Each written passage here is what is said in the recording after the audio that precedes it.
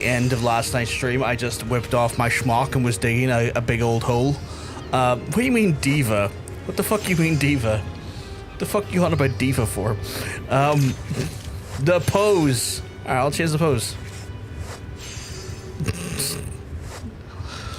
And the heels are part of the Fang set.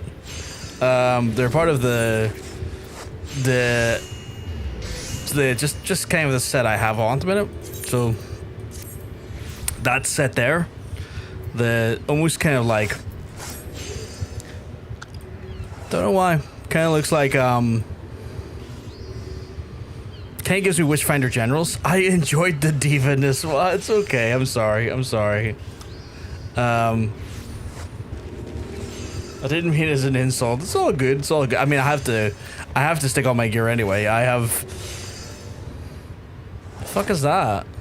Is that lever working? Yeah, it's lever working. Okay. Right. So I have to get my ass over to essentially the Sylphs to begin with, because the Sylphs are the ones that are kind of tailing every other allied society at the minute when it comes to progress. And then going forward, I don't know if I want to like hyper concentrate on one allied society and get them ranked up and then move to the next one or not.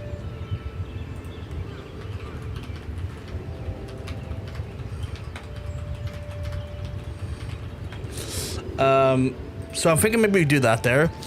The fact that the shadows are moving at like a quarter of the frames is weird. I don't like that. It's just like, it's kind of like, ugh. Stop it. Looks weird. Looks weird. I'm away from these weird moving shadows. Also, my hair's doing that amazing thing.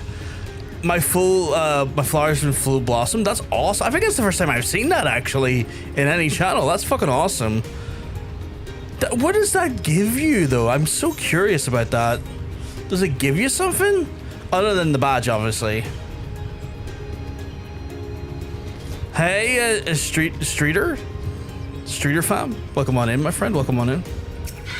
Very pretty indeed. My hair's doing that amazing thing though, where it's kind of just jumping across my forehead, and the feeling of it is infuriating. But it's the joys of having longish hair. And having a fan directly behind me. Ideally, at some point, I may end up rearranging where I sit in the room and have it so that I'm facing the door, and have it so that there's quite a gap between me and the door at the desk, and having the fan in front of me or at an angle pushing at me instead of from beside me. You get bonus challenge points when it levels up. Ooh, okay.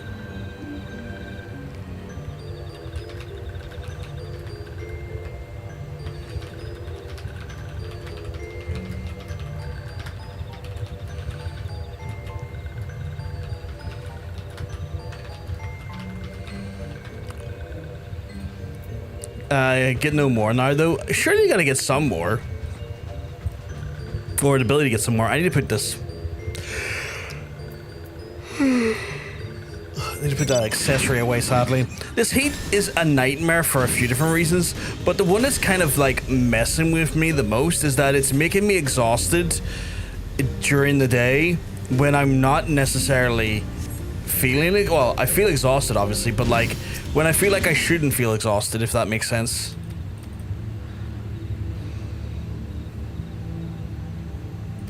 Oh, we're doing this one first again. Okay.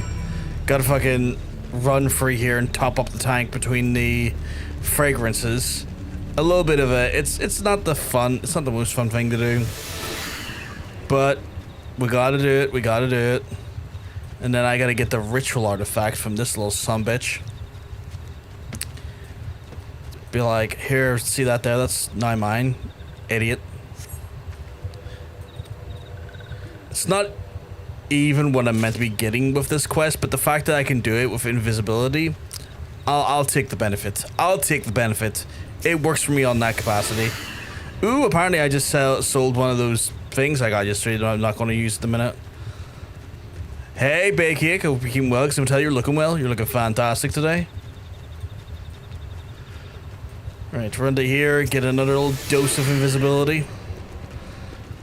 And then guess we'll hop up here and start looking for stuff. Not a problem at all. Hope everyone's just keeping well and looking after themselves, and also if you're, you know, experiencing a heat wave, doing what you can to mitigate how much that heat wave is affecting you, because holy fuck, the heat wave is anything but fun, which is sad because but fun can be really fun, but not in this heat. Right, yes, I get it. Let me move before this. Let me move! God damn it. It's like, what if I stand here and like talk? I'm like, no, let me get back to the thing. Oh god, where is it now? See, it fucked me up, chat. I was trying to get transparency again, and I was like, what if we hold you back? What I'm playing Final Fantasy 14. So we're going through that there, which is you know, the online MMO version of Final Fantasy. Where is the person I need to talk to in order to... Oh, okay, well, I'm just going to do this one, I guess, for now.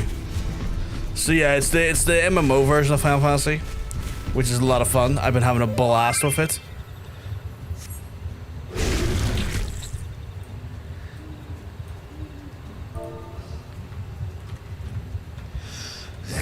Christ.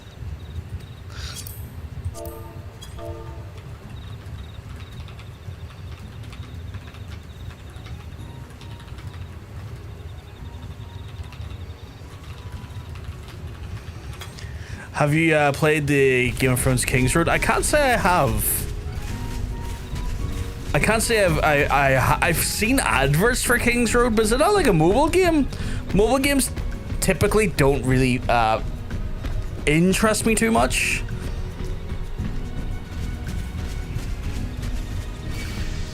Mobile games are not games I typically have that big of an interest in at all. What the fuck am I meant to be going for this one? Done here. Every fucking asshole and their dog trying to grab me right here. Hey Chuck, hope you're keeping well, because I tell you you're looking well. Where the fuck am I going for this fucking quest? You know when you're just doing the quest and the quest decides to not make any fucking sense? That's where I'm at right now.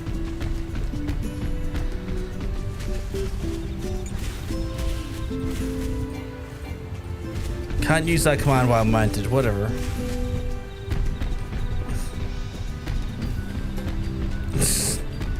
I love the emoji chug. King's Road's on PC too, bro. I didn't know it was on PC. That today I've learned. Today I've very much learned. I was not aware that it was on PC. Where's Giddy Go Booze? Giddy Go Booze is all the way down there, okay. Do I play Roblox? Nah, I've no interest in Roblox. It's not my cup of tea. I'm not here to steal a brain rot or any of that good stuff.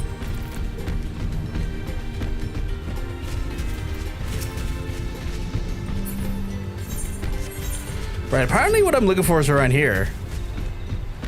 Could have fucking fooled me though. Oh, it's because it's behind these fucks, okay. Eventually I will get 9,000.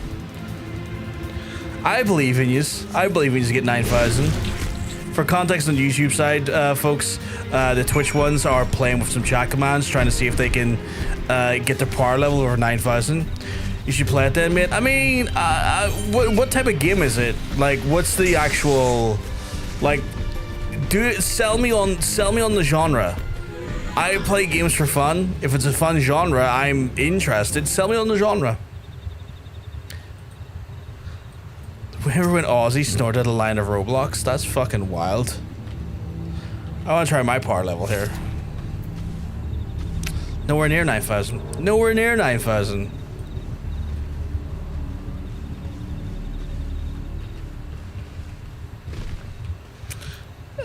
Could be hornier. Let me see. Well, how horny am I? You know what, Hunter?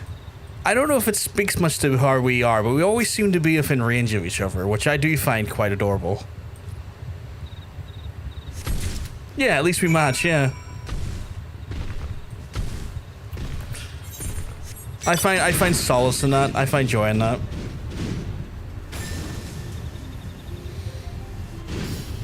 Katie, do you still have intentions of doing despicable things inside of extreme versions of the coils, or is that just like a no-go today? Because I do not expect you to turn on your PC and play this game if it's too warm. With you, I do. Okay, cool.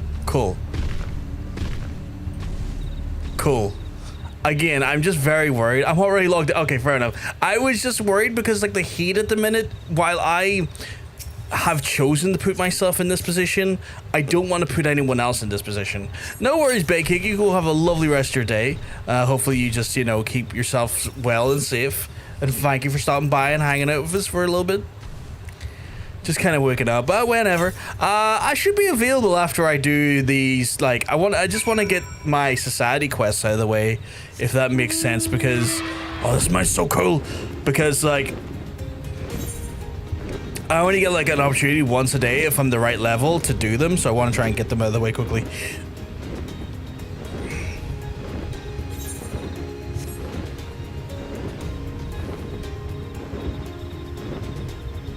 They shouldn't take too long. I mean, I'm gonna get a custom quest here. It might take a little bit, but yeah. Yeah, take the fucking chest. Don't care. Yeah, yay. Give me tokens. Yep. Yeah, good, great. Here. Do that. Look at that. Yeah, cool. Right. Where's your leader? Did I talk to them to have a good fucking... Oh, it's this fuck? Really? Okay.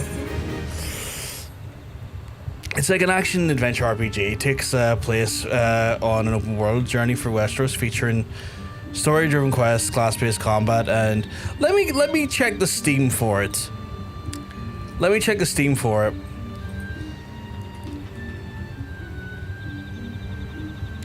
Is it on Steam?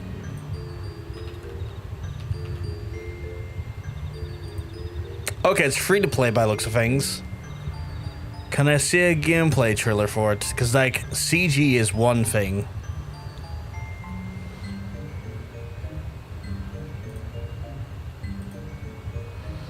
You know what? The combat in that there doesn't look half bad. For a free-to-play game?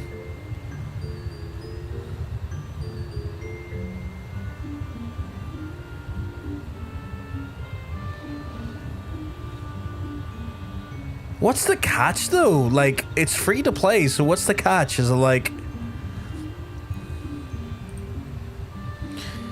Is it like pay to win? Like, or is it cosmetics based? Like, what way is the developer making money on this?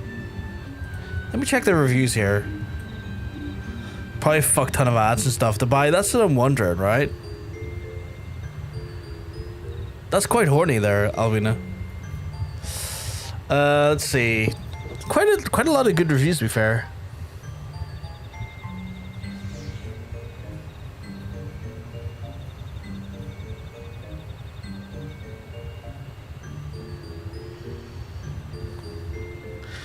Oh, there's the rub. The fucking, like, there's a cash shop with, like, a gacha system in it for, like, gear and items. Okay.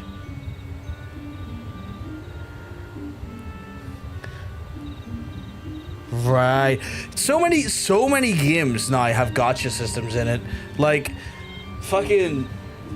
What was that? The fucking people have made Honkai Star Rail and a bunch of other games. Like, the other one that was, like, loosely like Breath of the Wild. They fucking absolutely injected gacha into the gaming space in the most, like, traditional sense of gacha. And it's been fucking wild ever since. Sounds alright. Love and Deep Space too.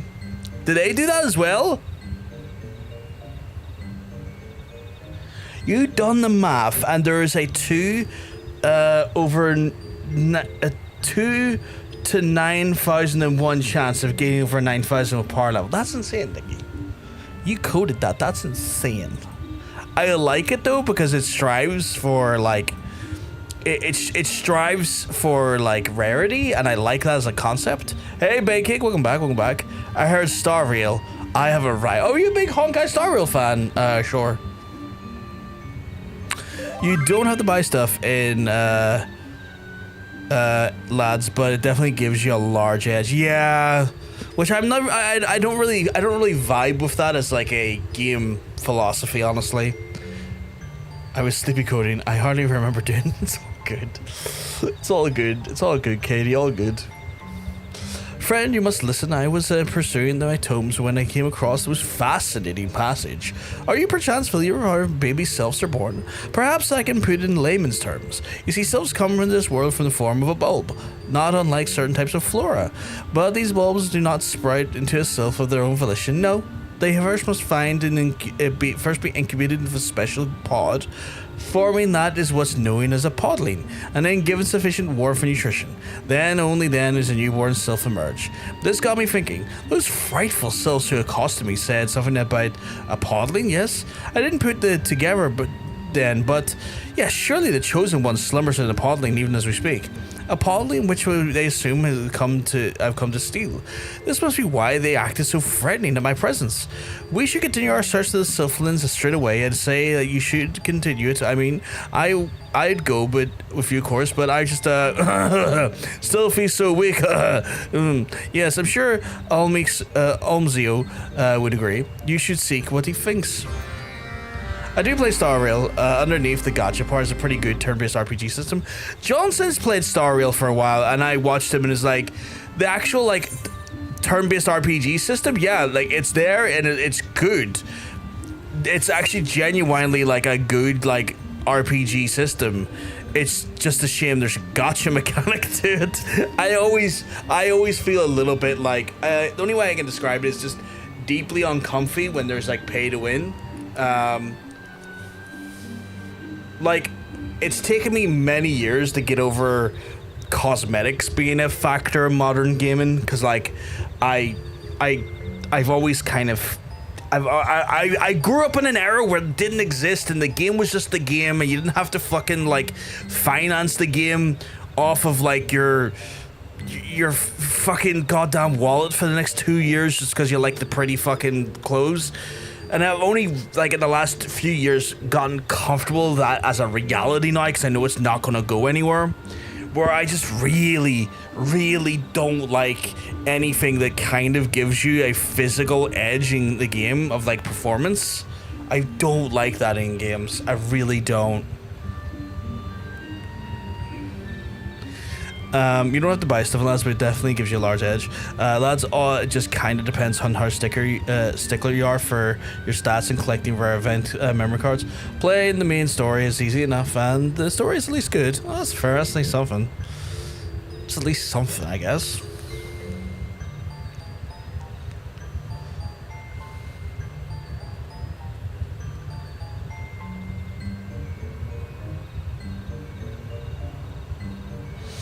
If you mostly play for the story and stuff, you don't care too much about the end game.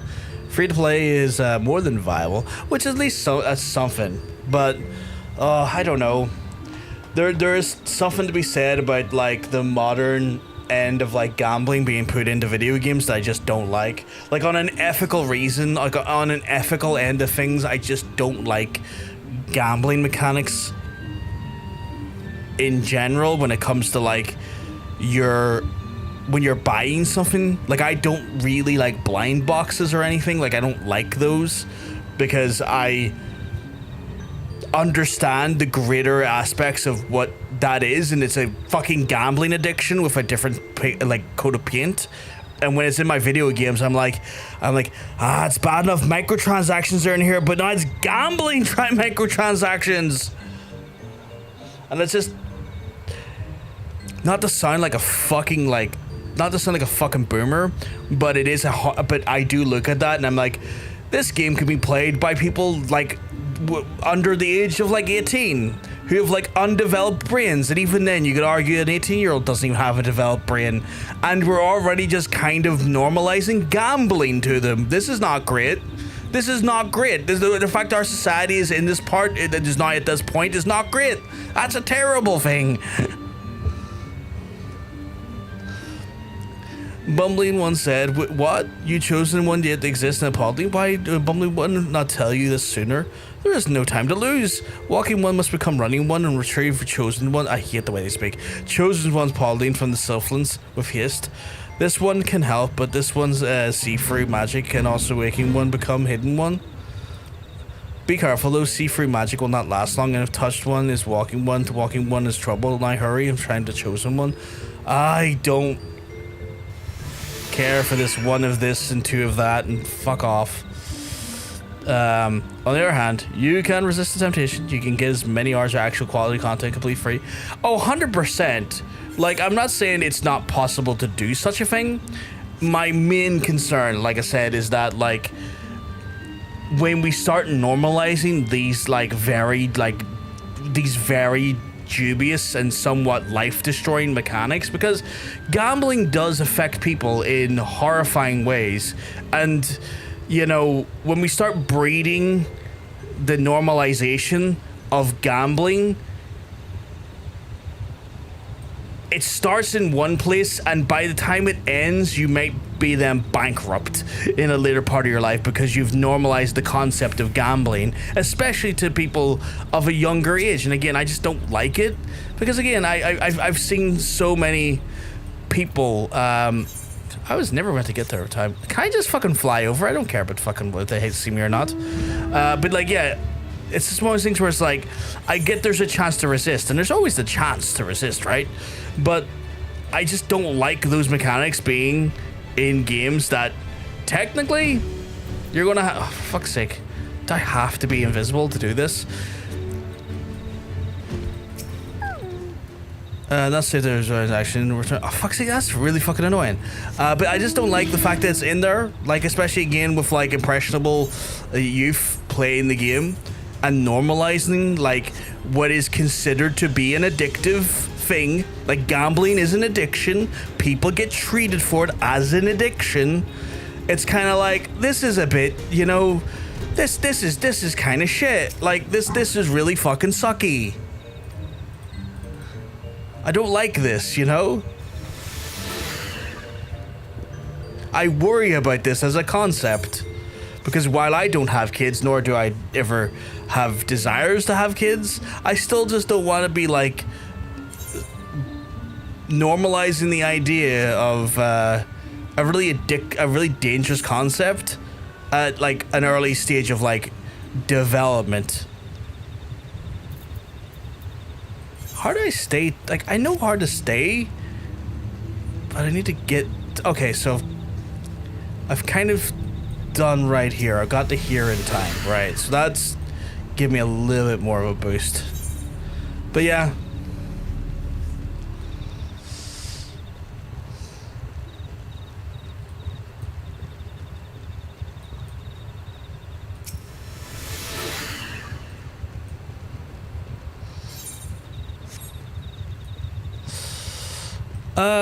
I have to say, the Sylph's Allied Society quest, not my favorite. They are not my favorite. I definitely share the same opinion as John, since that, like, these Sylphs annoy the sweet living shit out of me when I have to read their dialogue. Fair enough, but gambling games has been around way longer than the big gacha of today. 1 second.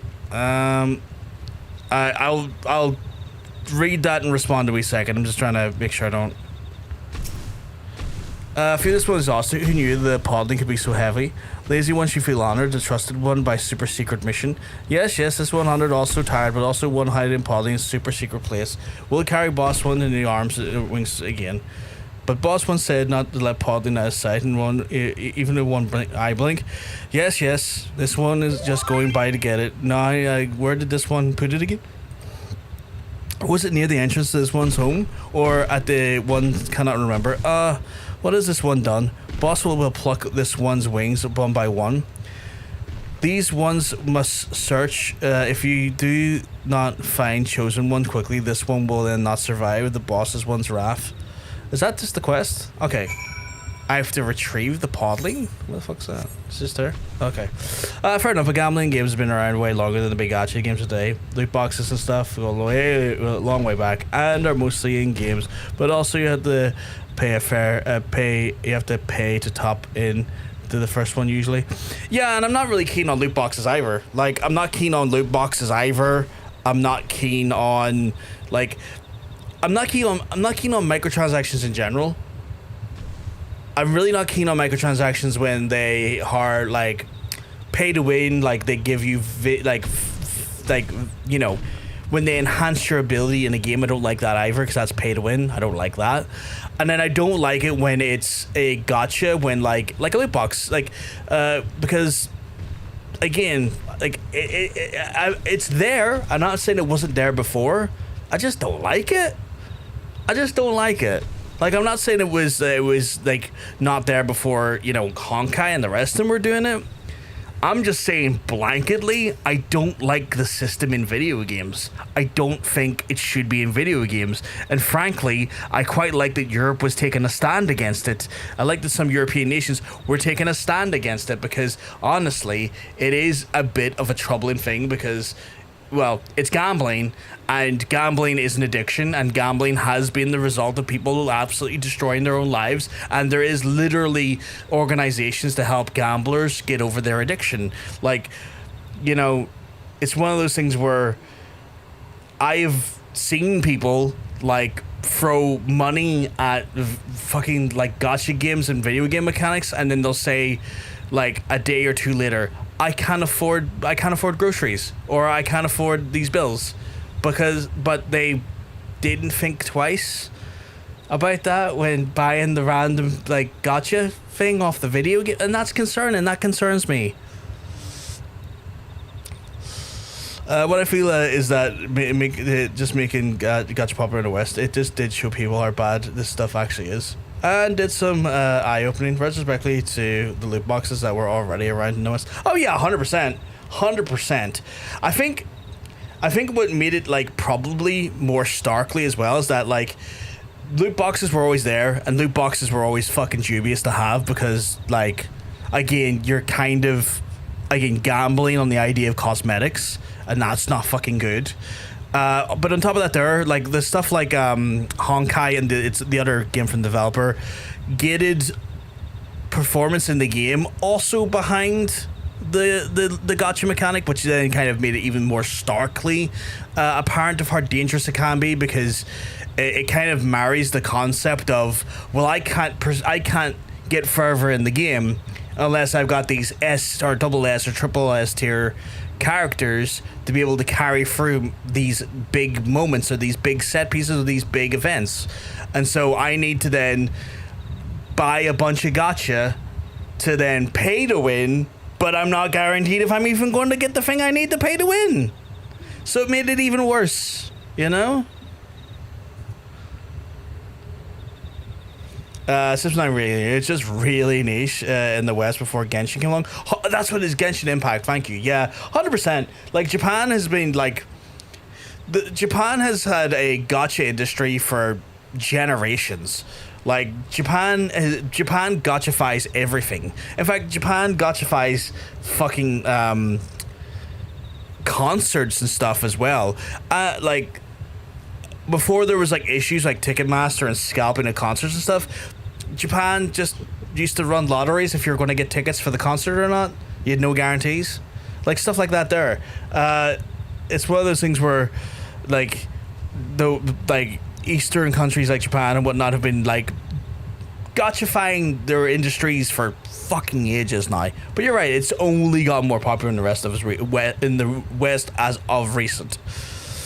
Carry the podling back to the little solace in your arms and the legs that will strength, but wary of the attacks of enemies, and should find yourself tiring. You should seek out patches of Moongrass to restore your strength. Okay. I can already tell I'm gonna hit this quest. The only thing I will say is that I should have a little bit of an advantage, that I might have a reduced aggro. How the fuck am I going to get around these bitches?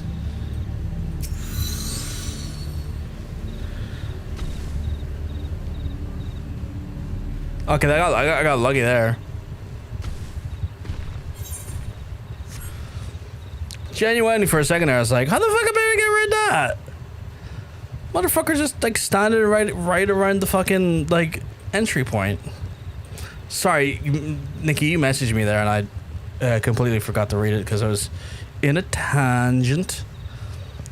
Can you check if you've done the Mistress Ballad of Ultimate's Being before? It should be in Trials AR section. That makes you do this and refusing to load for me today.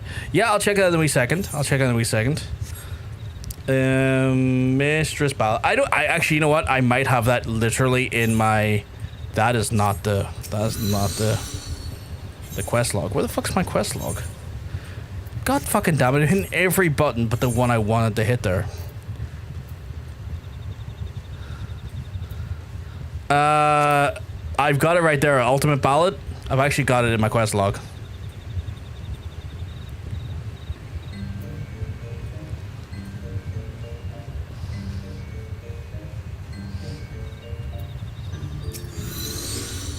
It's all my like to-dos of like the harder content from ARR. Yeah, that works for me. I'm up for that there. Anything I can get off anything that I can remove from my quest log, that is technically content that did I bring this to the right place? No, I did not. That I can technically, say I've done and gives me a little bit more story. Fuck yeah. And reducing my like, why am I blanking on words? My XP gains? Fuck yeah. This will have a little bit of extra story stuff for you. I like that. Could we truly, the Chosen One's Paulding? Good show, friend. Why, it is even more beautiful as I would have expected. The tales of thrice the size. Brave One has done it. These ones cannot thank Brave One enough. By keeping Chosen One out of the hands of touched ones, Brave One has saved these ones. No, everyone in Eorzea from the Foundry demise. But let's not engage with the hyperbole. Friend Sylph, Chosen One or no, she is just a wee babe after all. Foolish One has 4 eyes, yet not one of them sees. Has Foolish One not learned nothing from those paper stacks? From the moment Chosen One emerges from cradle, Chosen One holds the power of 1,000 of these ones. Power to command Primal One with the ease of which a walking one draws breath. What does not for I think what would happen if Chosen One. I hate how these fuckers talk. Powers fell into the hands of touched ones. Lord Ramu would come down from the heavens, and walking one's precious Gridania would go boom. God save England? Why God save England? Oh, is the French playing them today?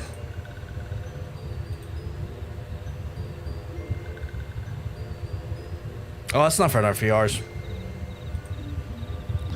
A primal Gridania are frightful. Why are they really must do something about this? Does 4-eyed one need 4 ears as well? That is why this one sent Brave One to search for Chosen One. What matters is Chosen One is safe now. Under these ones' care, Chosen One is raised by little solace, and where Chosen One will then show only peace and gentleness. If raised properly, Chosen One's great powers will bring comfort and solace, not destruction. This one and all of the ones will see to that. But I fucking hate how these fuckers talk. But Brave One must be wary. The ones... I want to now destroy the concept of the word one from the fucking dictionary. Enemies will not give up so easily. So these one... return the Chosen One... This one... That is the word one too many times in one fucking sentence. Look at that. She should touch one's turn Chosen One if this one... Fuck off. The dialogue in this is dog shit. Go fuck yourself. One? Like... No. Not having that.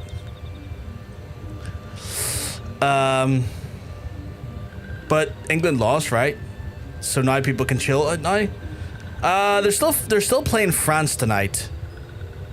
I believe they're still playing France tonight. I think there's like a losers bracket game happening.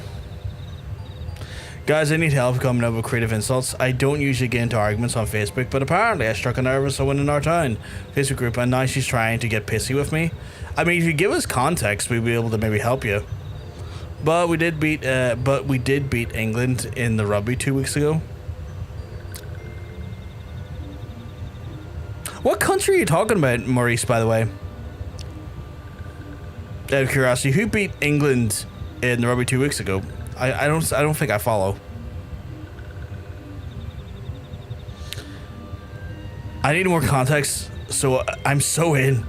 One of my favorites is I love that you took the time of your day to be this wrong. Oh, South Africa! Fuck yeah, fuck them. Yeah, I don't care if these self-society quests are ready to go. I'm booking it out of here. That is there's such a hateful dialogue construction of their fucking sentences. It's fucking maddening to read. I will say, Square Enix fucked up when it came to their fucking goddamn like language and their like fucking mannerisms. Just fucking diabolical, the worst to fucking read.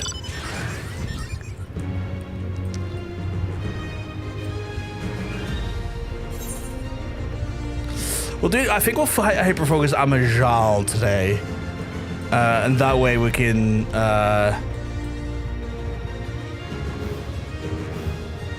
And that way we can maybe get them into the next one quite fast.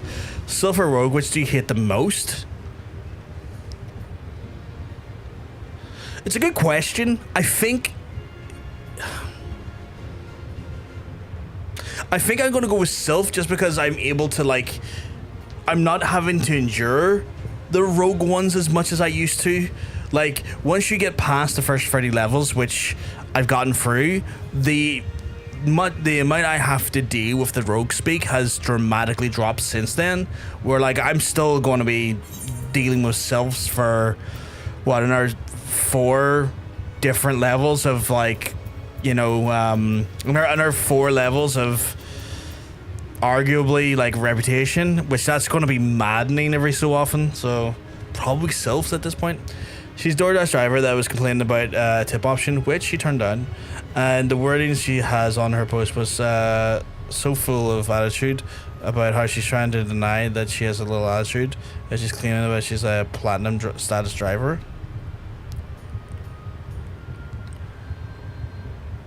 Oh, also just saying, okay, is it devastating when used correctly? I've seen some people employ that so well. Right, let's grab these quickly.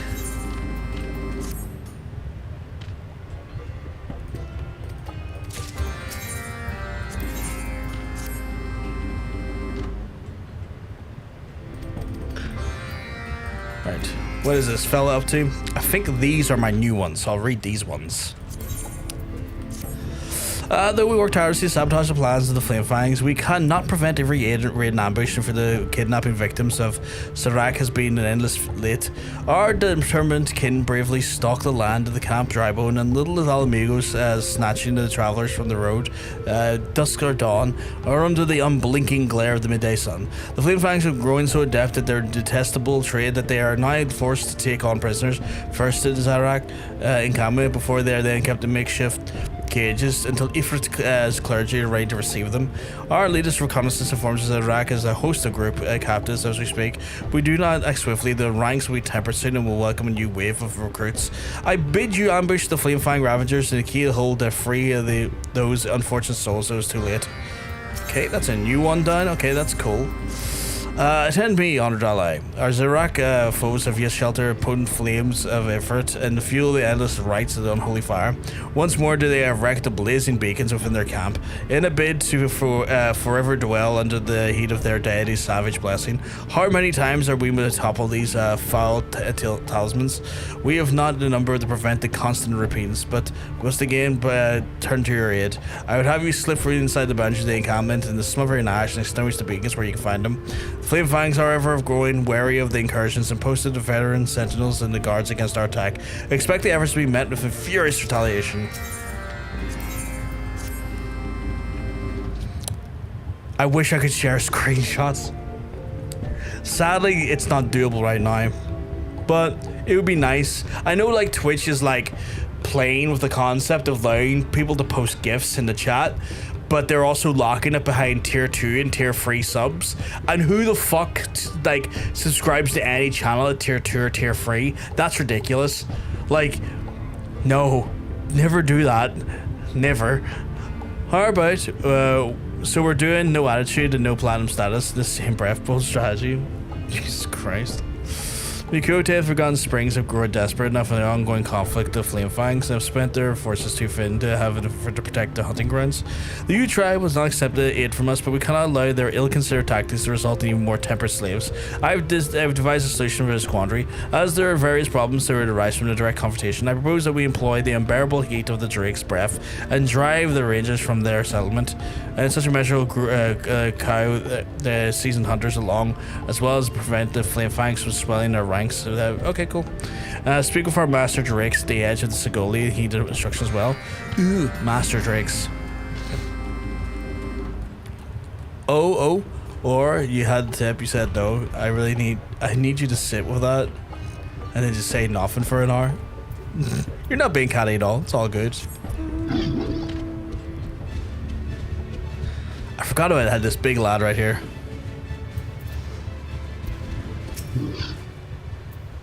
My brother Forgiveness told me his plan. He said, command one of the skilly children to fire devastation, climb onto her back on her alley, and then the barrels incinerate. Should you need more dismount to return to me, I will hold her in the readiness until you're prepared to continue your mission. Now go and bring ravenous fire to the servants of the flame.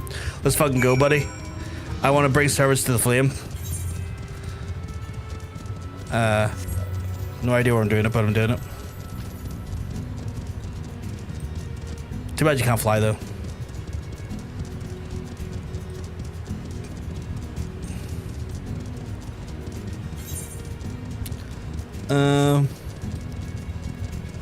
Shouldn't take me too long, KD, by the way, to get these done. I reckon 10 minutes.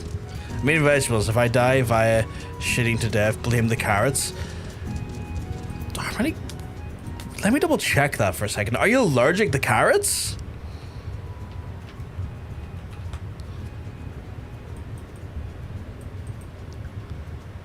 Because I hate to break it to you, like, carrots don't have a lot of fiber in them.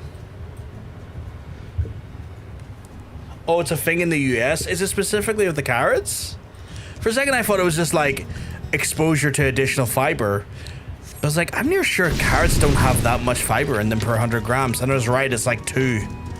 Veggies in general. Oh. I did see that was the case, that y'all had like a explosive diarrhea outbreak. And again, I said this on yesterday's stream.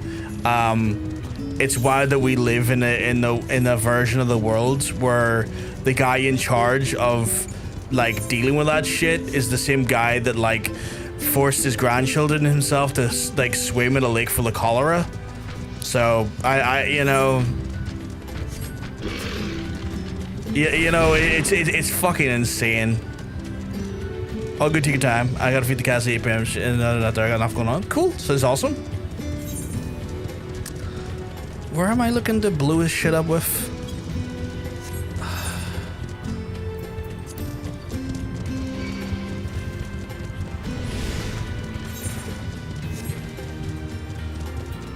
I forget the name, but it's a whole outbreak. Yeah. Jesus, Katie's horny today.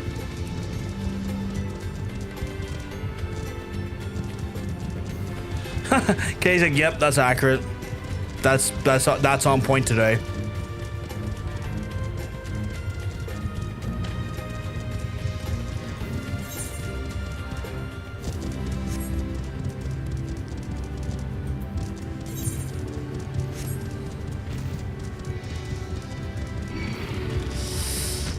Show me where the bombs are, goddammit. I need more of your bombs.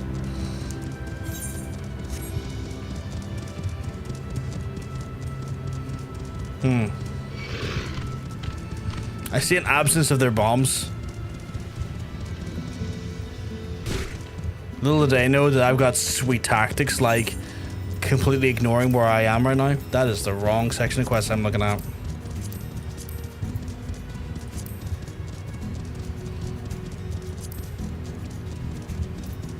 Fighting fire sound with fire. Okay, so that's the one I'm looking for. Fighting fire sound with fire. Beacons, beacon keeper. For the tempered, and okay, it's just put right in. What the fuck is fighting fire sand with fire?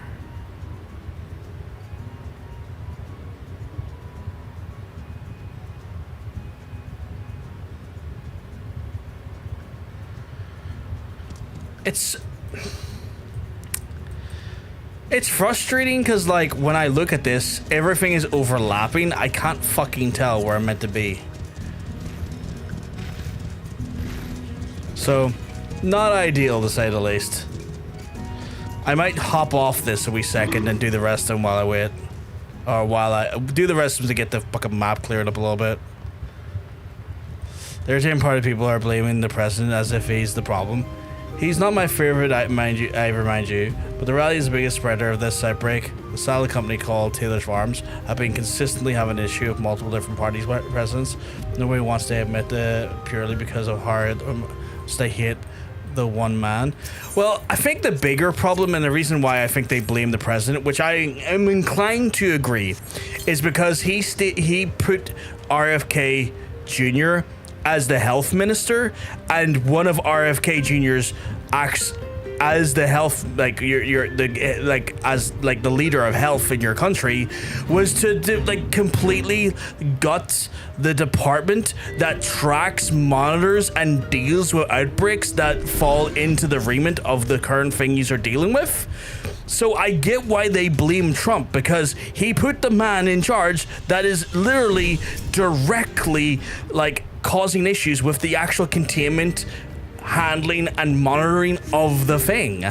And so you can argue, yeah, Trump kind of did fucking do that, because he put that jackass in charge. So there is a tangible connectivity there. At what point does the business get permanently shut down is the issue? Well, that could have been probably done by the department.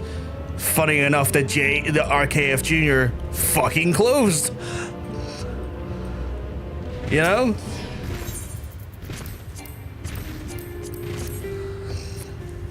I think that's where lies the problem.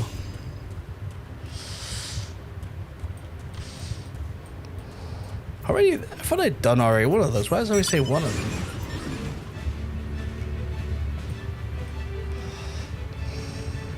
Oh, did I do destination set? Is that what it was?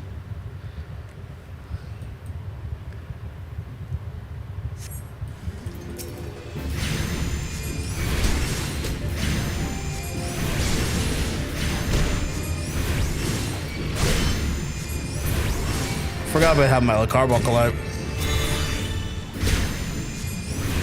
Get wrecked, idiot.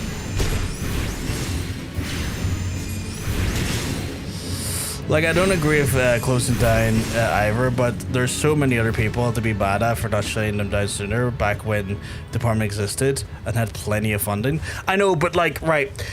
But we can't criticize the department if the department can't exist now. And I think wherein lies the problem... Oh, I keep forgetting about the chicken. You're right. I think wherein lies the problem is that, if the department still existed, there would at least be, mechanisms in place to monitor, handle, and then execute off the back of something.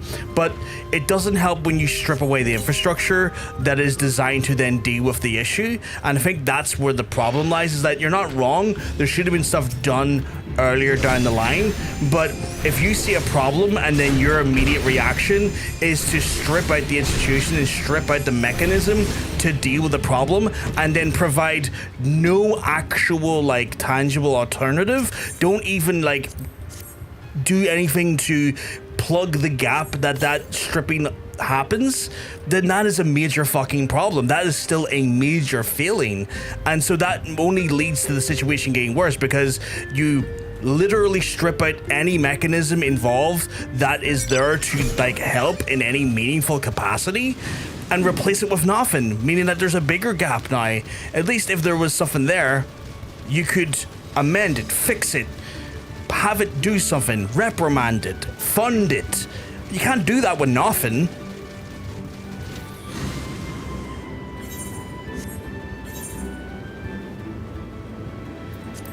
And like the worst part is, it's like this is not just like the only thing that department was going to look after. Like the department was going to look after a multitude of different like infectious diseases and like other things that could be outbreaks or, you know, pandemics and the like. So this is just the first failing point in a grander problem, because while this is the first, like, you know, straw breaking a part of the camel's back, the fact that there's nothing else saving the camel's back, the next thing that comes in as well is not going to have anything to be done with it. It's going to happen again, and God forbid it be something so much more actually deadly and devastating to the masses, because the fucking infrastructure isn't there.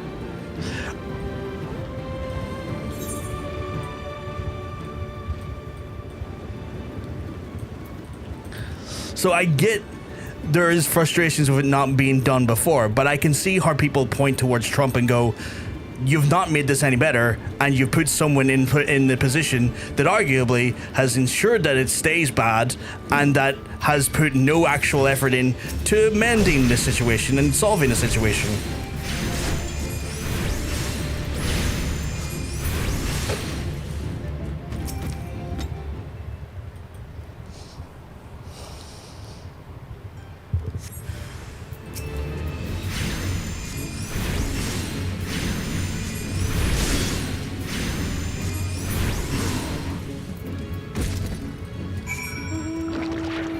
What have we got next? Beacon keepers, right? Where the fuck are the...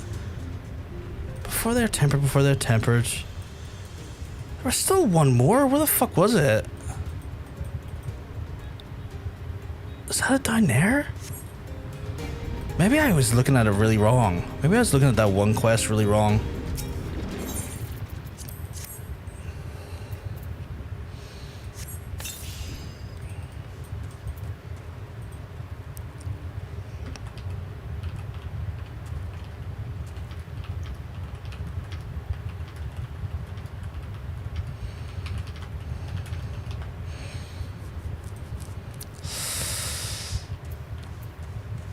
Oh, you're right, I need the chicken. I keep forgetting about the fucking chicken.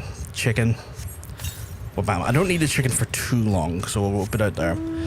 So when both parties need smacked upside the head. Doesn't help that both parties have senators and representatives that should be able to... Why am I still getting attacked? What the fuck? Oh, is it raged? It doesn't help that both parties have senators and representatives that should be aged out by the system, not by... now, and they're extremely out of touch with reality. Few fish. Oh yeah, 100%. Like the American The American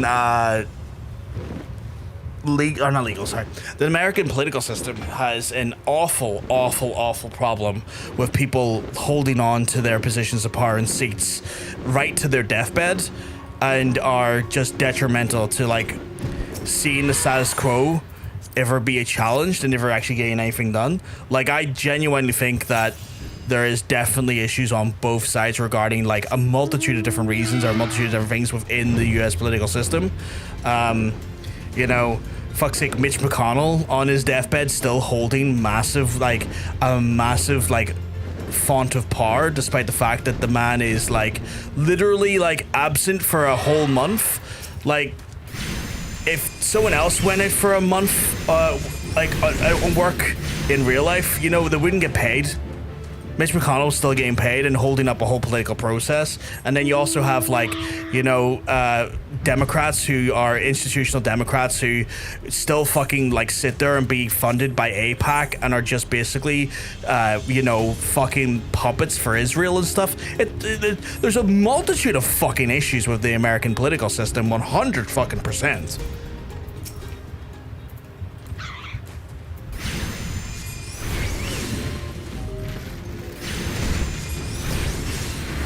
And I'm not saying it's like there's like one is better than the other. That is not my position, because like the reality is that I'm not really an American, so I'm not going to have necessarily any allegiance to either political party.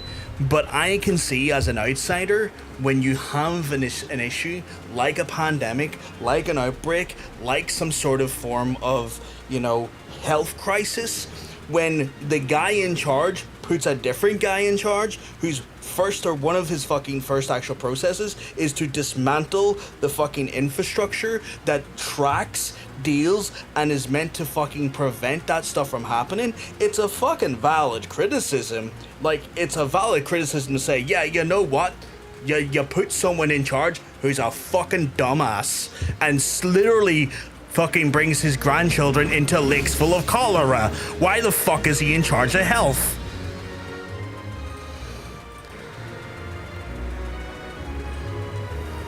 I think that's, I don't even think you have to be an American to see how stupid that is.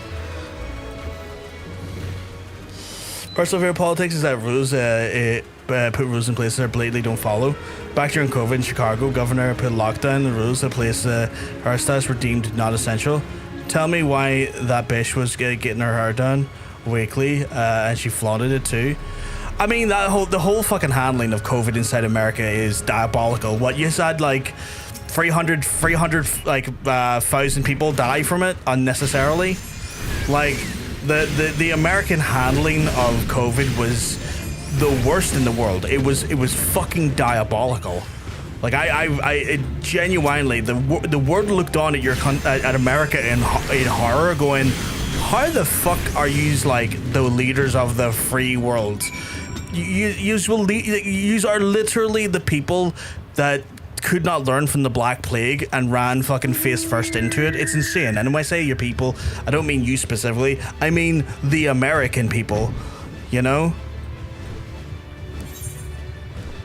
It's like the whole fucking idiom avoid like the plague never seemed to actually seep into the fucking goddamn consciousness of those people inside the fucking American like institutions and also fucking public. It was genuinely, as a European, bewildering to watch.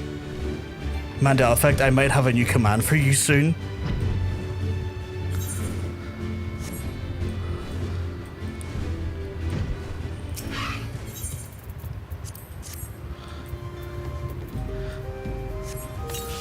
Like, half the time when Europe looks at America, it just looks on in, like, complete confusion. Like, just bewildered confusion.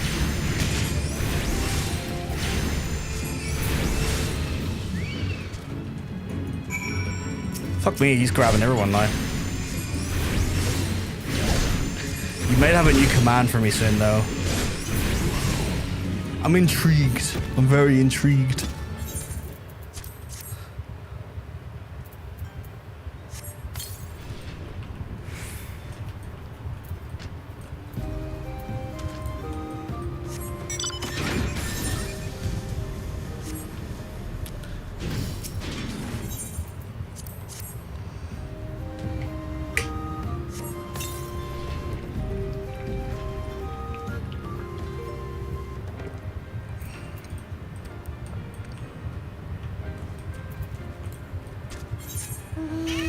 Limited news outlets for at least part of it. They exaggerated so bad early on that when we had to be cautious initially, that when certain outlets were proven to be using falsified images of info, nobody trusted them anymore.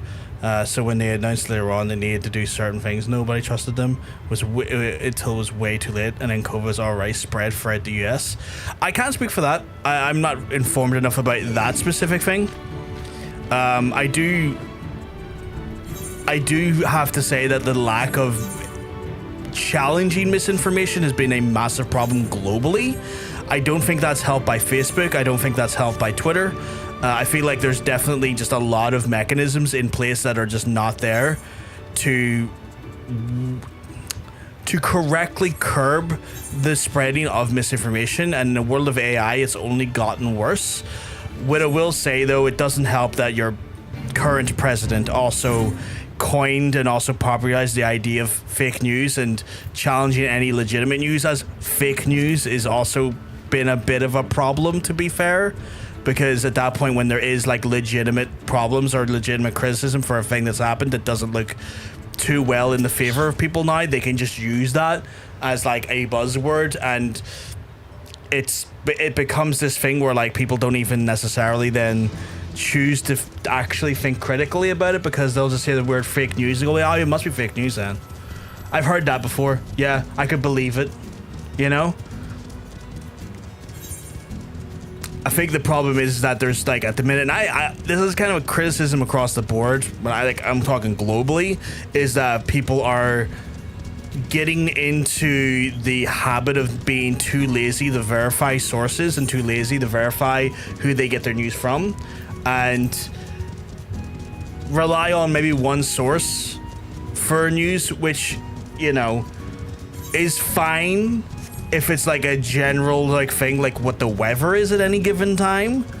But when you have something that's like got political motivation, political backing, when it has a political like leaning or a political ramification, you're always at the mercy of the bias of the person that is providing your news. So it's always good. The best way of like basically reading and understanding and taking in news is to obviously read multiple perspectives so that you get as much facts as possible, and you're not necessarily being caught in a situation where you are, you know, absorbing one bias, instead absorbing as much information as possible, actual facts as possible, to see all perspectives, to see where there is a bias in place, to see where there is actually maybe an exaggeration or a misinformation, and then informing yourself and making your own informed decision. But that takes a lot of effort, admittedly, in this day and age, so a lot of folks tend to not do it because, like, effort sometimes is just too much for the average individual, especially, you know, if they're trying to like factor in 5 other things in the space of that hour.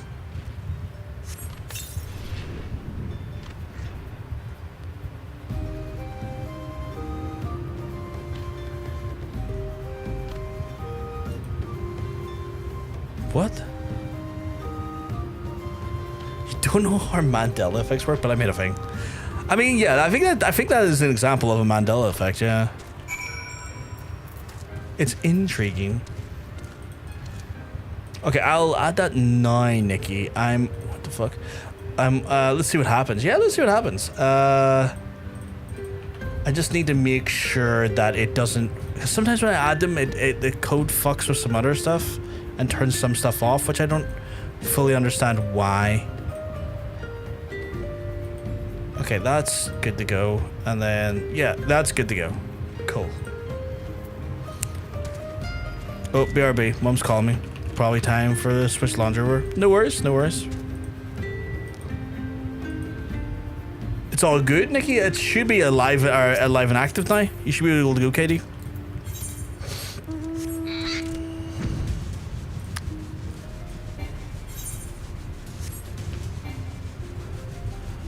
Rodin, the thinker, never had his fist against the mouth of his time in this timeline. His chin rests on his hand. If you remember the first your art history timeline, it's corrupted. I don't know who that is. Rodin, the thinker? Let me Google that. Why do I not?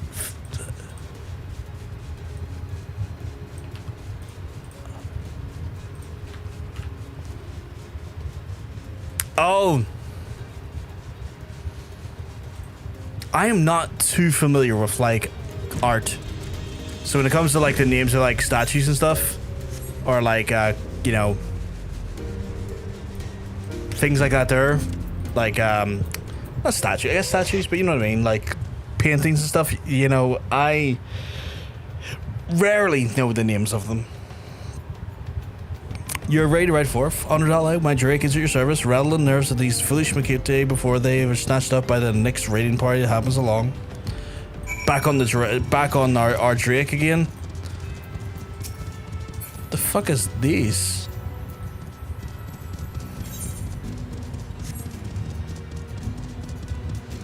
But yeah, I'm not a person who's like, I never indulged classical art or anything to any great degree, so when it comes to that stuff there, I'm kind of like going,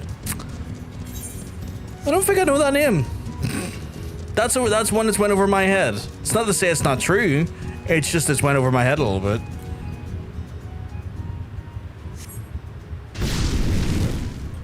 Oh, what's that? Our tempered slaves given Drake plans now? I guess. Or was there like more in here? I forget the name of them all. I just type melting clock art and then Google and the brand or other band descriptions. I find them every time. Bad descriptions, yeah.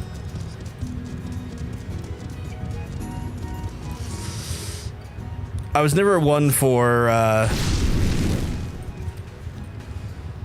guess I just never really cared much for the history of like old art.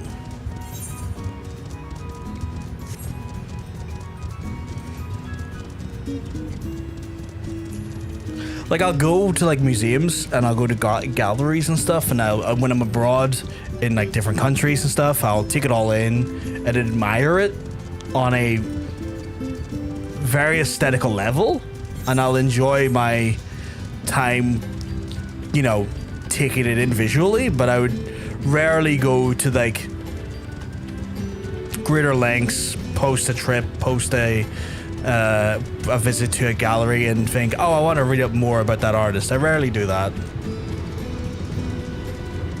Like the famous clock is on trees art, very well known, but I could never tell you what it's called.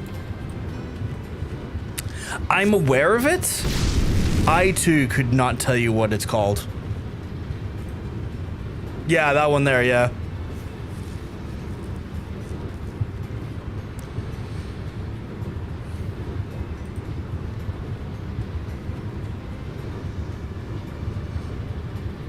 It's a fascinating piece. I could not tell you what it's from though.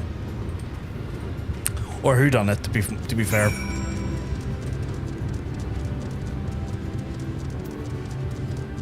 Right, is that us done? That is us done. Probably hop off this and fly up a little bit faster. Scurry away, little one. I am going to fly on a big wardrobe. Statue of a boy holding a boat. Another bad description. Also super famous. I don't think I'm familiar with that one. Also, out of curiosity, how many... I've got 3 quests left to do. Oh, I'm in an area I can't fly any higher then.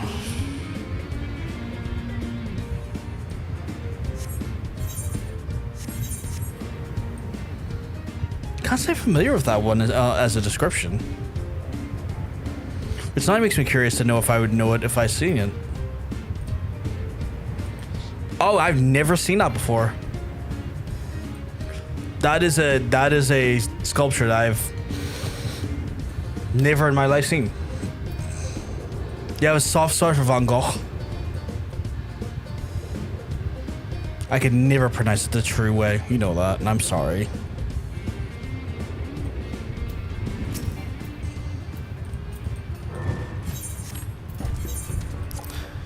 Preying on those prizes from the very maw of the flame fangs is no simple task, but the mystery to me why the water so close to the place to trust you. Your deeds grow more impressive each passing, honored ally, and I'm inspired to work harder by material improvement, martial improvement. Thanks. The unholy flames of our first are no longer wink at us in darkness, and we have once more deprived the foe of a potent source of strength. I wish only your victory is more permanent. The flame fangs will respond doubtless with their characteristics salutary, but the blood, the brotherhood of Ash cannot and will not be swayed by his path. The Quixote have returned for the sands, that as well. Spilling blood without a cause is no further of our agenda. I thank you, honored ally. Fantastic, and then I'll just hand these two in.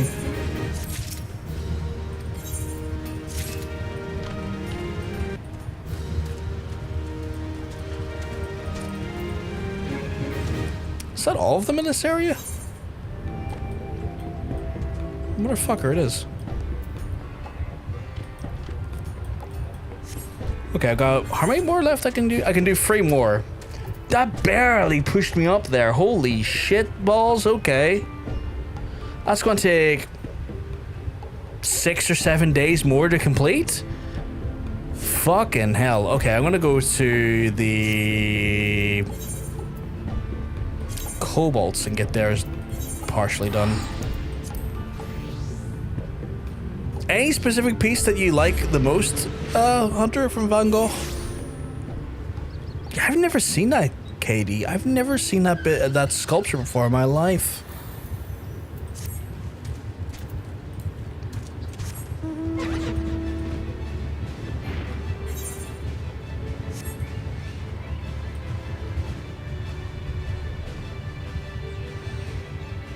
The skull, the cigarette. I don't think I've seen that. I don't think I've ever seen that piece. Funny enough.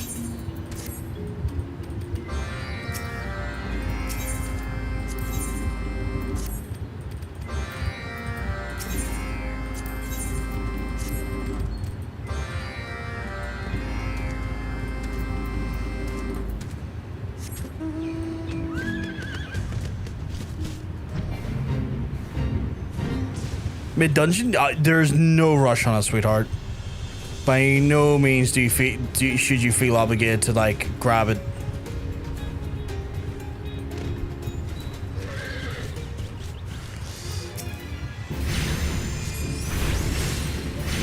I recently found a kind of crushing on Amanda Seyfried.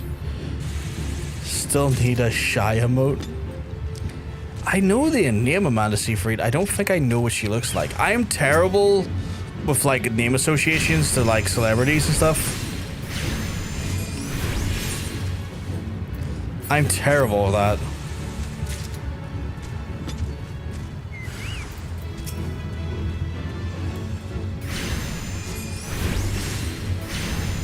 Mamma mia, the girl getting married. Jennifer's bot. Oh. I hadn't watched Mamma Mia, but when Jennifer's body was mentioned, I was like, oh yeah, that girl. Okay, okay. I know of her. And the terrible Tom Holland. Yes, yes.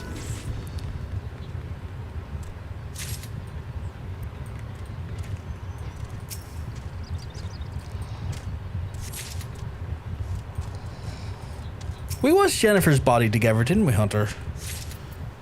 Keep me right, I feel like we did, but I'm also, my brain, we did, thank God, I was gonna say, because my brain is sludgy, and I feel like we did, but I would be devastated to find out we didn't. I was like, then why did my brain invent that memory?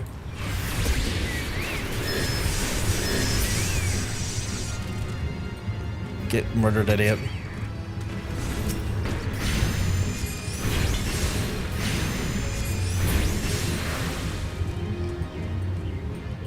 What the fuck am I meant to be doing here?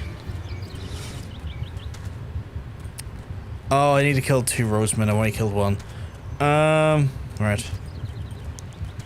We're gonna watch all her movies now. I'm hearing movies she's in I haven't seen, and I'm adding them to that list. Jennifer's Body's great. I really like Jennifer's Body if you haven't seen it.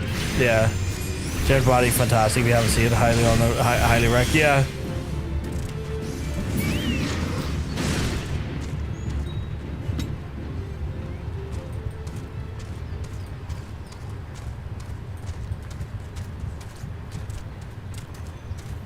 More movies, the better.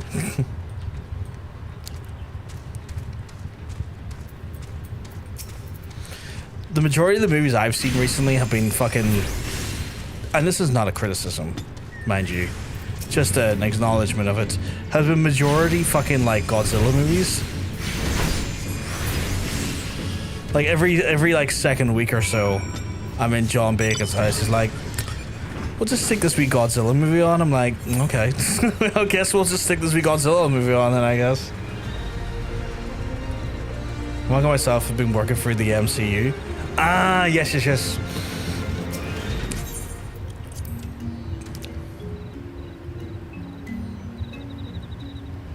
Musicals? What musicals? If you don't mind me asking.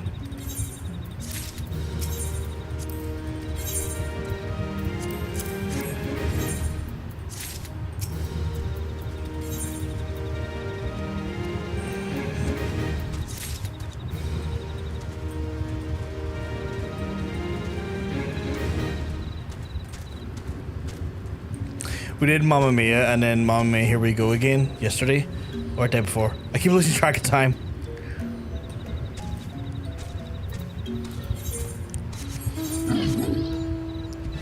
I like musicals. I'm always kind of keen to see what musicals people will watch. Right, Nikki, I am good to go for the Ultimate Ballad if you want to do it.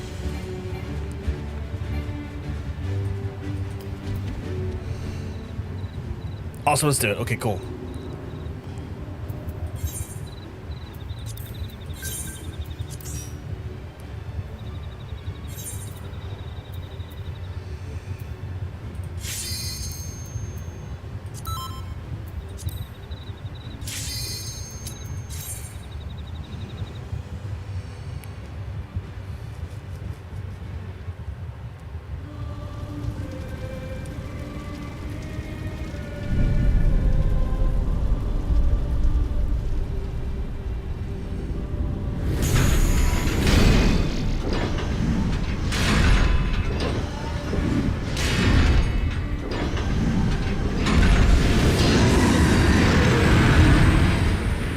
This fella's looking a little bit...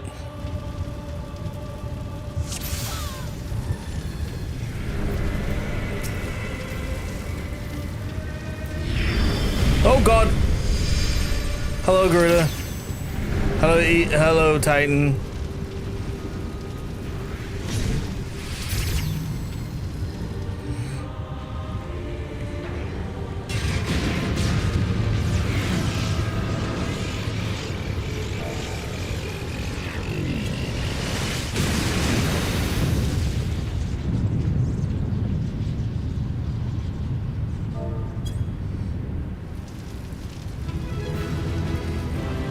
Awesome. The Ultima Band of Healing? Nice. I don't even know what that is. Oh, it's a ring. Nice. Anything else I have to grab here? No. Oh, I'm right out here? Holy shit, okay, that was handy.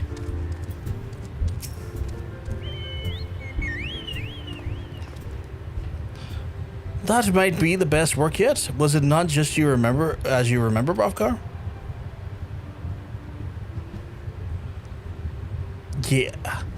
Come now, what is with the harmful little exaggeration? I only changed a few details for dramatic effect. Now, even if I did not, others would have just done so eventually. 'Tis the nature of every story to grow with each telling. I appreciate that, I guess. Like, I get it, turns into like a Whispers thing where like you just have like it go down and forever more and more. Okay, I got a new quest come from her. Sing me another song. What will it be, Brovkar? You know, I have a second for a certain patron of mine who's itching to have a word with you. My friend, our friend the bard right over here. He says he needs inspiration for his an adventurous tale that could provide plain lacking in imagination. And if you'd ask me, that he's not a bad sort, wondering if not. He ever tries to pay his song what he owes me in copper. That's the one. Let's get it.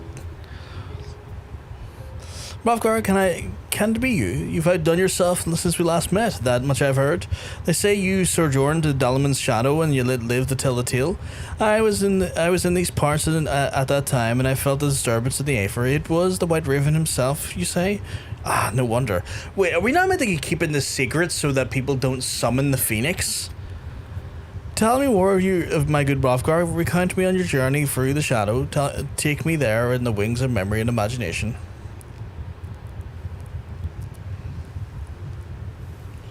Your stirring tale has stirred me. Hello, I am the cauldron bubbling frequently in the kitchen of the castle keep. The stew of inspiration, a slew of verses. Listen, my good adventurer, listen well. The song I sing is of you, a song to tell. Into the flesh of darkness go bringers of light, for the flame that flickers in Bahamut's tomb. In the cloying black stirs of raven white, clawing blood from the baron's womb. What was slain in silver, proud did in golden malice rise. Medals of infamy and ruin that every hero must despise. What do you say? It's not exactly how you told it to me?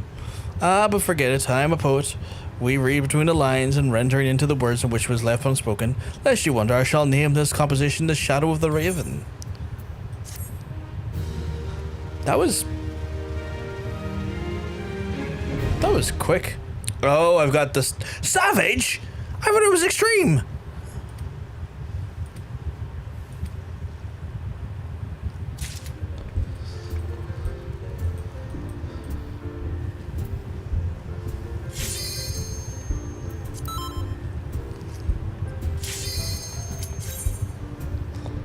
I thought it was extreme, not I'm gonna need to really stand back here.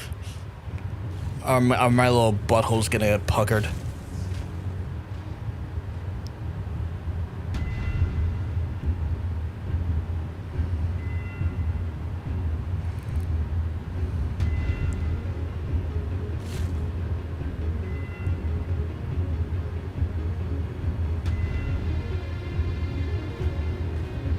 You're going to die, just vibe it out. Fuck's sake. Not gonna lie, doesn't fill me with confidence, Nikki, but I'm gonna believe in you.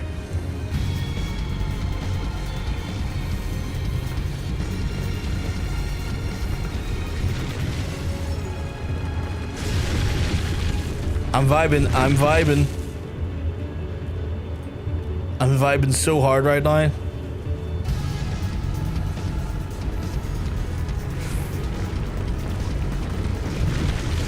I'm vibing so hard that I'm ignoring all those like weird settings that like do nothing for no one. No, the ones that do like the inconsistent patterns. Fuck those ones.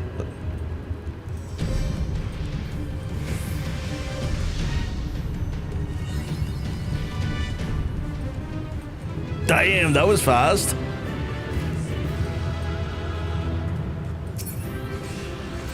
Ah, but agreed. Oh. Okay.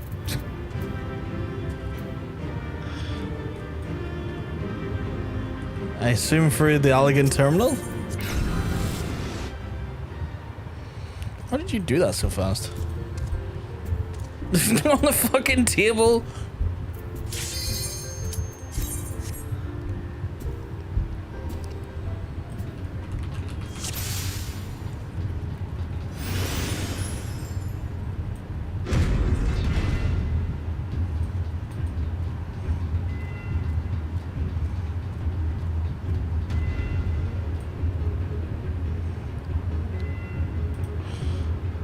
Is that because he meant to be still playing? Skip. Stack on you?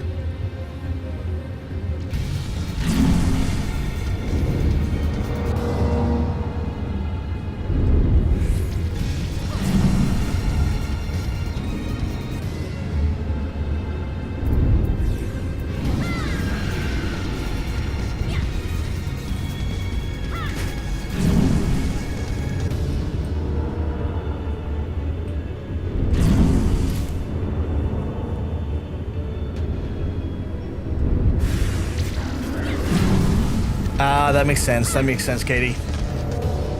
So this way, like, things don't go like to the five corners of hell. Keeps it all consistent. Hey, Max, not too bad. We're sitting here doing the most savage of coils.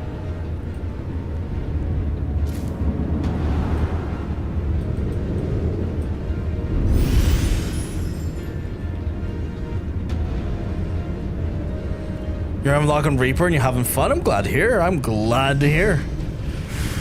Oh god, oh god, oh god, I'm... Seconds. I just got the achievement seconds. What the fuck is that one?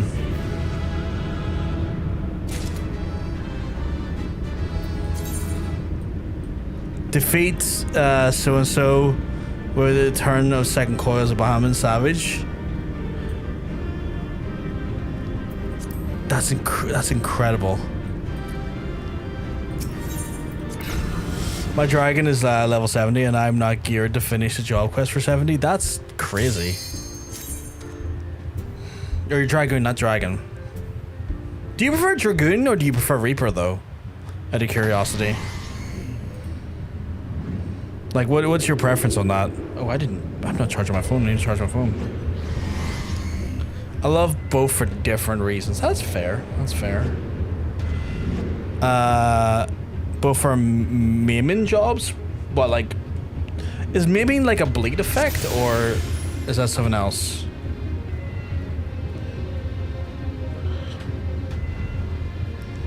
Have I interpreted that correctly? I'm trying to stick with you, don't worry.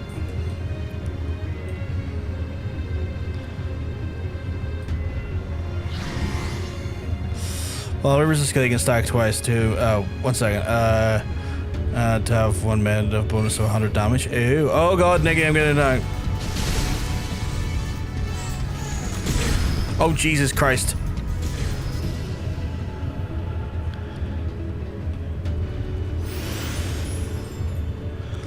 So green has bonus crit. Maiming is a gear category. Oh, I see. Kind of like the way fending is for like tanking and stuff, I assume.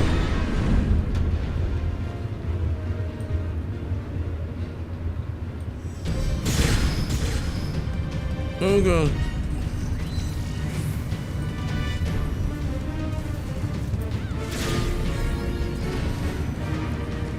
Obtanium? The fuck is that for?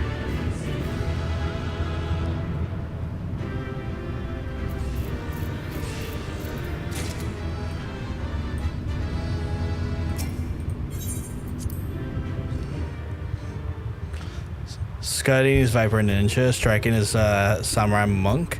Aiming is Bard, Machinist, and Dancer. Ew. Now for the hard one? That's not filled me with any confidence at all.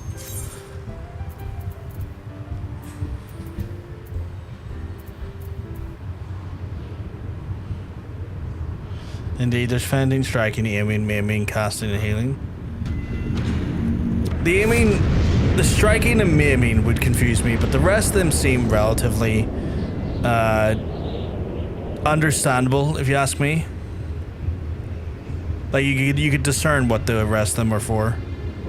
It's just they striking and maiming feel very interchangeable to those types of classes, I guess.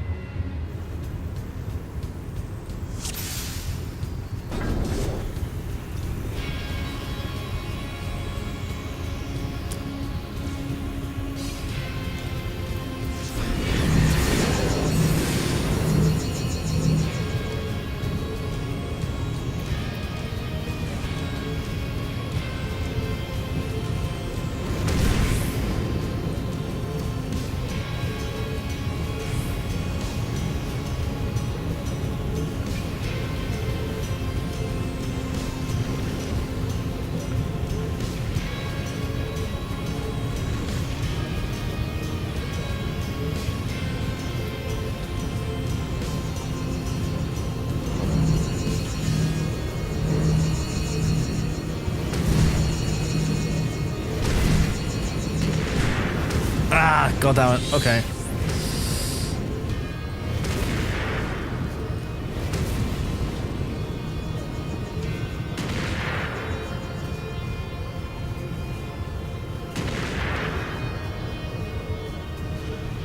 Somehow you're still alive. There we go. Knew it was coming.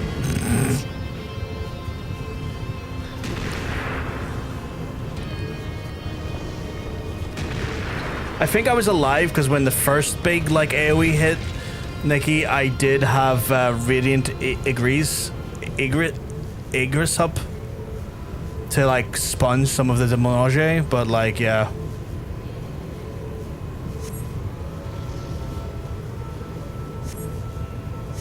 The accessories change things up though. I guess like depending on what like the beneficial core stats are for each class, I guess the changes depend on those.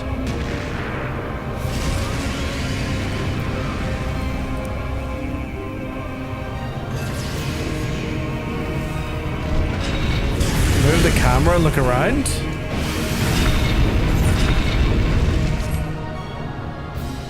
That's a wild achievement name. Scent of a Woman.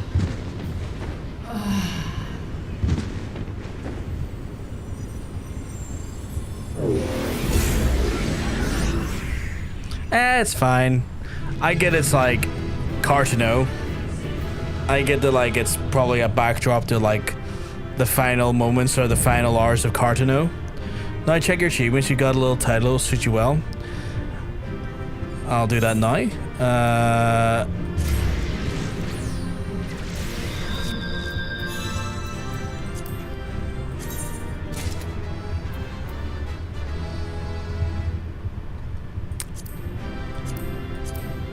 I don't think I...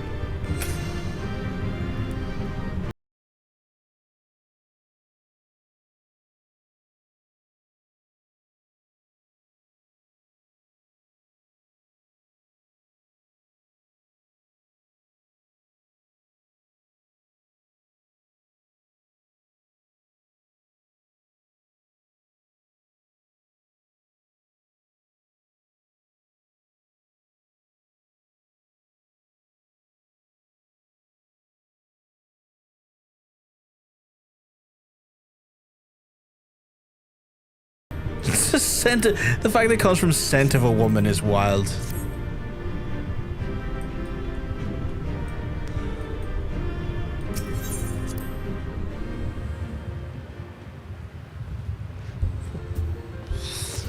Okay, we got a slew of stuff there though. An archer's arm, which is pretty cool. Necklace, couple bracelets, ring. I feed a copy of the Rise of the White Raven. Another weapon chest.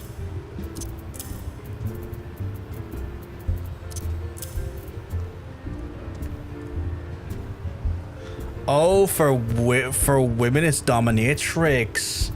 What happens if you Fanta? Does it change when you Fanta?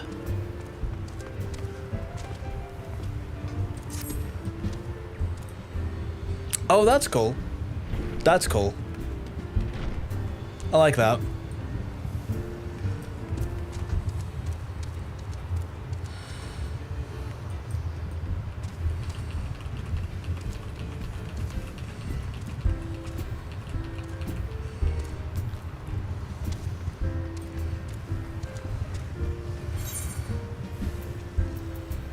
Right, I need to get an armor mender because I took a little bit of damage there.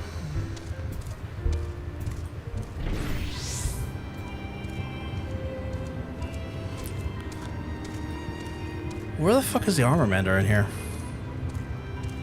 Oh, over here.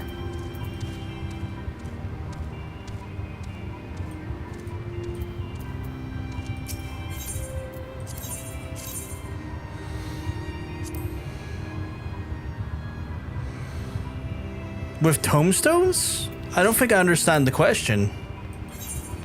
My current tomestones are... Oh, I do need to spend some, actually. You raise a fairly good point, actually. I do need to spend some. You could gear up to eye level 1 Freddy. I could, couldn't I? I could. Let's see what I can get. Whoops, wrong button, wrong button.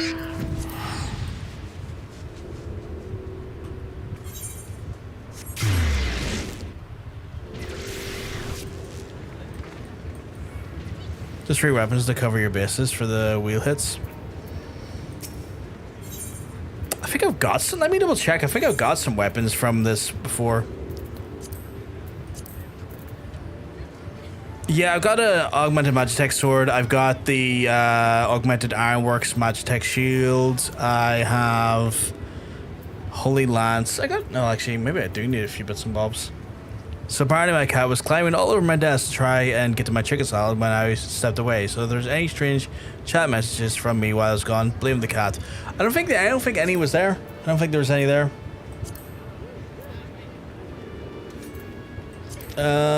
What is the...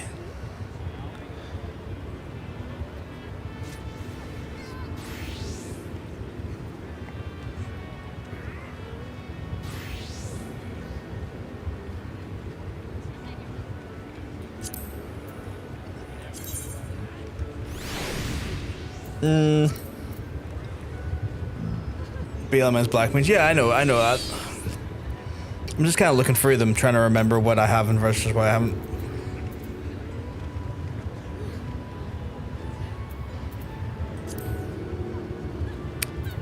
More so than anything, I'm just trying to see what I'm currently using on various classes.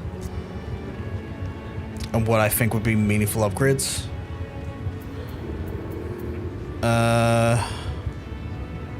It's technically above it, so not really.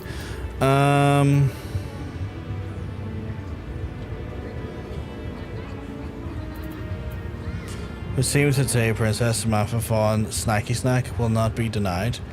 She said more, fucking hell. Samurai arms are pretty fucking better at that. Oh, the fucking longbow, actually. Physical ranged. Magitech longbow could be a really good upgrade, so I'll get that.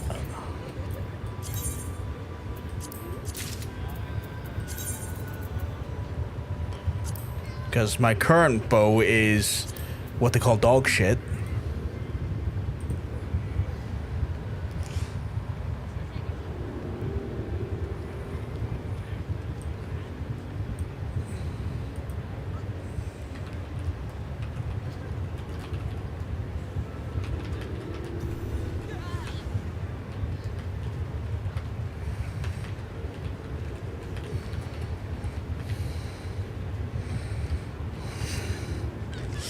Okay, so that's that one done. I think the cat just cussed me out. Wouldn't be shocked. Cats are a bit... Is bratty the right word for cats? I feel like cats are bratty.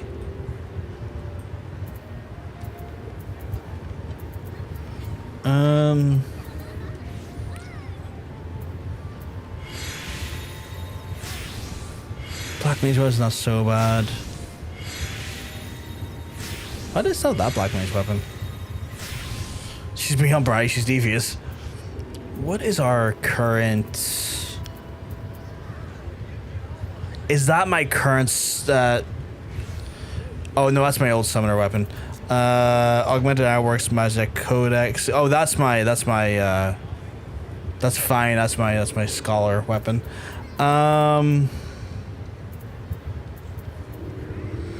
Like, have you seen the movie Cats and Dogs? Yeah, that would be her.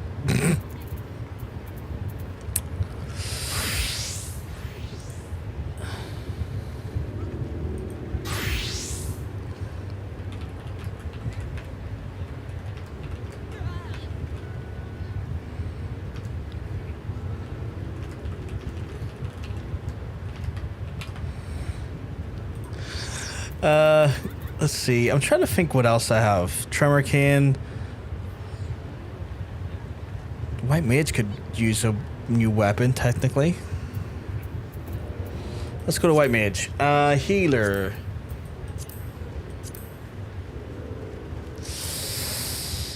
White Mage.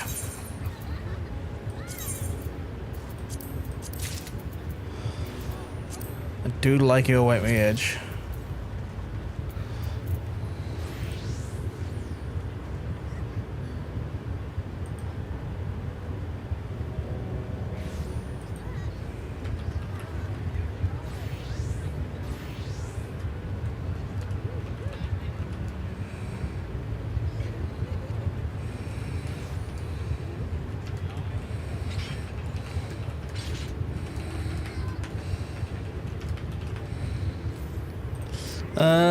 Right, White Mage.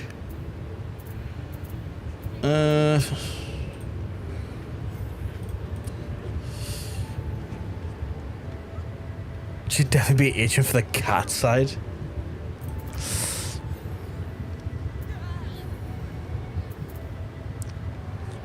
Red Mage isn't so bad. I'm looking for like where I'm going to get the most in gains for any particular job, you know? I think the next one might be the monk weapons, to be fair.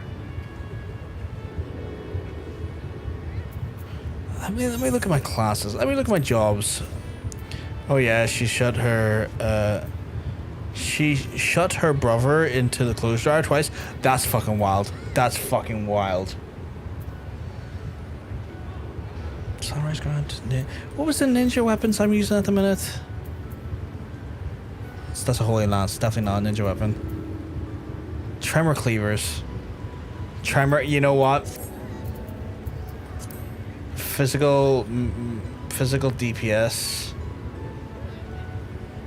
Melee,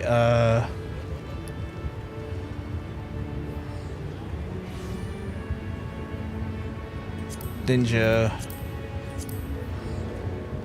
Augmented Ironwork Magitech Daggers. What do they look like?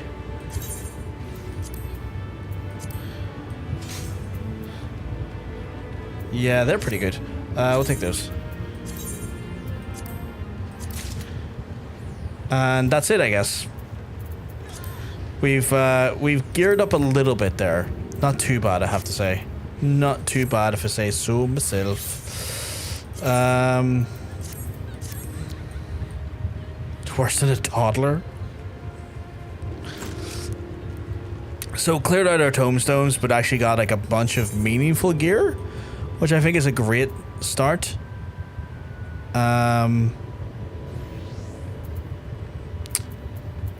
I guess I'm going to start the Postmoogle quest now. Or, yeah, I'm going to start the Postmoogle quest now. If it is my new victim, I mean promising new recruit. The twinkle in your eyes and the spring in your step, simply shout out to me. I'm ready for my first assignment.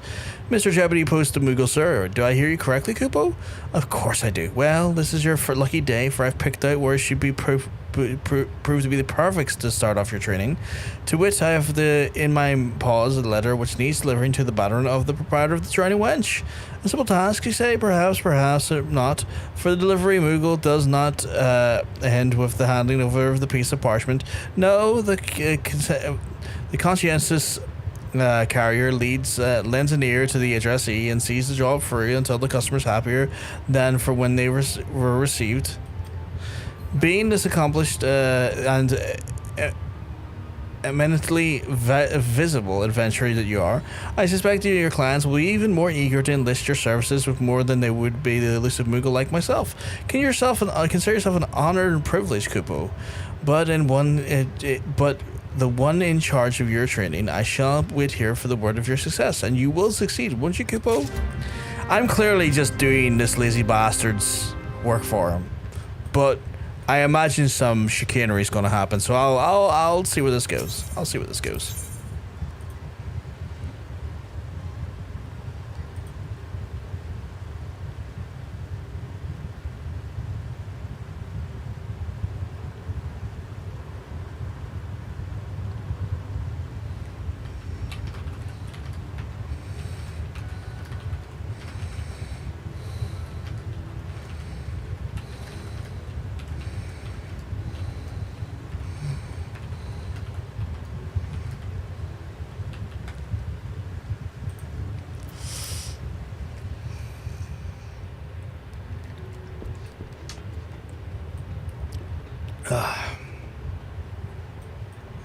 Fucking hell, why was I fucking struggling to navigate that there? So now the face is always warns me hard to see. Ever a shining example of the would-be heroes and heroines and all them? You've allowed me, you say? Yes, I do. Would have figured you'd be more pressing tasks on your plate than playing messenger boy, but who am I to say to... What's this? Oh, bugger me, of all the times I'm showing up at the burden you, but it must be obliged if you could help me with a simple task. Yes. Are you count on you? Aye, the moment I saw your face, I knew the navigator guided me back here for a reason. A reason to help me is a score of those acquaintance of mine. Aye, the man's worked up quite a bill, and in past time for a reckoning. You're to find a bastard, bring him to Baderon, and I can trust you to do that. Aye? You'll find him out in the middle of Louisoix, the Rodigan fellow of his imposing stature is no less imposing brains.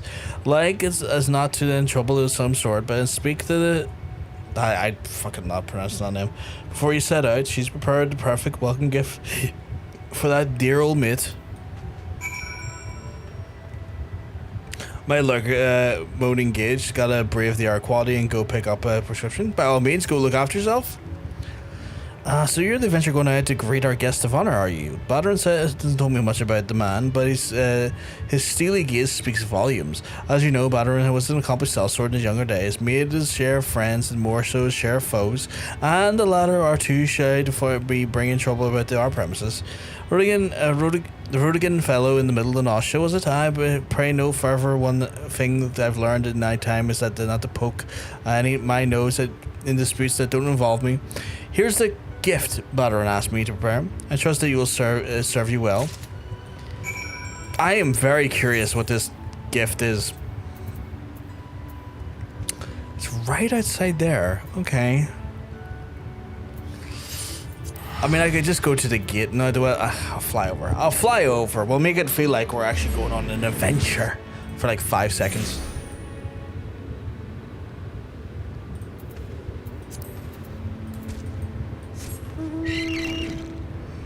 Oh my god, I forgot I have the big fucking crab.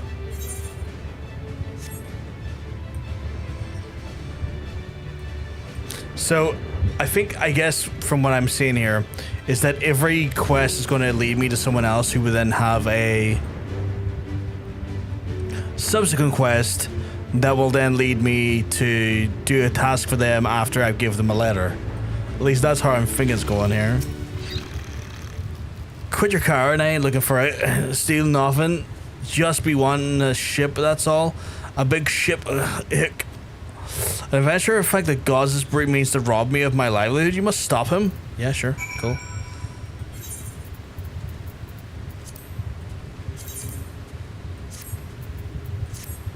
Ice cold water? Okay, I'm throwing it over him, I guess.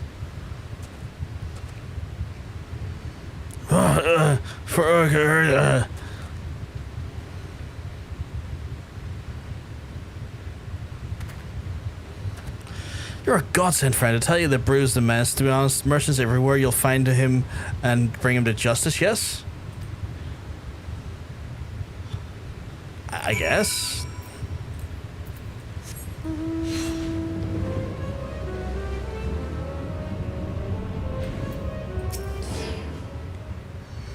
Have mercy, man. I didn't mean the little man no harm. I just had a few too many.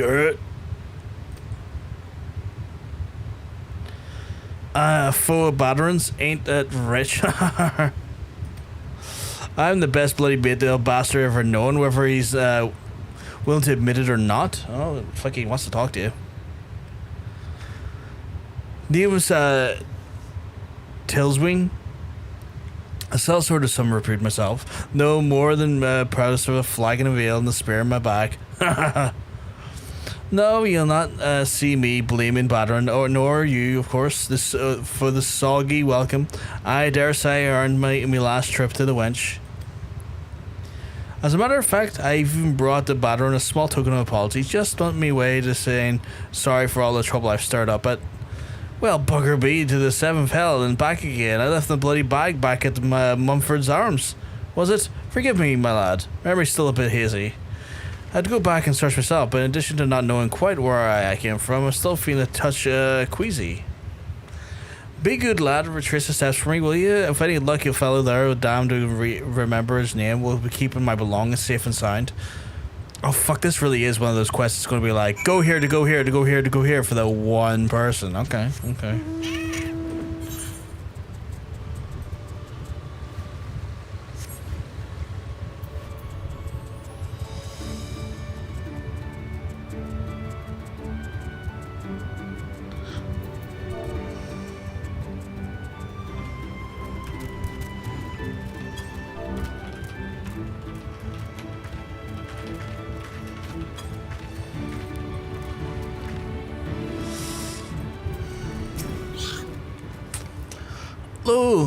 Oh, gosh, quite a busy lad these days. If tales are here to be true, a meal of respite from the road. Name it, it's yours. The bloody drunkard, of course I remember him. How could I not?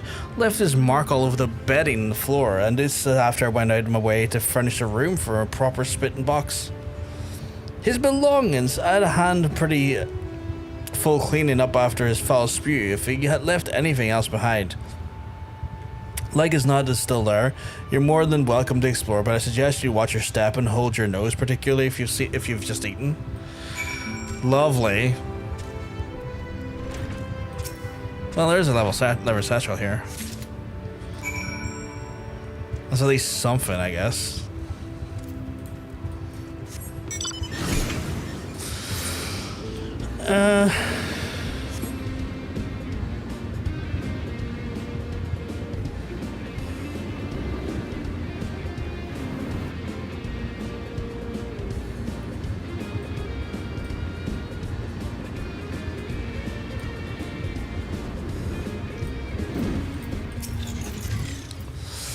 Back, are you? Did you happen to put my belongings? May help just a small satchel, nothing to your fancy? Yes.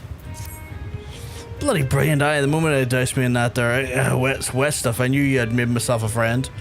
Don't know about you, but all of my troubles I worked up quite at first. What do you say join me in the wench? First pites on Baderon. Fuck's sake.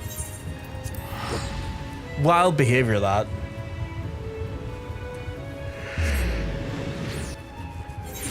Dude gets in a mess and wrecks a bar or like a lodge he's staying at, and then his initial instinct is going like, oh, you know what? After doing all that there wrecking, I should probably go into another establishment and get into the right wrecking again.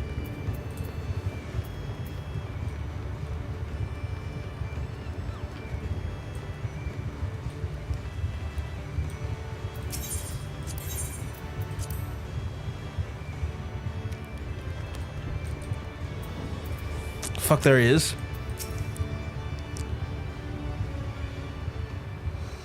Welcome back, Brothware. My apologies for getting you all mixed up in the deals with a couple of old sellswords.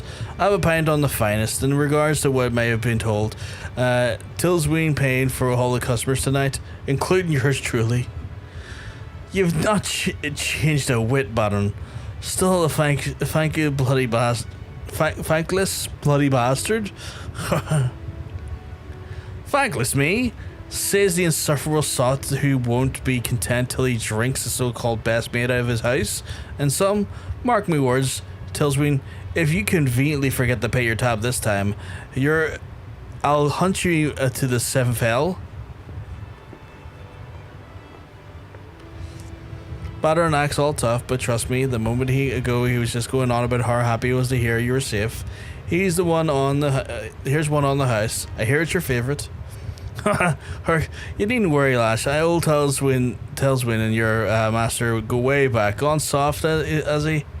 Why, back in our day, you couldn't call yourself a friend of Baderon until he had drawn steel on you at least twice.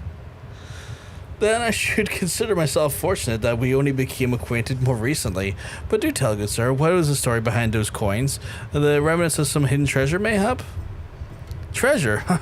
You and I both wish, lassie. No, I fear it was just a little memento of the days long past, and none too well remembered. Back when Baderon and myself were still wet behind the ears, and a grizzled old veteran, at least they looked like grizzled, a couple of young pups like us, took his liking to us. And took us under his wing, as it were. It was a kindness in those days when the kindness was hard to come by. Carried him with the hair of the coins he did. See the face of the spinner, set her fair gaze watching over him as he was kept on living where all is old. I hate the fucking way these, like, this is a return to the fucking rogue language again. As old matey had tendency to end up dead or worse. Chance spawned a fortnight ago in a deathbed. The poor bastard said he had lived a good life, but the luck had finally run its course. Didn't have much to leave behind, save for some lucky coins. Coins he wanted to leave to a couple of old, not so young pups. They might enjoy a life long as a touching tale, indeed. Now perhaps you can answer the long-held question of mine, good sir. Whatever would you have Cellsword be renowned as Baderon, forsake the blade for a life of a glorified barkeep? You have not heard the story? Mind you, a detail or two might have slipped from my memory, but I'll give it a try. 'Twas 20 years ago, or thereabouts, where the realm finally at peace, or something resembling it, and a great mercenary captain had a plan, and his man was a living legend to, if ever there was one, brought up all the sellswords who were itching for a new fight under one roof. And so it was on the Adventurers Guild was born, and where there were no shortage of eager applicants. Everyone and their uncle was looking to be an adventurer, save one young boy and his son, the very man that founded it. This boy wanted one thing, to follow his father's footsteps and make his name as the greatest sellsword who ever walked the realm. Did the boy give up on his dream? Do you reckon he'd ever achieved it? Can't say for sure, lassie, but only thing I know is the boy is now a man, and the man stands right behind that counter of the Adventurers Guild, dispensing advice to a young glory seeker like Brothgar here, and ale to the drunkards like myself. Is that true? Why that would mean that Baderon's father is none other than... I pay you to wipe tables, not to wag your bloody tongue. Now get back to work before I throw you out to the gutter where I found you. And just when things were going to get interesting.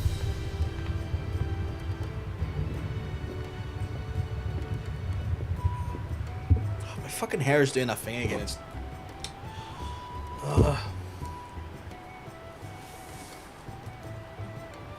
just need my hair to stay there and not get in my fucking face.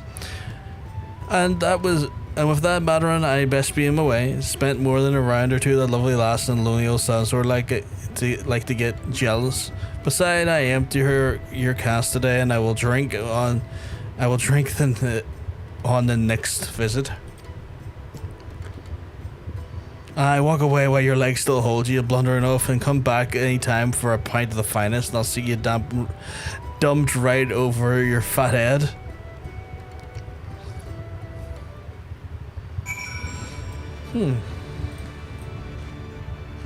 It's kind of got me curious.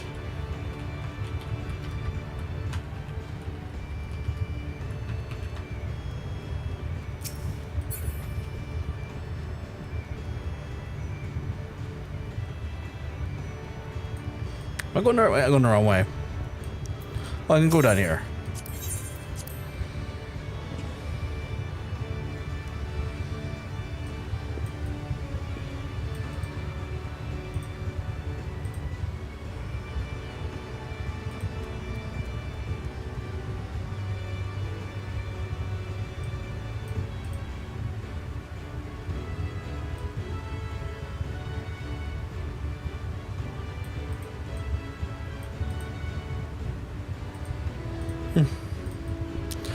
Right, let's see how hand this in, take it from there.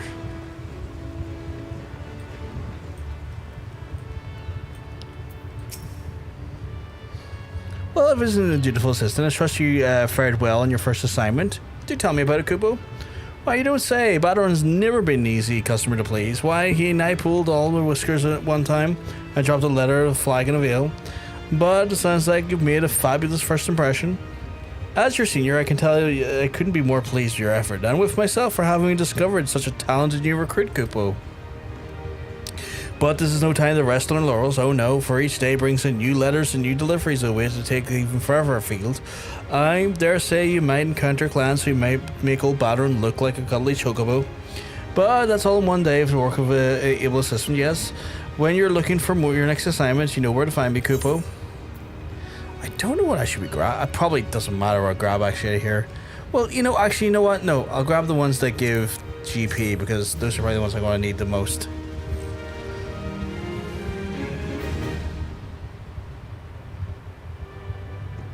As soon as I go to read that cutscene. The fuck do you mean level up? Oh.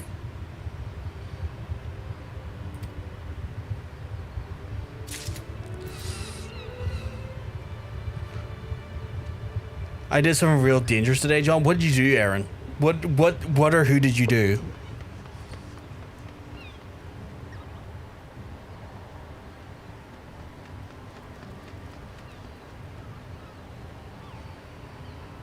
Took away your snacks? How the hell did he do that, kid? Prepared it. I mean, I will give you my honest opinion. I'm not going to guarantee I'm going to judge you, though. But let me hear what you have to say. I'm curious. I like to hear what danger is involved. Oh god, am I only able to do 40% of these? That's insane. I had terrible sleep, just terrible. I was constantly in and out of sleep. Right. And then I got up, I got in the car and drove, so... Okay. Okay. Where's this going?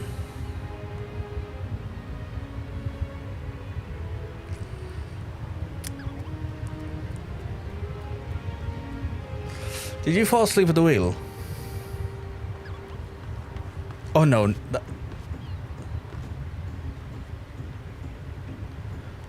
Yeah, no, driving tired is dangerous. Like...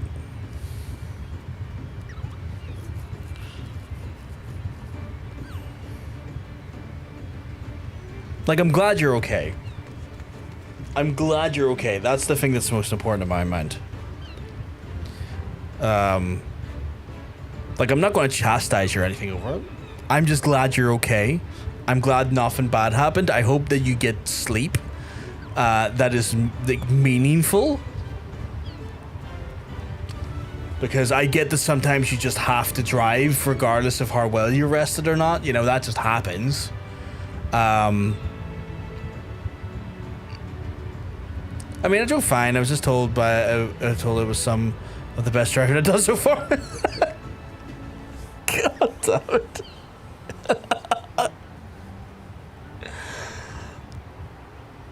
I mean, I don't recommend it, Aaron. I don't recommend it. By no stretch of the imagination. Do I recommend that? You could have drove in so many worse states. I'm just glad that you're fine and nothing bad happened. You could have drove in so many worse states. But that didn't happen, so that's me happy. And nothing bad happened to you, so that's me happy. I find a lot of my code is best written when I'm when I'm in a sort of sleep but somehow focused state. Oh god, there's two here. One at a time, I guess. Carline memories. So, Katie, you're saying I can only do 40% of the Postmoogle for now because I only have access to 40% Postmoogle? Am I understanding that correctly? Oh, that fucking cool breeze is so nice. I am fucking knackered as well for some reason. I think the heat is... I think the heat does really well in destroying my energy because I feel fucking exhausted as well.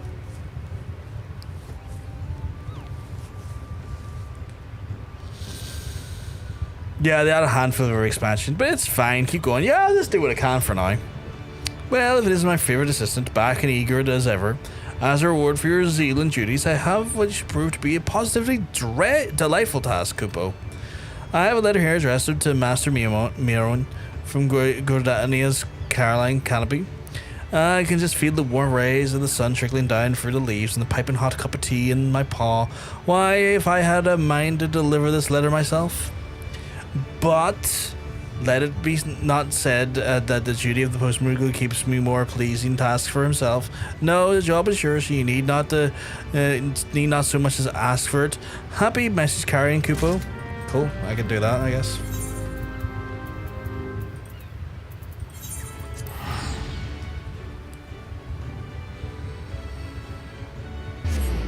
The Moogle quests are set in the expansions. The Moogle quests are set in these expansion sets, so it's okay.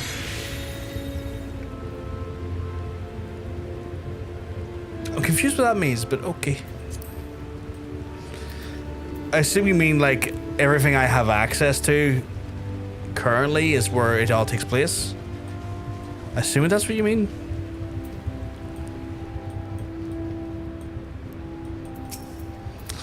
Welcome to the Carline Canopy. A Carline Canopy friend. You made quite a name for yourself, haven't you? At times, I swear, even the trees themselves whisper tales of your exploits. You're on DVD 1 of 7, if that kind of... That's wild. DVD 1 of 7. What I mean, and each DVD is for expansion. Yeah. 7, though. Oh, it's 7 stream streak. Nice. Thank you, Aaron.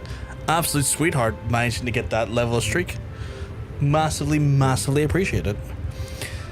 I'm glad to have you for those for all those streams. Did Shadowbringers have a Postmoogle? That's a good question. I don't know, because I know I didn't have Hildy. A letter? Let me see. Oh, why it would seem there are even greater demand for eel pies in coming days. And once again, the oven calls. Not that you'll find me complaining. And after all, some of their entire lives go without knowing how it feels to have one of their creations beloved by Eorzea all over the realm, which, come to think of it, reminds me of a story. How did it go again? Yes, many years ago, when I was no taller than the counter before you, a Lalafallian artisan came in with his daughter and came here to the Cellsword, and the circumstances which brought them here was little known to the father. Was a man of few words.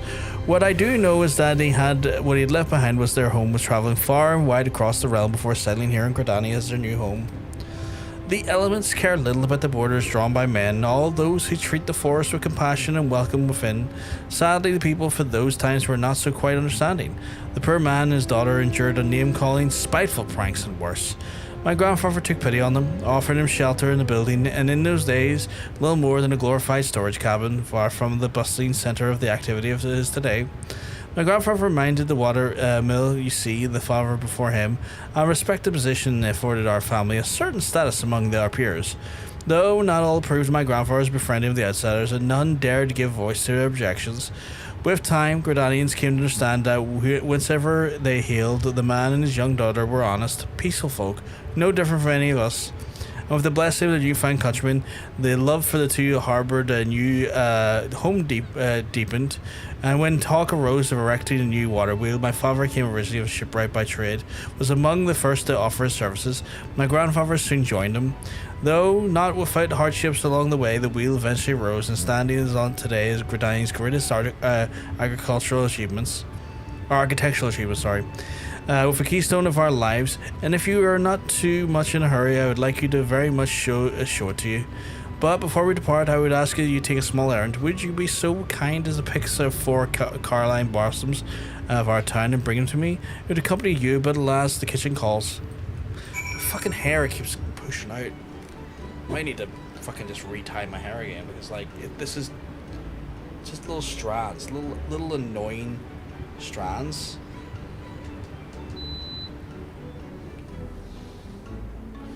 Redeem first person mode for 5 minutes for 20,000 channel points. I don't know if I want to do that, because that sounds like hell on earth. I can't answer.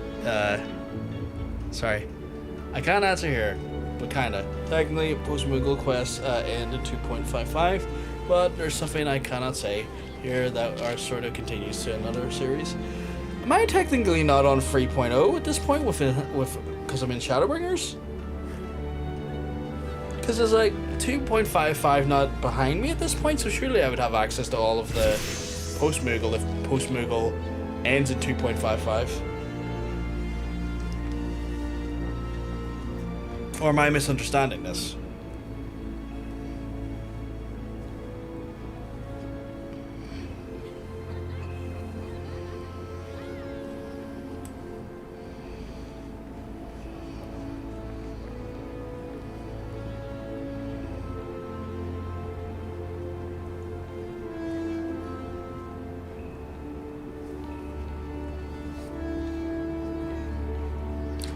The technical Postmoogle is sure, but what comes after Postmoogle, not yet. Oh, okay.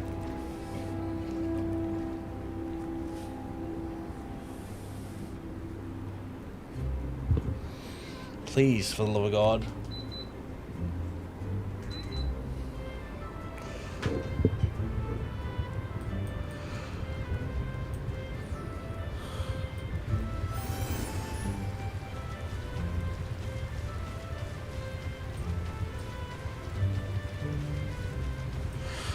Where am I getting these again? Oh, kind of all around the place, okay. Gee, you know what? It's hard to explain, but it's kind of stupid how they did it. That's fair. That is fair. I imagine because like they went from doing 1.0 to 2.0, a lot of things were kind of in flux before they started like finding their stride after an expansion or two, considering they were trying to like undo probably the worst MMO launch in history.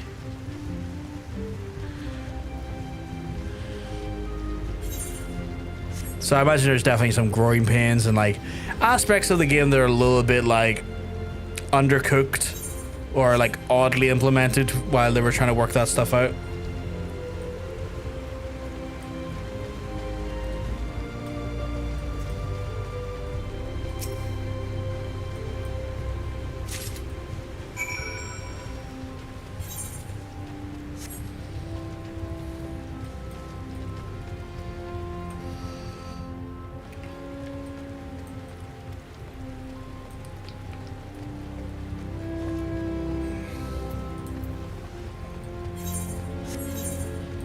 One there, one there. Okay, cool.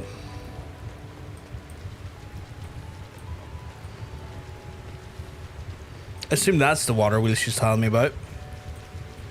Which makes some sense. I guess that's like, works as a mill?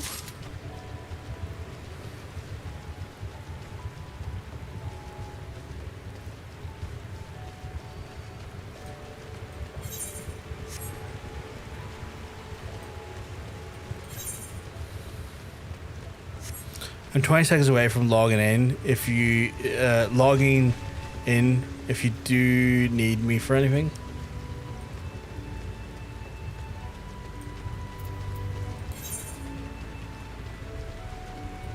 I don't think I need you for anything for now, but I'll let you know. Like I can't imagine Postmoogle's gonna do. I can't imagine Postmoogle's gonna be putting me in any positions where I'll need major help, but you know, we'll see how it goes.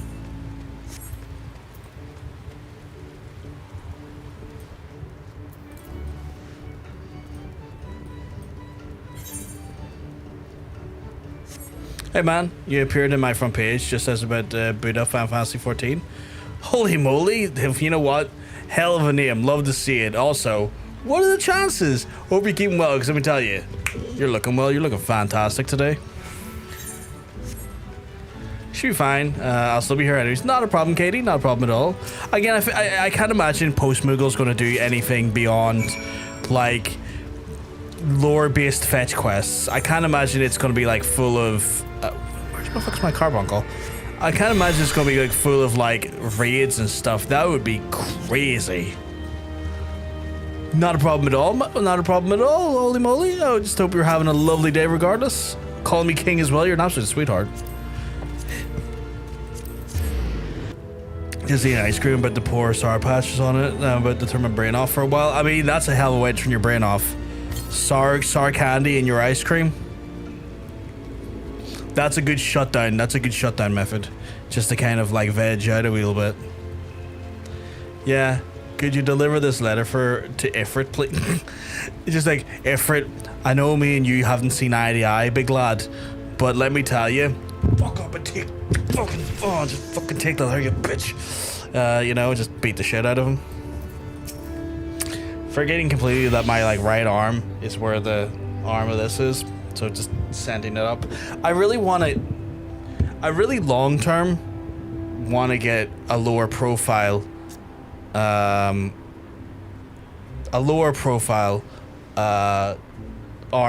for the mic.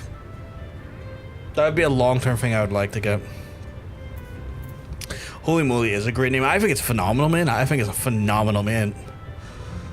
10 out of 10 in regards to names. Oh, you're on the Twitch side of things as well. That's awesome. That's awesome. For folks who don't know, by the way, I play Final Fantasy in a very different way, and I need to give a big shout out to Johnson's every time I talk about this here, because he is the actual creator of the system we use. We're doing Postmoogle today, so I'm really not... Thank you very much for the follow. So I'm not prompting anyone to do this, but if they want to, they can. But basically, what the actual rule set that I play this game with is that I'm actually limited to the pretty much the level cap of the expansion I'm on. So for example, I'm on Heaven's Word at the minute, which means I can only get a job to 61. Once I get a job to 61, I have to change my job, which is unfortunate, but I have to do it. How do I pick the next job, you ask? Well, that's a great question. I use this rather phenomenal wheel right here, which then determines the next job I get to play as. You might see that there's multiple different actual jobs in here that have multiple entries. That's because viewers can spend either channel points or bits to add in more jobs in case they want to weigh the odds of me landing on a certain job to a higher degree. And they can do that there. Also, once a stream is also a situation where they can also spin me if they feel like it. So not just having to wait for me to get a job to, 61. They can once a stream spend some channel points or bits and then send me into a position where I then have to change what job I'm playing based on what they feel like doing. So just say I'm getting kind of far into the MSQ. They're like, John, I think you're going too far in MSQ. How about we send you right back to this different job here, and then I have to level that job up to meet the requirements to do MSQ again. So it's quite fun. It's quite crazy, but we enjoy it. It's quite a lot of fun. He said we look culinarian. Culinarian's out of it now because we got culinarian to 61. So no culinarian for now, at least. But there is quite a lot of culinarian when I get to the next expansion. Quite a lot of culinarian to do again.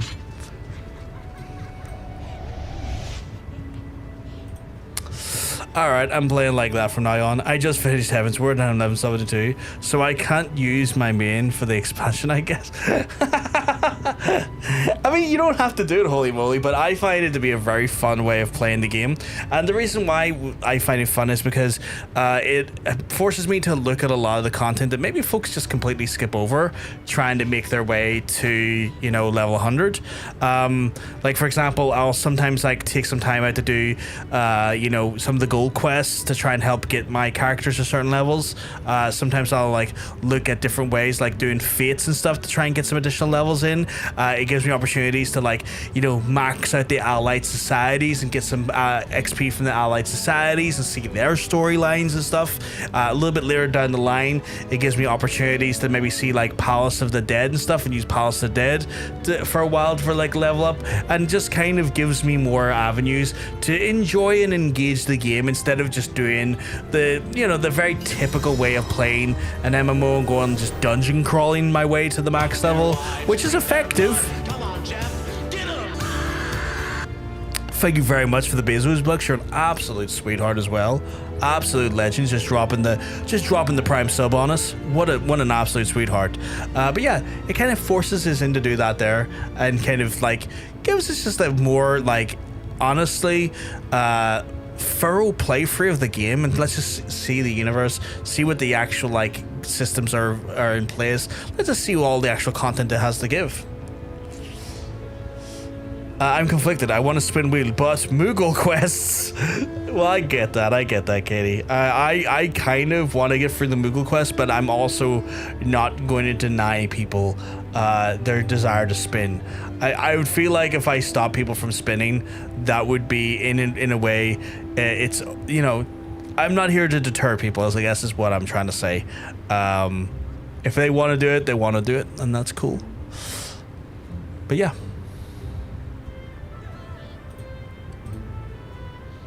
I have lost my chat. I'm holding it in for now.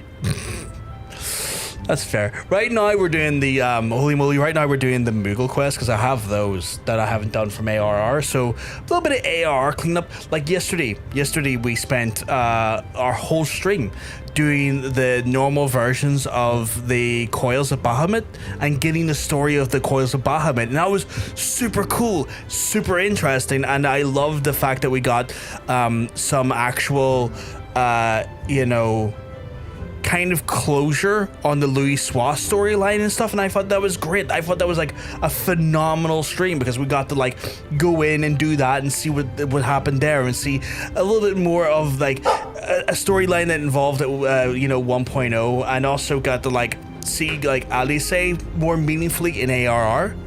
Hey Hunter, you keep well, because I would tell you, you're looking well. You okay, sweetheart? My real wait just because before the last Moogle quest for maximum pain. God damn it. God fucking damn it. That is a cracking peepee right there. Hell of a peepee. Nah, I'm not that evil. You say that as you hold a knife. You say that as you hold a knife. That's wild behavior. You can't say that and then post that emote right after it in the same sentence. Holy moly, that's a massive peepee. Absolutely cracking cock. Too big. It genuinely, that would do damage to a person. Their vagina or their butthole would be devastated, or their throat, to be fair. Roar rocking in a pretty classical average PP. Really girthy though, holy shit. Okay, what the fuck? How the hell have you got a 0 centimeter? You got a belly button at that depth.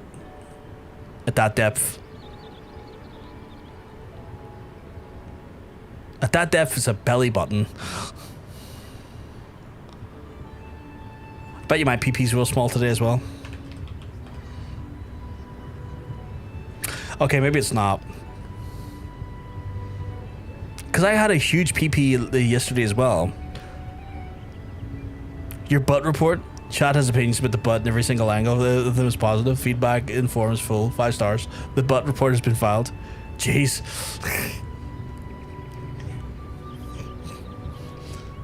Is it G's because of my 2 days back to back of having an ass destroyer? Genuinely excellent, the kind of butt that inspires art. Multiple paintings have been started, not finished because the artist keeps getting distracted. The report is certified accurate. No appeals accepted. Yee. I love that you're just like, yee. Yee. I'm just goated. You got a goated hole. That sounds really weird if you're not from Northern Ireland. We just call arses here holes. So it wouldn't be uncommon at first. I'm gonna go like, Jesus, look at the hole in that person, you know? Not referring to the physical hole, it'd be the whole ass. My last name is genuinely whole. That is incredible. That's a hell of a quote right there as well. Iconic. Iconic. 10 out of 10 last name. 10 out of 10. I give it 10 holes. I don't know why I started measuring things in like spectrums of 10 and holes, but I give it 10 holes. Technically that'd be 20 because I did 10 twice, but you know what I mean. Hence the username, full circle moment. Oh, that is a full circle moment. Holy moly. You know what? If we were to use your name in relation to your butt report, in a very Belfasty way, holy moly, be like, holy moly, look at the hole on that. You know, wish for power. You can duplicate any food once, but the duplicate always tastes slightly wrong. Oh, that's really unfortunate. That's just slightly unfortunate.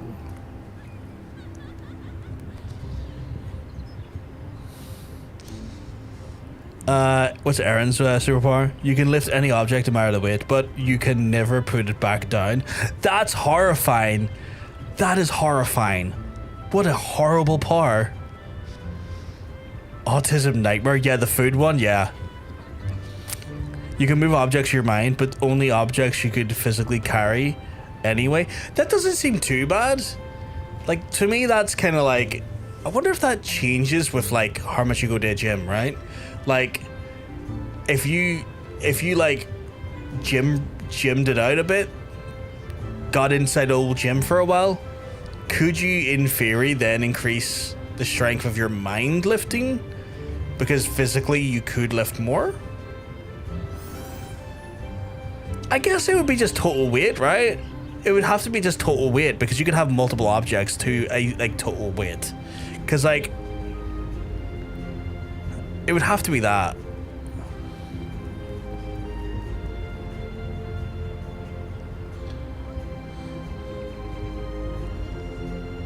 There's questions. I would like answers. I'm not gonna lie. I'm sitting here just devoid of answers, and I want so many of them. I think you're right, Holy. I think it's still a good superpower, honestly. It's not exactly the monkey paw curl that you would normally see a monkey's paw sort of gambit being. But there's all of our commands, by the way, yeah. We have a bunch of commands. You can probably recognize BS is boob size, throat is your throat depth and hydration. Yeah, and position is definitely sex position. The seated lotus, face to face, cock inside, foreheads potentially touching. The most emotionally dangerous sex position known. The stars have aligned. Stretch and hydrate first. That seems really intimate. That seems incredibly intimate.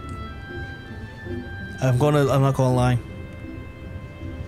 I mean, my power makes me a terrifying villain. It also makes you like a one-use wonder at that point, though, Aaron. If I recall it correctly. Sex Position A, the software update. Sex started at the worst possible time. Could not be stopped. Worth every second. The universe has spoken. Communicate with your partner first. Oh god, hell of a position. It's kind of like, oh, we started having sex just as guests were arriving for our party. They're at the door. They're banging the door. They are trying to get into the house. They would like to enter the house for the party, but you're too busy with your partner. Just absolutely having at it.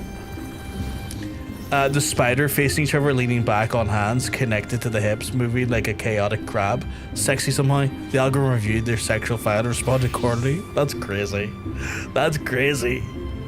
That sounds wild. Imagine, oh yeah, because then you'd be, yeah, I got it in my head now. That is still crazy in my head.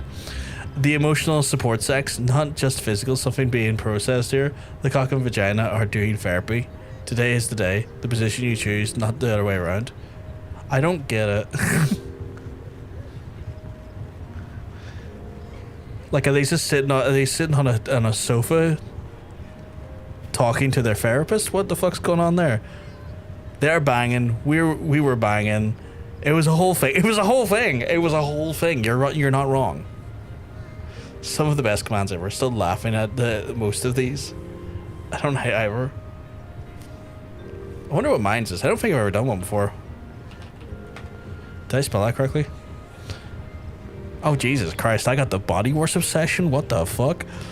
Every inch explored, every part appreciated, nothing rushed. The body is being treated as sacred. Certified by daily sex. No appeals. Safe word is still... You know what? Valid. The safe word should always apply. I endorse this message. Making all these commands, you had to Google these positions? That would have been fascinating.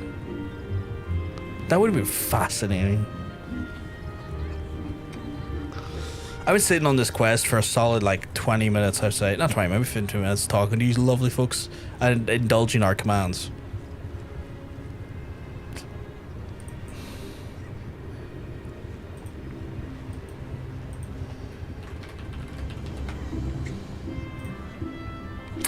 Welcome back. You were able to produce the Carline blossoms I asked you for? Yes. Oh, how lovely though. They're hardly rare sight in Britannia. These flowers never fail to bring a smile to my face. The water wheel I should show you is best seen from the Judite flood. Go on ahead, I shall be there after I see to my duties here. Cool, can do. Central Fannyland. Oh, not Fannyland, sorry, the Shroud. Central Shroud.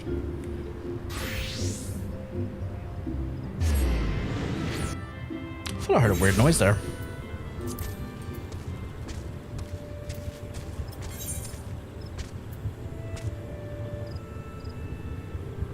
Oh, that's lavender beds. I was just saying, what the fuck is that quest?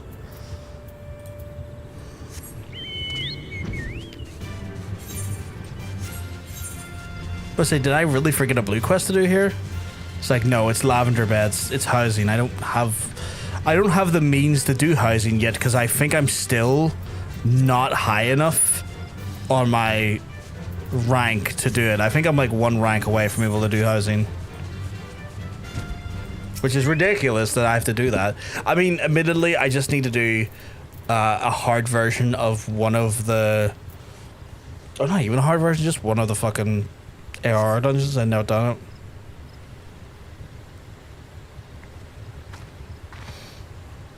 it. Broker, I hope I've not kept you waiting over long. Come now, let us look upon the water wheel and the tail, but both the pride of our nation and Figia's gift. Well, that is fucking huge, isn't it? Holy shit. I guess that's powering the lights, right? Is she not magnificent? Countless times I've come here, each time they stand between all the sheer size of the beauty, knowing that it was born of a special bond between my grandfather and a Lalafelian builder, elevates to a special place in my heart. Oh, excuse me. Would that have ever lived? Would that they had lived to see it complete? I spoke of hardship, yes. Not days after I finished drawing up his draft for the new mill, the poor Lalafell, hale and hearty into his age until suddenly took ill. What started as a cough soon grew dire, and then within the fortnight he had passed. Without its chief builder, the ambitious project came grinding to a halt, and at first it seemed that there was no recourse, that they abandoned construction entirely. Then the daughter stepped forth, vowing that she would then see her father's dream to fruition. Though no one could deny her pedigree, the girl ever did lifted a hammer in her entire life, not letting us nor the doubting words of others deter her. She promptly enrolled in the Carpenters' Guild, vowing to follow in her father's footsteps. People laughed. Who was this silly shy girl with yellow blossoms in her hair? But with a year's time, we all could see that the girl was a prodigy with a hammer, and in 5 years she had mastered the skills that would take an ordinary carpenter a lifetime. In 10, her father's dream had become a reality. The shy girl with the flowers in her hair had blossomed into a strong, proud woman, and one of the greatest builders in all the realms ever known. Such is the tale of Figia. And to think that the wonders of my still have wrought. At last, not after completing her gift to us, she succumbed to the same foul plague that took her father. Though she is with us no more, she remains an inspiration to the women of Gridania. myself first among them. It is here, in view of her father and the daughter's greatest accomplishment, that I buried their ashes and built a small mound in their memory. Oh, this is quite sweet and sad at the same time, isn't it? Once again, I thank you, Hrothgar. The flowers are picked and surely brought a smile to Figia's face today. Now, shall we return? Yes, to the place that I named in her memory. God damn, like you just be existing in this game, and then like AR is like, what if we get real sad about it? I'm like, why? That does make me real sad about it. You're not wrong. You're not wrong. I do feel quite sad about it now.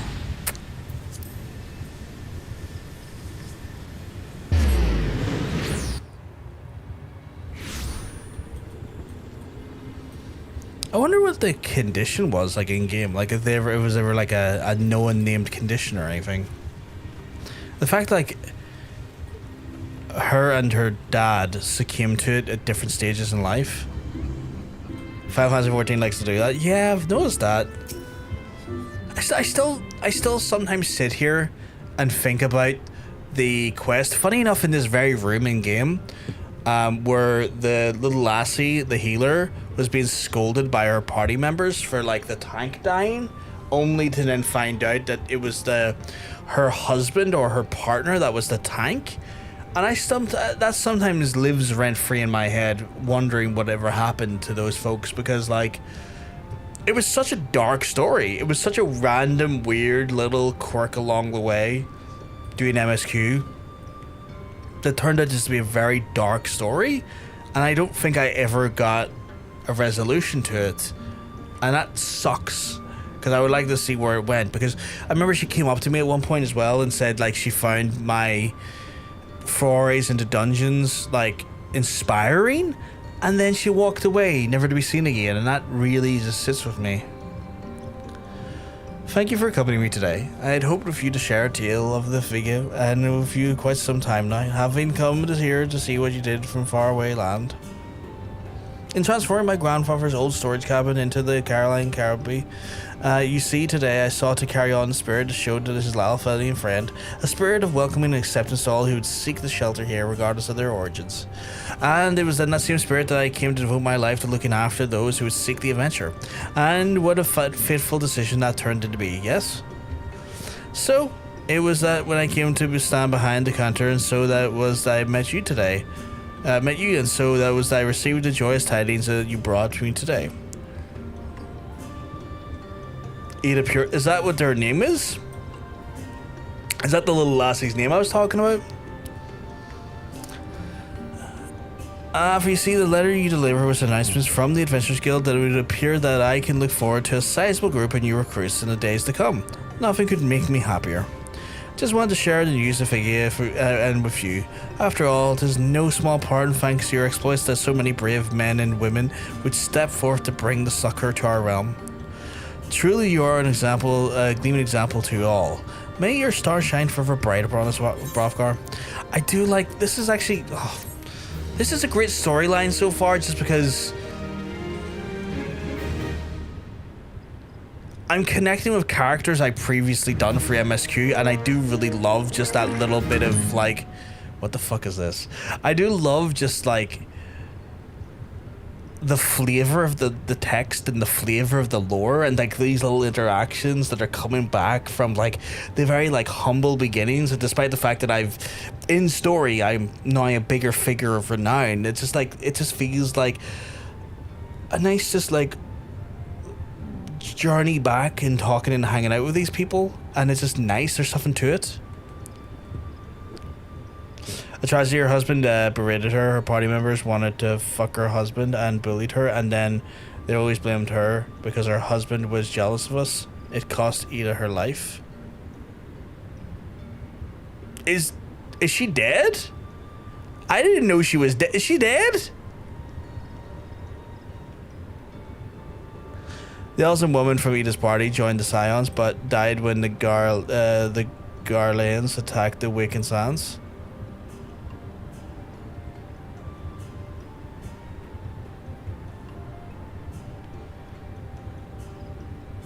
I'm so confused here. Okay. Aaron, you just put the line in and it cost Edda her life, and then you say she might be? What do you mean? What do you mean? Literally, you just said it cost her life, and then you say she might be. What does that mean?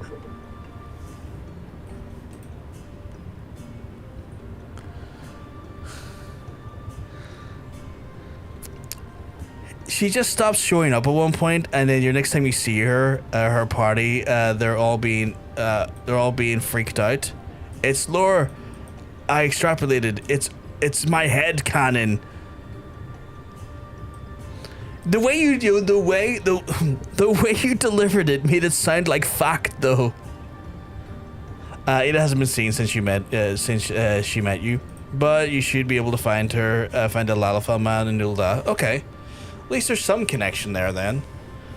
For a second there, you confused the hell out of me. Sorry, I just like the wax poetic. It's all good. It's just one of those ones where I was just like, I don't understand. You just said she's dead, and then you said she might be. We don't know. And I'm like, I don't know. This is insane.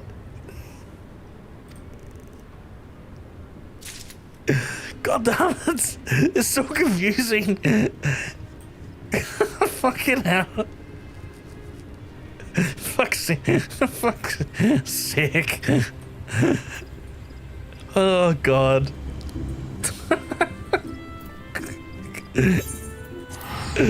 Schrodinger's Edda, yeah. Christ. The chat's a mess today, but I love yous. Where the fuck is the... Oh, that's so fucking turned around there. I wasn't sure where I was going. So you're saying there's a Lalafell man in Ul'dah? Interesting. I might have to look into that at some point when I'm back in Ul'dah. Funny enough, in going back to Ul'dah.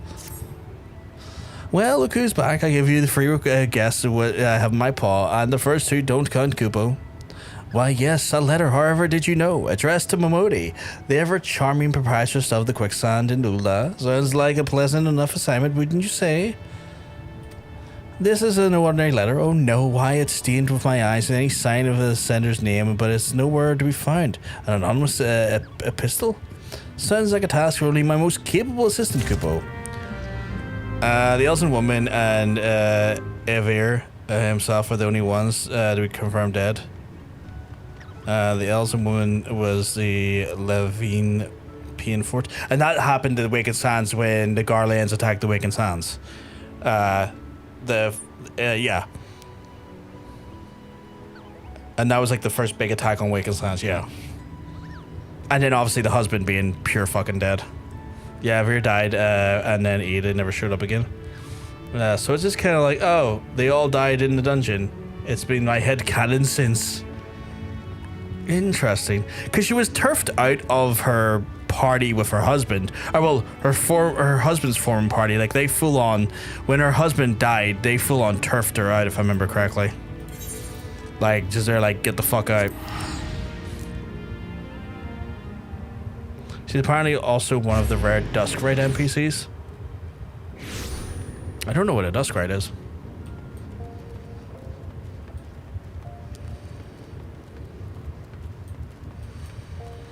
Where is this Ul'dah person you talk of? An Elzen? You mean more character depth than just quest giver? I like more character depth though. One of the Elzen. Oh, it's a subcategory of the Elzen, right? I felt like Duskrite was like a group of people, like, you know, like an army or something, or like people to a certain dungeon. I wasn't really sure there. The Dark Elves. Ah, I see. The ones with the face tattoos. Right. You said there's someone in Ul'dah I could talk to? Outside the Quicksand. Okay. Let me have a look here. Quicksand's over here, right? Yeah. I go into the Quicksand anyway, so that works. The fuck is that blue quest? Every menu but the fucking corpse scream. What the fuck? What are you, my guy?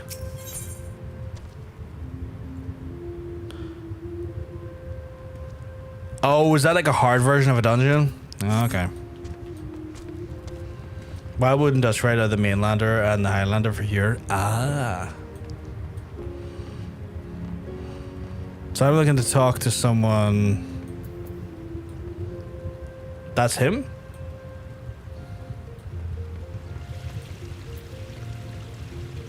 Pio Rayo? Him her?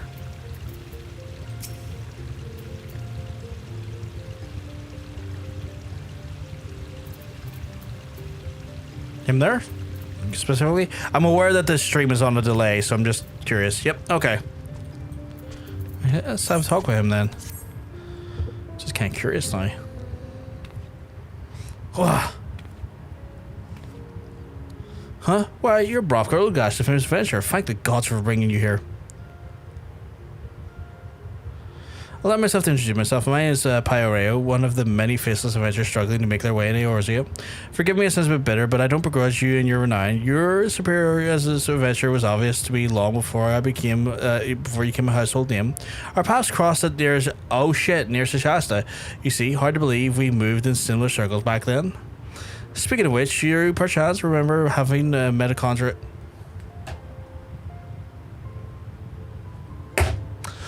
Named Edda around at that time. We used to adventure together. She and I and two others. Our little group didn't last very long though. The things fell to pieces when Avere, our leaders and Edda's fiance, met his end at the Tam Decroft. I remember that now. Harsh words were exchanged and we all went our separate ways. Since then, I've been getting on my own. Why did I just get a message about? Oh.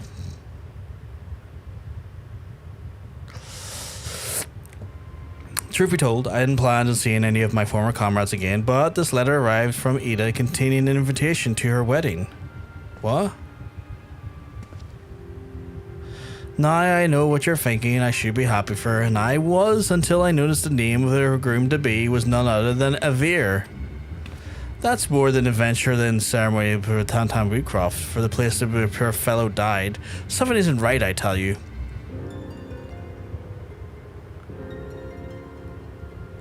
Now, in the letter Edda wrote to the Levian, that's the fourth member of our group, has already agreed to attend.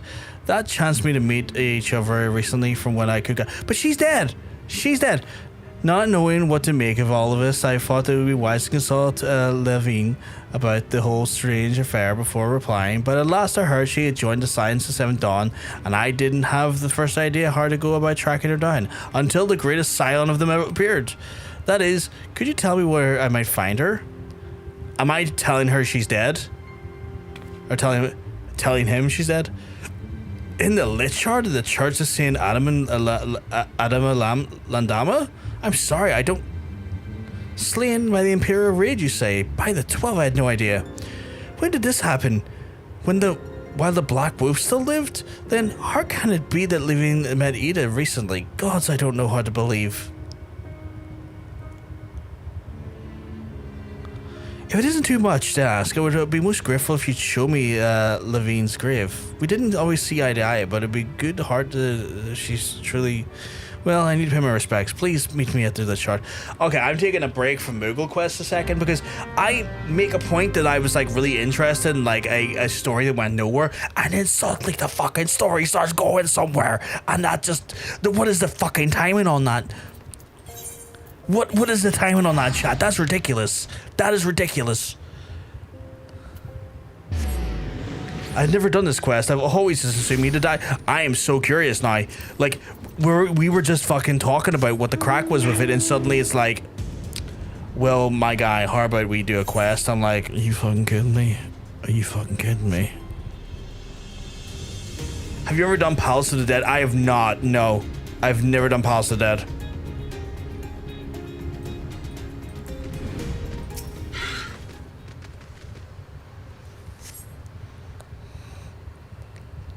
Is this the introduction to Palace of the Dead? The tombstones be kicked over and the earth before it has been disturbed. Oh my god, she's fucking been, like, exhumed. So this is where poor Levian now lies.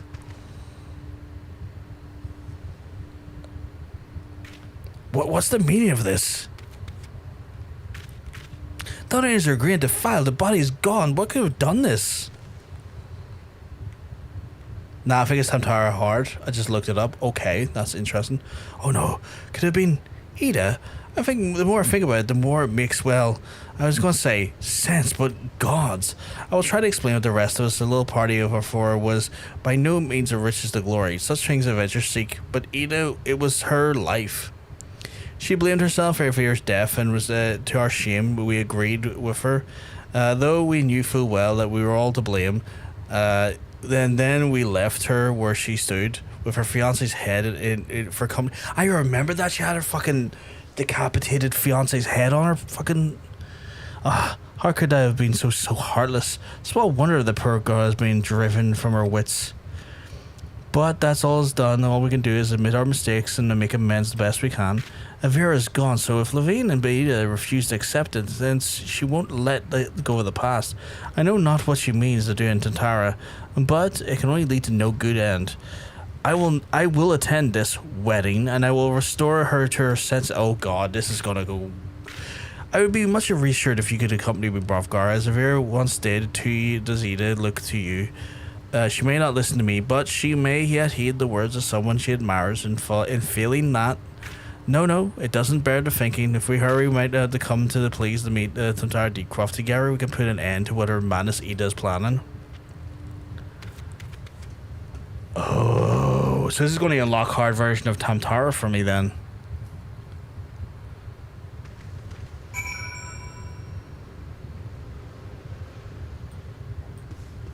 Let's just say you might want to do, I think, level 30 for the story once. Would you recommend I do Tamtara Deepcroft first, or would you recommend I do Palace of the Dead first? Because my only concern is that will it not level me up if I go to Palace of the Dead, though? Like, the reason why I've avoided Palace of the Dead is because I was worried it would overlevel me.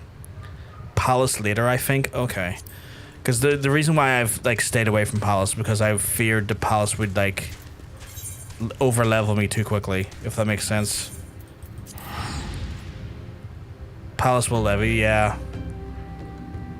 Because I got that stupid buff still. I'll have to hold off on this one then for a while. I'll get the building blocks in place for this one, and then maybe check out Palace a little bit down the road when I have the buff safely removed. I don't remember how the story from this quest unfolds. It's been like 10 years. That's cool. That's cool. I just can't believe that we were I was talking about like a storyline that kind of like I think about a lot and had no like resolution for, and then suddenly it just emerges in front of me again, like some sort of like horrible specter of fucking goddamn Tamtara's past.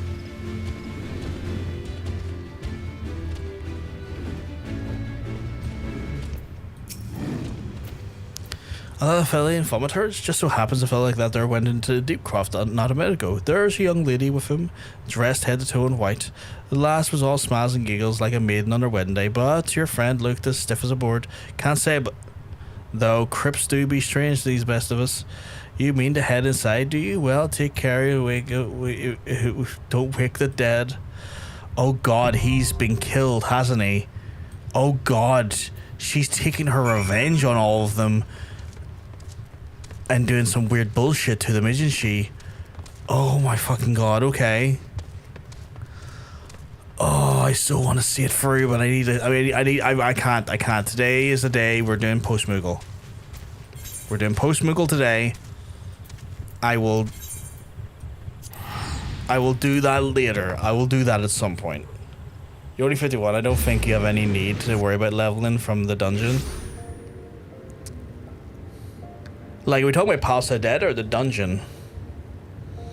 Because I've got my head, or I've got a plan in my head for where my level is right now. If I'm being honest. Once I've done Postmoogle, I was going to use the levels I'm missing for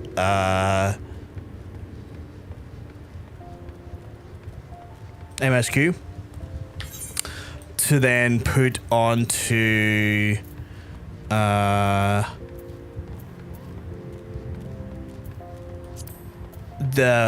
all the nights to come and do Dusk Vigil to get the Aether Current. So that's kind of why I've been a bit wary of this here to kind of like, again, minimize gains where I can. Because I have like a plan in my head and I'm trying to keep to that plan. Like I have a logic in my head where I'm like, this is what I want to do. This is how I want to plan this out. Well, Adelaide Brovgar, good to see you, adventurer who checks in for the guild from time to time. Even after becoming all famous and the like, what brings you to the Quicksand today? We let her free, lass. God, that's fascinating, though. A letter. Next thing you know, you'll be spiting a pom-pom and ending every other sentence in Kupo. Oh, how curious it seems that the sender's forgotten to sign the envelope. Oh, my beloved Momodi, the riches could buy all the jewels in the realm, yet none would shine as bright as thee. Say that you will be mine, and... blech. Oh, good gods, no wonder the letter was synonymous. No man in his right mind would claim authorship of such a hackneyed, pretentious load of... Okay, this is funny. This is funny. Momodi, my love, I see that my Melpheus missive finds you looking as beautiful as ever. Oh god, is the actual offer here? Oh, it's you. Why do I find myself entirely unsurprised? I've lost count of right times I've spurned your shameless advances to your face. Must I now do the same in writing for you to get the bloody message? Yeah, but Postmoogle. We're doing Postmoogle. I'm moogling it up. Shameless, you wound me. Momodi, my love, why my advances are positively shameful. I'm not the right word, is it now? Picture the scene. A mysterious letter, a secret admirer. It is so outlandish for a man to think that a subtle romantic approach might stir the flames of passion for his beloved heart. Say the fool standing before me for the third time this week, still sporting that same ridiculous jacket. Our guest clearly lacks the courtesy to introduce himself, so allow me. This is Thomas So-and-so, son of the spice merchant, someone or other. Fucking hell, Momodi. And the richest, most eligible young bachelor in all of Ilda. No, shameful is the right word, yeah. Forgive me, I've forgotten some of the details. I've only heard the story some 20 odd times, but this is Brovgar, the man who has wasted his precious time hauling your rubbish halfway across the realm. Is that so? Smashing work, my boy. Remind me your name again later, and I'll be sure to put you on the guest list for my lovely Momodi and I are wed. Oh my god, this guy needs to fucking get a fucking life. Do you see, my love? This adventure's efforts were for naught. No, you need only promise your hand to me and promise me that forever that my Momodi and mine alone will be. In person or in ink, my answer is the same. Come back when Fanalan freezes over and I can reject you again. That's incredible. I'm getting the feeling she might not be interested. Maybe not. No, I don't think so. Stay away from Momodi, you freak. I'm going to boil him alive. Alas and alack, but I should have known. Yes, that hairpin that adorns your lovely locks speak loud and clear. Admitted, Momodi, after all these years, you still harbor feelings for him. Who the fuck is him? Why, you've had some nerve walking into my place of business and spouting such nonsense. Nonsense, my beloved, is that so? Rumors are bound that hairpin that was crafted by an old flame that you have not let your shapely head for so much as a day since the calamity. And if you lost a childhood love when the lesser moon fell, you have my sympathies, but this is a new age, my dearest. Time marches on and we must march with it. Oh, and did I mention that my family is among the richest in the Sultanate? Hells, just how thick are your bloody skull? A man crafted my hairpin, and yes, there was a time when I felt something for him, but such days are long past, and today I needn't compare you to anyone you find you thoroughly repulsive. Besides, I have you know that the man who crafted this is still alive, still lives. What's this? My rival in love still lives. That at long last my task is clear. I must seek out the pretender and prove once and for all that I, Thomas, am the only one worthy of my dear Momodi's hand. Oh god damn it, this guy does not... Can I punch him? Can I punch him? Shapely head! What kind of fucking compliment is that? I think if I told any of my partners, past, present, or future, that they had a shapely head, they would look at me with two heads and wonder if I was talking about their actual crotch. Adventurer, would you request your aid? Together we will seek out a man, and you will serve as my impartial judge to determine the worthiness of the partner for Miss Momodi, he or I. Rest assured that you will be suitably compensated for renting your proper decision. And with that, let us begin our search of the Goldsmiths Guild. I shall await you there. Why do I have to do this? I don't want to be part of this. Momodi, I'm sorry. I don't know why I've been brought in to do this. I don't know.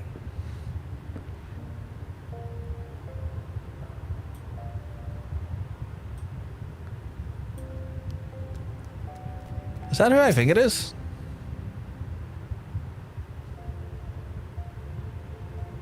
Yeah, it is. It is.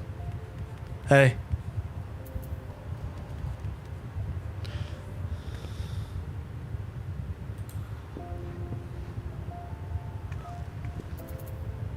Always lovely to see you. Hrothgar has too kind of a face to refuse. He can't refuse. Like, look how kind that face is. Even when it's looking down on people, it's still a very kind face. I would argue the kindest face. Oh, at this angle, I would even suggest doting. He looks like he's doting. Did you change your garb while I was looking away? Oh, you're doting on me now.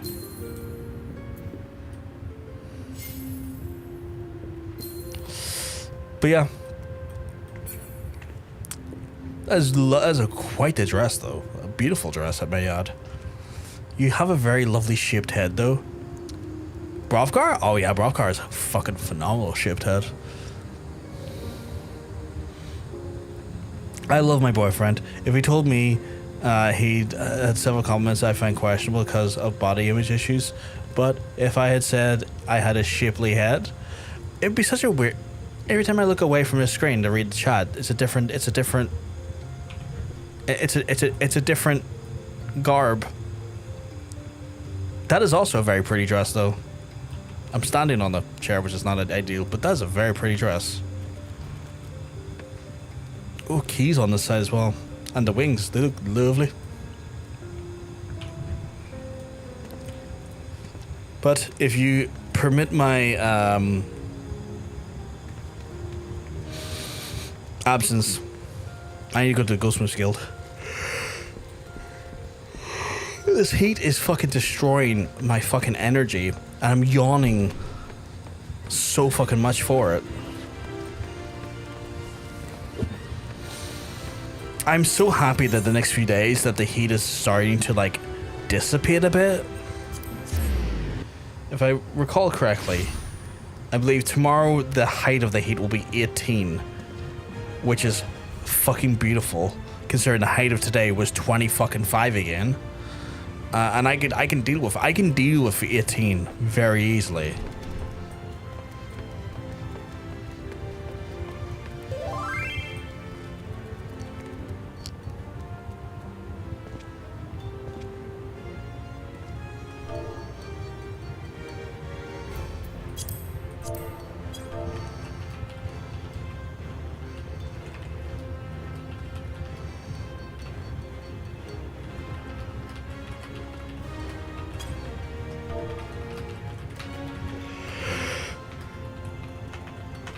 Oh, God.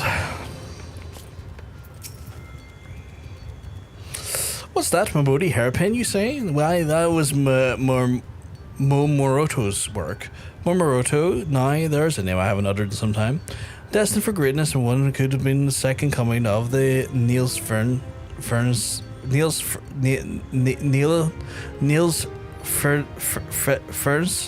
I can't pronounce that. Why, he'd been with us for the scant few years when a commission came through for the Sultana herself, slaved away at peace day and night until one day he rose from his workbench and walked away. Some said the pressure and expectation grew too great for bear. Others say that his heart was never in the craft to begin with. Some others still said that it was a broken heart that drove him away. The guild lost a talented goldsmith and I lost a friend. But a man's life is his life, and last I heard, Momoroto was passing his days as a fisherman in the Crescent Cove. If he's finding happiness, I don't begrudge him and his choice one bit. Okay, so I've got to go to Crescent Cove.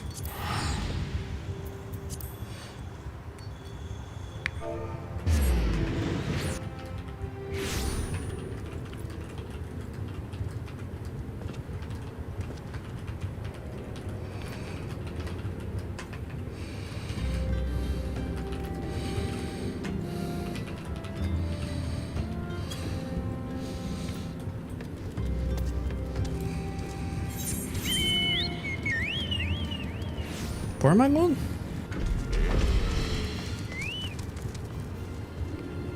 Oh, I've been over there before, actually.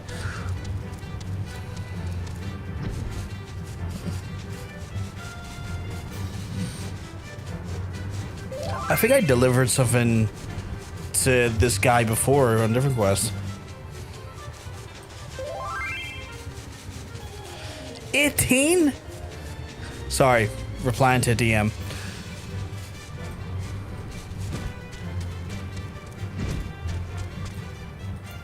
That's insane. That's insane, Katie. Not a bite. Oh well, tomorrow's another. What brings you a mighty adventure to the lonely fishing hole? Oh god, here we go again. Daily roast and back to lurking. Has the same vibe as a passive-aggressive sticky note left in the office kit. Jesus Christ. This is Momoroto. A shabby looking fellow indeed.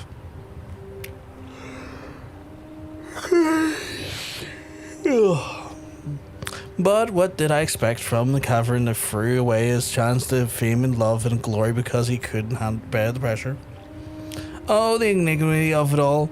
She turned down the gifts of jewels and gold and yet adorns her fair locks with a trinket cobbled together by a languid Lalafell who stinks of sardines. What the fuck is going on here with this guy? I want to punch him and throw him in the river. Has the energy of a dying phone battery, always at 4% and making it everyone's problem. Jesus Christ.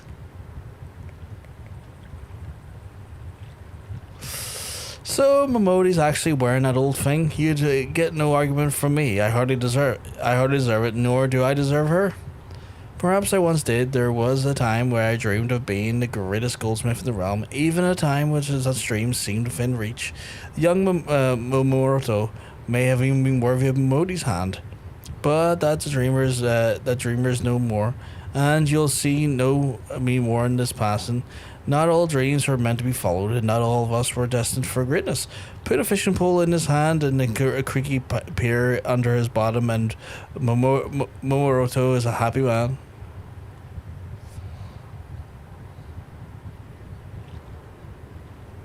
Cracking pee-pee. It's good solid pee-pee. Jesus Christ, that's a deep throat. Structural engineers have consulted. The findings that were surprising.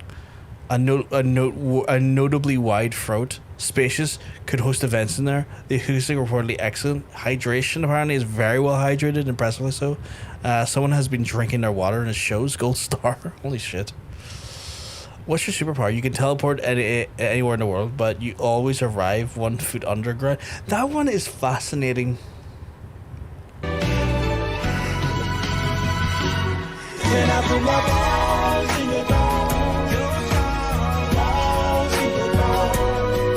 Thank you very much for the follow. I hope you're keeping well, because I'm telling you, you're looking well.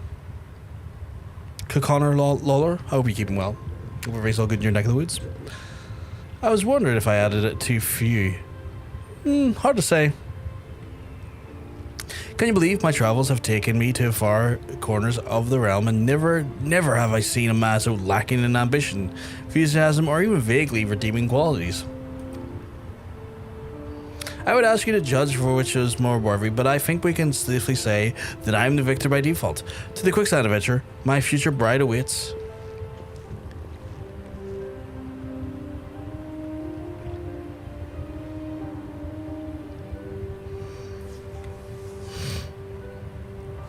I feel like I'm saying to him, it's like, don't get anything twisted. I'm not involved in his bullshit. Oh, so that's what all the shine was about. The young man's taking offense to Momodi, has he? I'll say this much, he's got good taste.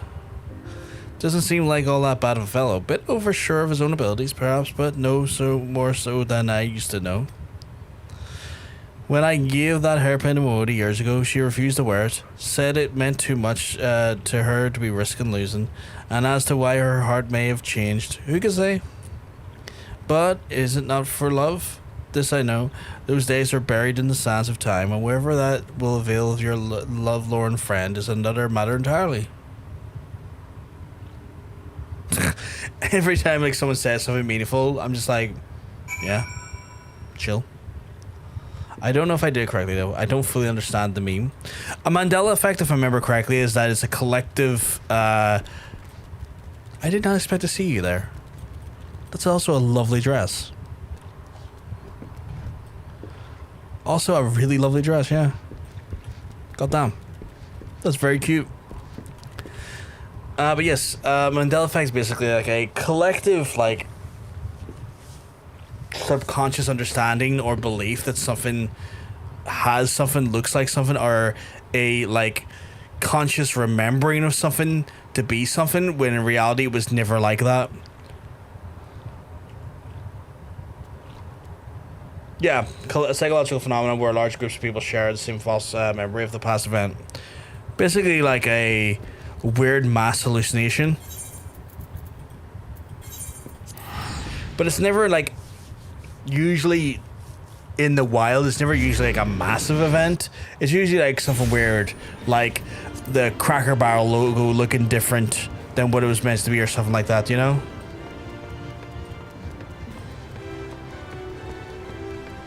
Oh, that makes way more sense, and most of the text I added is wrong. I made them very gaslighty. That's kind of funny in its own self, though. Jiffy Peanut Butter never existed in this timeline. It's always been Jif. There's no Jiffy. There's never been a Jiffy, and yet everyone remembers Jiffy.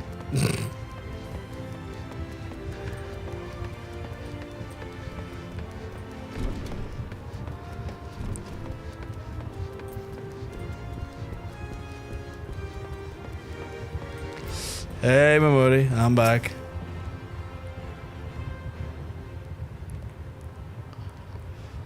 Just between you and me, Brofgar. I was hoping that you'd manage to lose him somehow on the way. I've done my part, and I sought out this Moroto and heard his tale. The tale of a coward who could not deserve it since the day he fled the city, forsaking your love and his future in the process.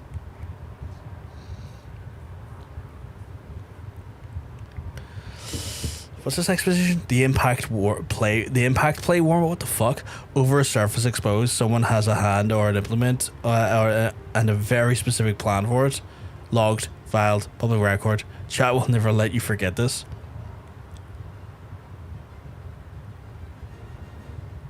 So spanking with a tool.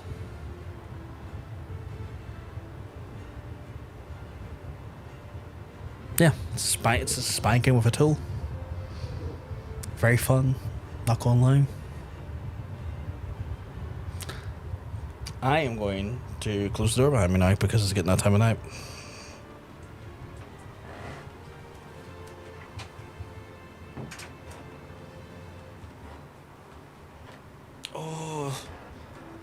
Oh dear.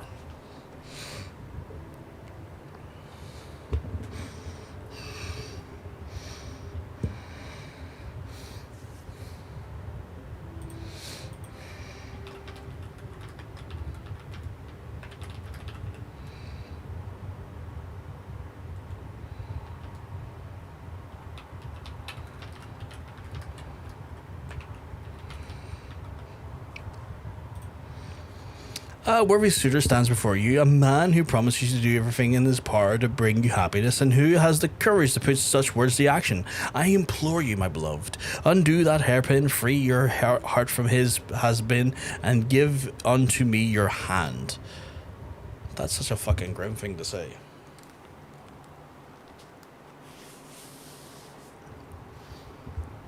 Well, listen well, because I'll repeat myself no more. I have no feelings for Morto, and sure as hell none for you. This hairpin is a symbol of all those who dare to dream, a symbol and a warning. Momoroto and I were old friends. He used to come by the shop where I worked and regale me of tales that I hoped to achieve. He burned with passion in those days, like yourself, in less style and more substance. And as a wide-eyed girl, I was drawn to the dreamers, urged him on the very opportunity. When I heard he was making something for the Sultana, I near screamed. This is your chance, Momoroto. Craft a masterpiece. I know you have it in you, and it'll go down in history. You won't live and die a nobody. So I told him over and over until he came no more, and I went to the Goldsmith's Guild only to hear that he had resigned from his position. 'Twas then I saw the error of my ways. All that time I thought I was encouraging my friend, and only to be piling on a burden that he never wanted to bear. And so you wear the hairpin out of pity for the man? No, not pity. At first I felt ashamed that I didn't think of myself worthy of the wearing it. Then a lesser moon came tumbling down and everything changed. At first we thought we had lost everything, then slowly but surely we began to pick up the pieces and dream again. Seeing the proud faces of those who had risen and called to rebuild our realm, I rekindled my passions in my heart and felt in years, and it was that I finally discovered my dream, my own. To stand with those who would fight for their dreams and give them strength in a way that I could. This is why I stand here today. And yet, I must never repeat that mistake of my past. Adventurer, artisan, or angler, one of the true dreams, one true strength must come from within. This is why I learned from Morimoto, and that's why I treasure these mementos so this very day. Oh, my beloved, I could there be in this world a more sensitive soul? The 12 should be the 13 for you, my dearest and goddess of dreams and compassion. This guy doesn't fucking get it. Oh, my fucking hair's doing it again. It's doing my fucking head in.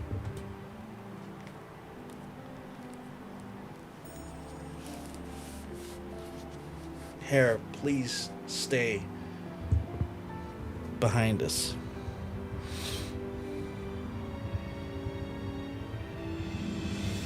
A man who promises to do everything except for stop pestering her. You know, and that's a sign of a bad person. It's like, understand boundaries and respect them. If you can't respect the boundaries at this point in the relationship, even at a friendship level, no way in hell are you ready for a relationship. An error message is always in the line above where it says this is the timeline, but some timelines have it on the correct line.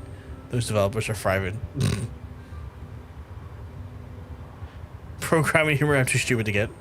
It's okay, I get it, and I hate it.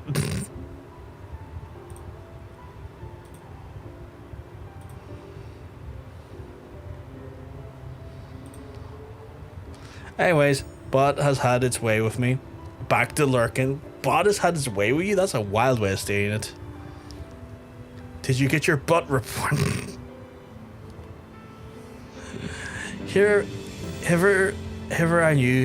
Hitherto I knew only the physical beauty, but I've seen the true beauty of your heart and soul. I am lost without you, my beloved. Make my dream come true and promise to stay by my side forevermore. Have you not been listening to a word I said? I've devoted my life to supporting adventurers' dreams. Men like Hrothgar here who are too busy to fight in our realm to waste my bloody time. But my beloved, our love to yet to save Eorzea from the shadows. Well now, those are the first interesting words I've heard come out of your mouth. Prove to me that they're more than just words, and maybe, just maybe, I'll reconsider. Does that mean if I have a chance? Oh, merciful indeed of the goddess of Momodi, I will not fail you, my love. Today we'll take my leave, and then next I return you'll know is the true breadth of the scale of my dreams. Is he going to become an adventurer to try and win her over? Is that what's going on here? Don't need to. It doesn't exist. That's a wild thing to say about yourself. It's cracking vagina right there. Cracking vagina. Oh, and you, my good man, you have opened my eyes today for what is to be shall be rewarded. You have my word. You will be in the front row of our festivities when the goddess and I are wed.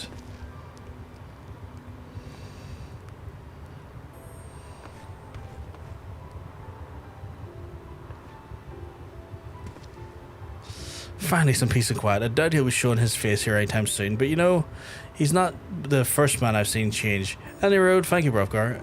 No matter how far we come, we can't forget the past, and thanks to you, I've been able to do some much needed reflecting. All good. I will take the... I'll take the gathering pie.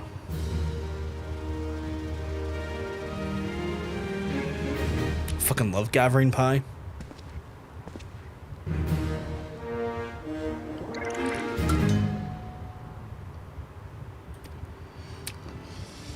It's wild that there's level ups for this here. Goddamn, another dress. Oh fuck. You're a... Wait, no, that's not yours, is it? No, it's not yours. It's that... I was gonna say, because you're a samurai, I want to say. That's a lovely dress, though. God damn. Very elegant. Very elegant. That's a very violent sword. That's a very violent sword. I don't you fucking hit me with the sword. I'll have you know I've got book. Admittedly, glow in the dark book, but book nonetheless.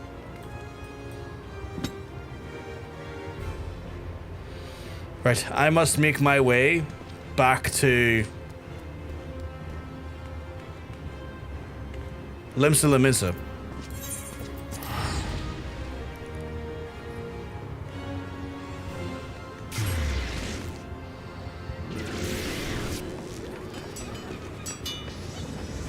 I'm always discombobulated when I land in Limsa because I'm never sure what direction I'm meant to be going to get back to where I'm going.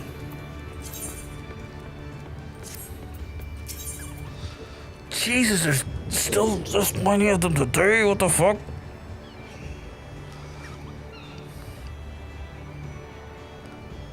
You put that story before I read you a badly written bedtime story. I only read the worst stories, bedtime or otherwise. Am I... Okay, that's another bartender That's not a bartender, to be fair.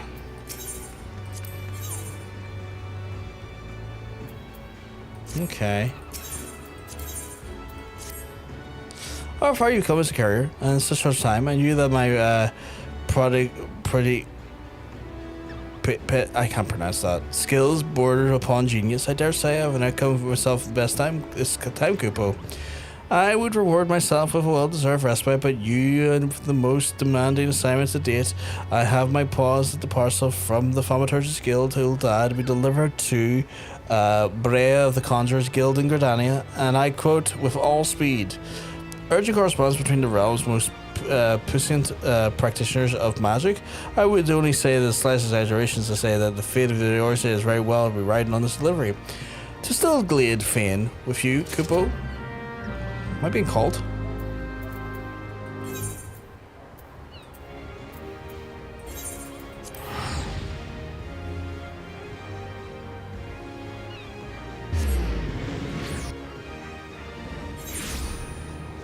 Don't think so.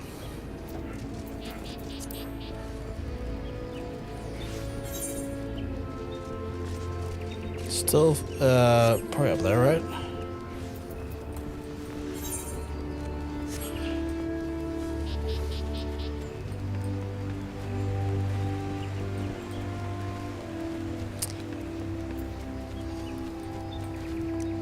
I can't remember if I have to do all 3 quests to get the next level up in the series.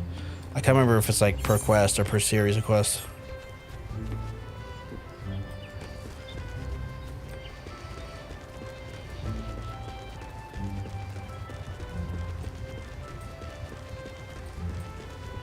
Hey, Biddy. Oh, it's her.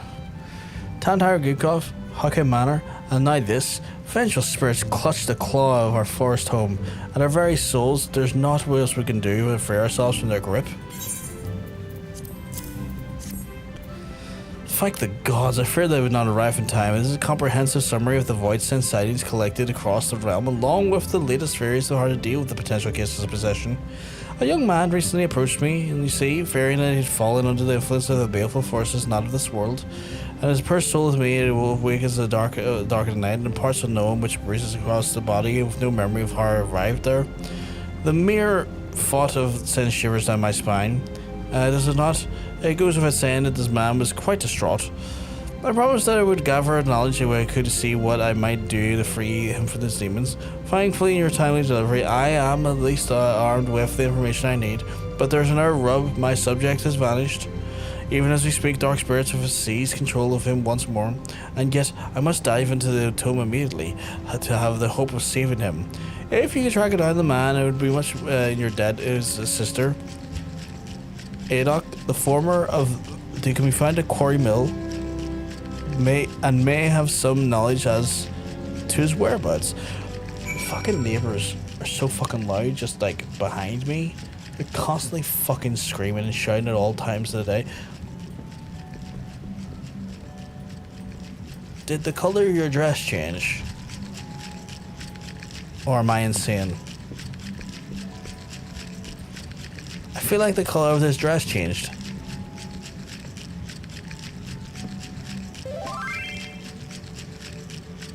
It changes depending on time of day? That's insane. Not at all. Oh, stop winding me up. Oh, you changed it depending on that? For a second there, the way it was worded, it sounded like it was a built-in feature of the dress. I was like, that's a fucking fancy fucking thing.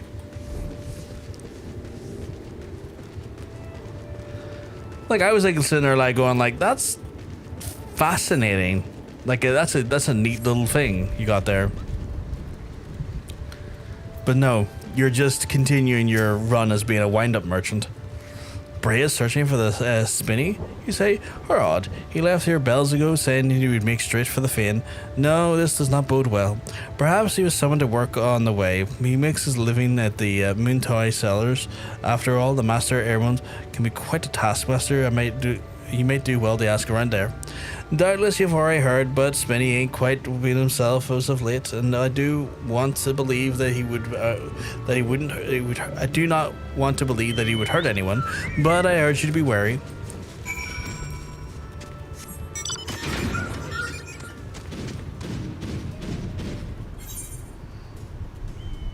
Oh, what's up that way?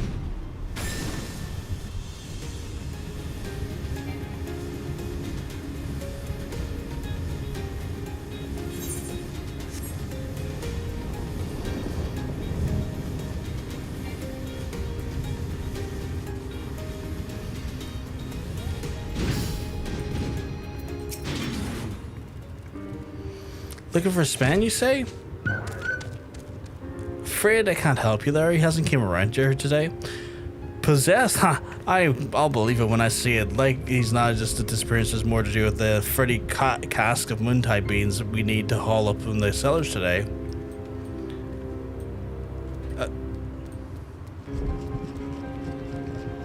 I keep hearing noises. Probably the intent, yeah. And another dress, although this looks more summer, maybe springtime casual. It's quite cute. Mixing a cocktail as well.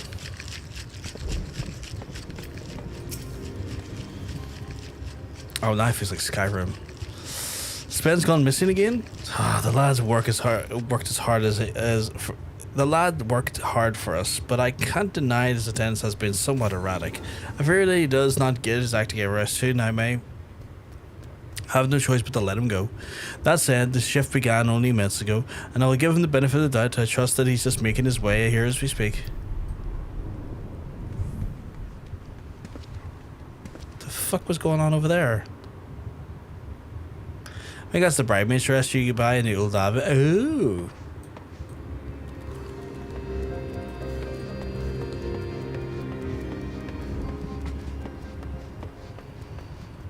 This feels like I'm playing a weird version of Skyrim right now.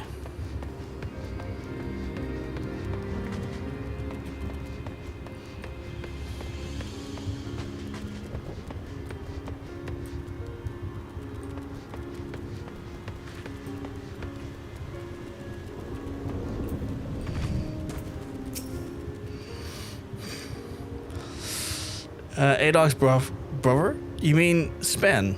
I've only been on watch here since daybreak, but I fear I have seen neither hide or hair of him.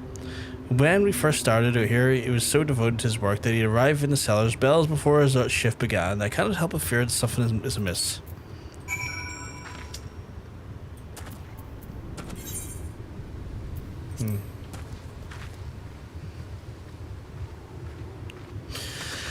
What the...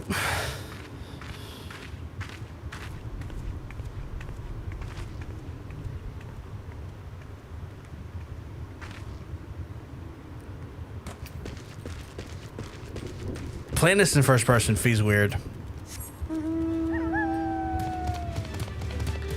What mine am I on? Oh, I'm on a good mine. I wonder what casting spells looks like this. NPC behavior? Yeah, I know, right?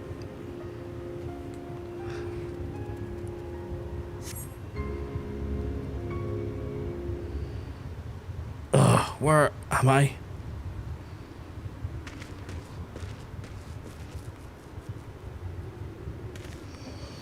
Spen? Why, yes, that is my name. Beg pardon, my lord. But I have we met before somewhere?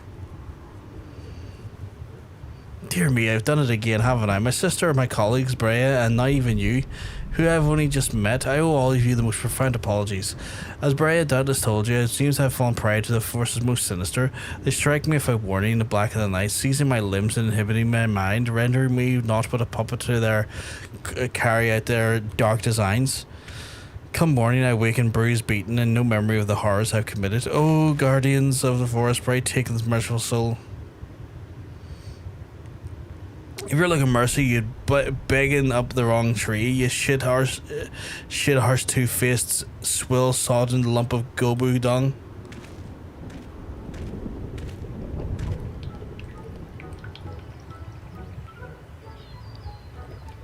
Oh fuck, it's Buzz Corin. Pray no heed to that man's sob stories. Only sinister force that's got him on his clutches is old Buscarin's mead. 1,396 gil spend. That'll cover the food, drink, and healing fees for the poor sod whose arm you near twisted off. Master Buscarin, surely this must be some misunderstanding. Why, certainly I patronize your fine establishment on occasion, but not only for a single drink. I suppose that's true. I've not known the quiet fuffle spend in order to more than a single flagon of mead. But then the time the flagon is drained, spend is no more, and in his place is this roaring, mead swilling, punching, kicking, belching, screaming madman, whose name strikes fear into the hearts of every man, woman who's ever wanted to enjoy a drink in the goddamn space. The scourge of the druffers, if not the whole bloody realm. I speak of you, Spencer, O bottomless cup. This cannot be. I'm no scourge. I'm a reasonable drunkard. I know when to say when. I do not know what madness has took me, Master Buscarin, but I can assure you that it was an isolated occurrence. Please accept my payment, 1,396 gil in full, along with my profuse apologies and the trouble that I may have caused. As for the unfortunate fellow who I may have unwittingly injured, please assure him that I will return to the druffers in this evening to make amends in person. And with that, I must be off to the cellars. I'm already late for my shift, and Master Ermont will be rightly furious at my tarrying longer. Farewell, my good sirs. Ah, yes, Conjurer's Guild. I do tell Brea that I shall endeavour to exercise my own demons. Should the dark forces prove too formidable, I shall then call upon her again.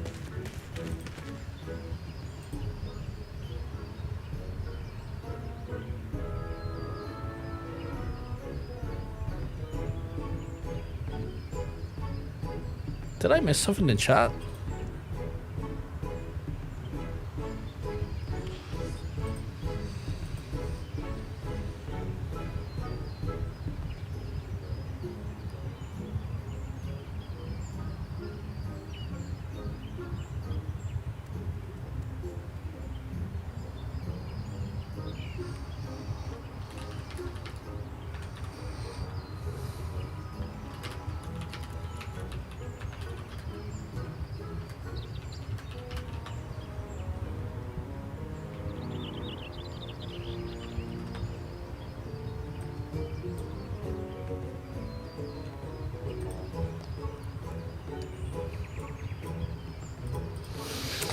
I wouldn't get my hopes up if I had a guild for every time I heard the old spend nonsense of a rich man. Yeah, last I heard there ain't no incantation that can cure him has love of liquor. That's fair.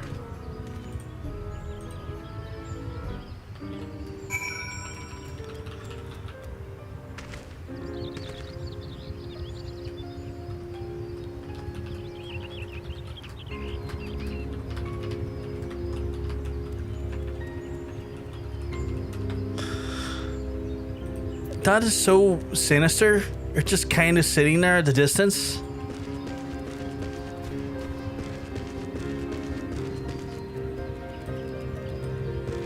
It's a cute dress, but also just like I'm standing back here where a quest took place, and then I look around and you're just, where is it? Just standing there?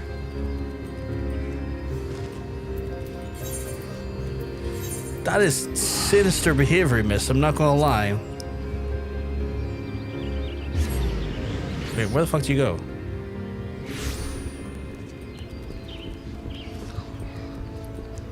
I'm indulging this perspective, by the way, for you, Katie, because you're like, I want to see you play in first person mode. I'll spend 20,000 bits. I'm checking it out. I'm trying it.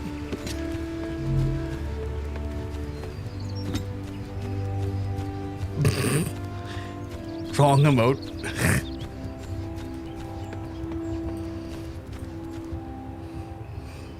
It feels like I'm playing like a weird version of Skyrim. But I mean, fair play to them. They actually managed to make the game kind of look reasonable in this way. Like, it's playable. You did a few challenge runs like this.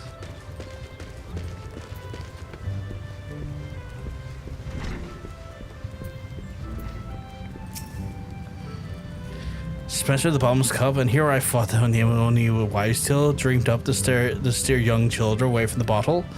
I must confess, I was somewhat relieved to discover the spirits that had plagued this man were more worldly ones, though it is not small solace the poor souls who must suffer the mead-induced wrath. Sadly, I did fear subduing drunkards outside of a field of research. Should you find your poor man in the throes of madness, pray do tell me you can restore him to sanity. I will take the GP, Stu.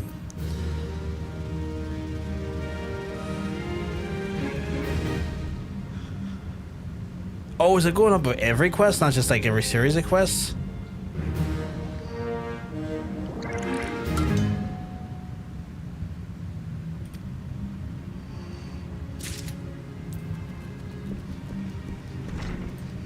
I guess back to Limsa.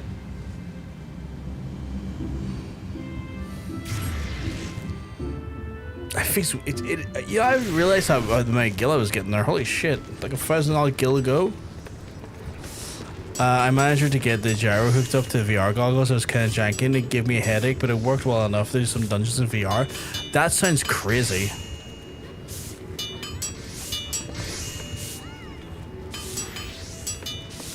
I saw Dante from Devil May Cry in the game earlier. Oh fuck, another Hrothgar. Holy shit. One that's like near around my level too as well. Well, that's cool. Is that Red 13? Oh, that's cool.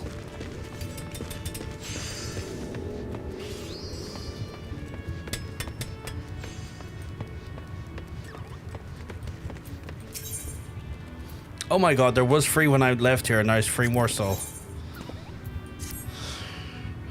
Well, if it isn't my most accomplished, it's that you truly could not have given a better time, but I must be the perfect assignment for you. The parcels must deliver to one Marset, naturalist along the line doing the fauna. I hate this person. Dustin Spire, the central shroud, brilliance, beauty, grace. Why I even end you being able to bask in her brilliance. Sadly, my supervisory duties demand that I must remain in this spot. Here, anyhow, you might want to hurry the package and try mine to smell Kubo.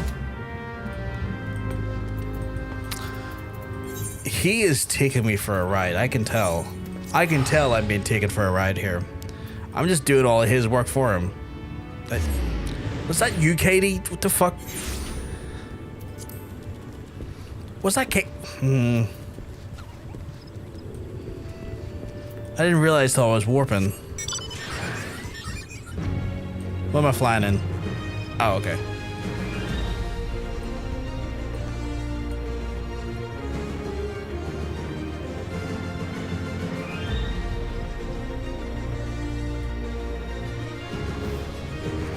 Oh, I hate her. I hate her so much. You there, Research Assistant 62? Or was it 6026?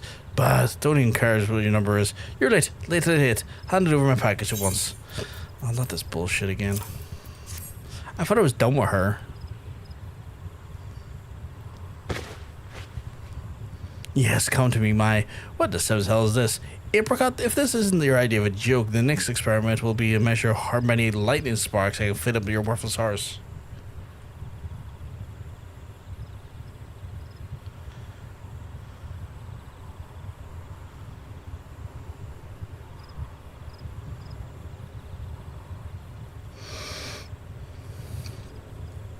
Is Hubert?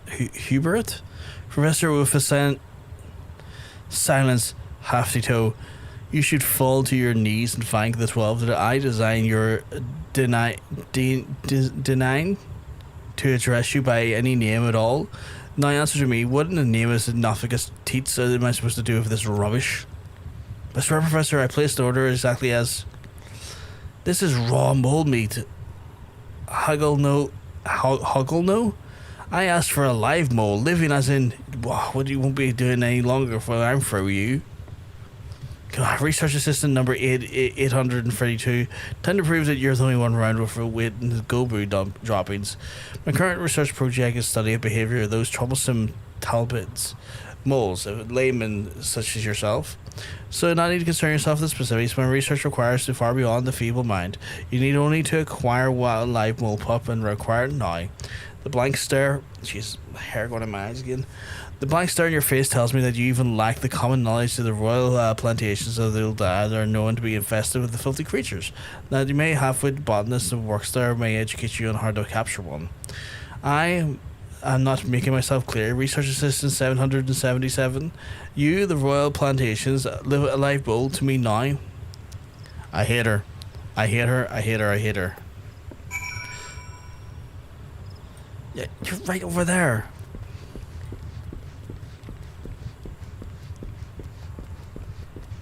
What the fuck is that? You look like you're going to go to the gym, but like... When did you get the tattoo? You look like you're going to go to the gym. But where'd that safe come from?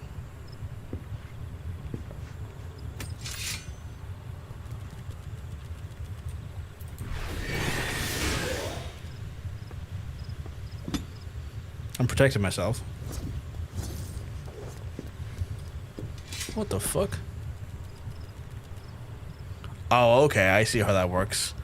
Well, I can do something similar.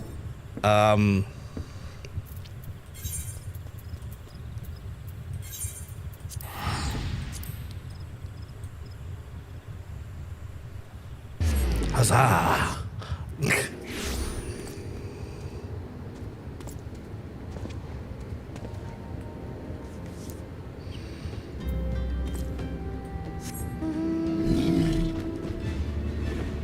Oh god, it's my eye again. Oh. My fucking good eye as well. Fucking stupid hair.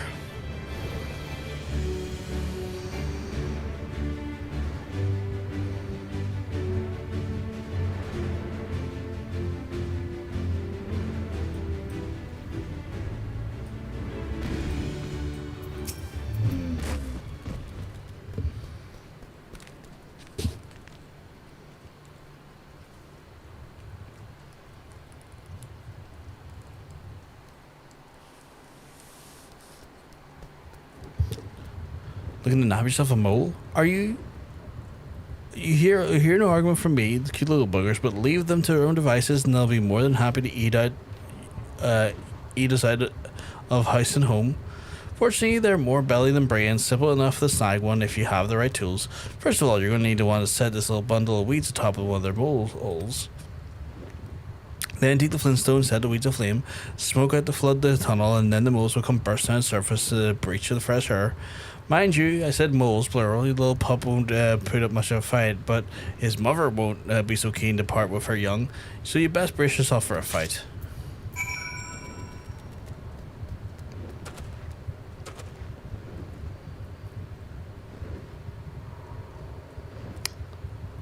I was expecting Katie to be somewhere. Oh. Don't think I didn't see you up there. I heard flapping. The choice of mount gave you away. Don't you try and, like, stay out of my eyesight. She thought she was being sneaky that time, chat.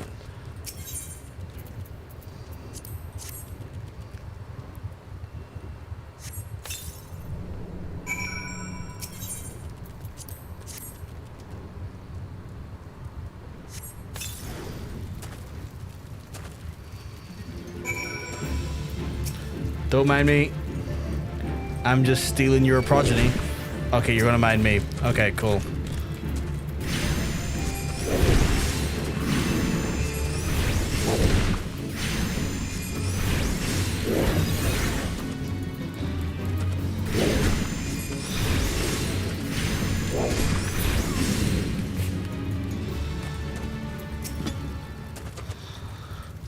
That's quite a cute dress you got on.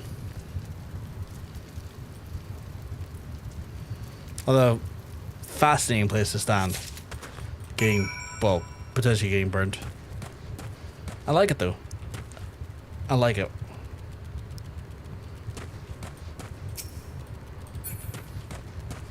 Do I have to talk to anyone here, or do I just have to go back to the awful person? I think I just gotta go back to the awful person. So I'm going to turn around. You better not be there when I turn back around again. Ah, see, I disappeared.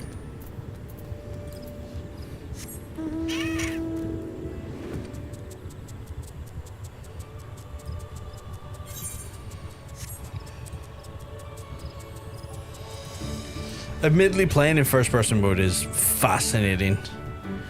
I think just from like a spatial awareness thing. Instead, the spells didn't look too good though.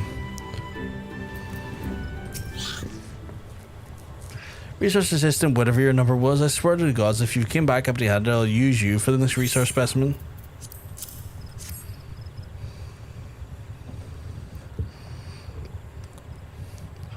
Well, you look at this. A mole pup, a scrawny little runt as ever saw, but what can I say? My experience with certain resource assistants have left me with a soft spot for half-wits, monsters, and ugly things. Don't worry, my misshapen beauty. I will be very, very gentle, apricot. You don't be best. You best be taking notes. Die for a vermin. Die. Why the hell did she? Professor, what are you doing to the poor beast? The seventh hells you, I say. In Novica's name, Professor, have mercy.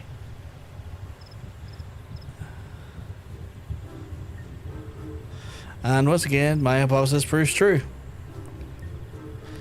Have you ever found it strange that despite spending the better part of their lives in tunnels beneath the soil, the bull possesses unusually large eyes? Of course you haven't, because you possess the mental faculties of a dimmer than average dormouse. But that doesn't matter. What matters is that I have my self-styled teacher, Atulain,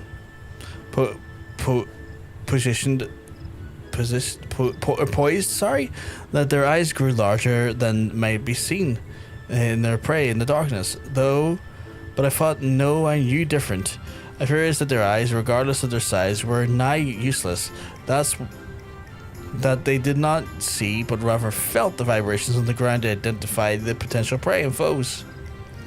You see that the bull pump, its eyes still shut, it squealed and squirmed in abject terror as I rained blows down and around him. Once again, it's proven Altulin a fool, but students have suppressed their teacher. I would retain the pup for further study, but I have another mole that has outgrown its usefulness. Consider yours. That should do if it. How would say I know? Burn it, dissect it, skin it, eat it for all I care. I just get it. Just get it. And yourself out of my sight. Research calls. Oh, I get a new actual like menu. That's cool.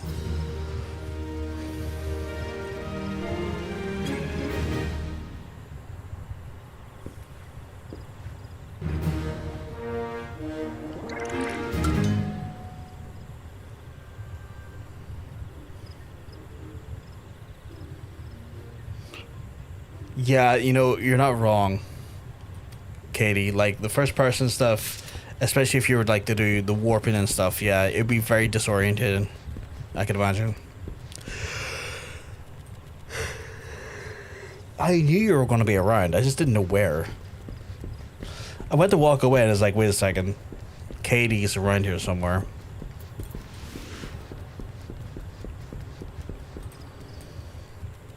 In a very, very... actually, it's not the same dress as last time. It's nice. I like it. It's casual. I like it. Oh, running at me this time.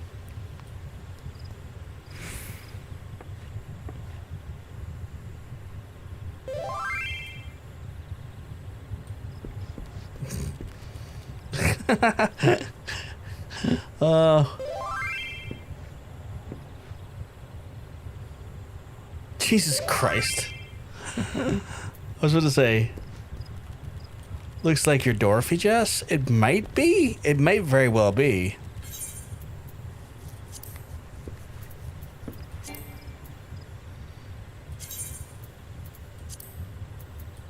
Oh, I can't pull my glamour press up here to check it. Right.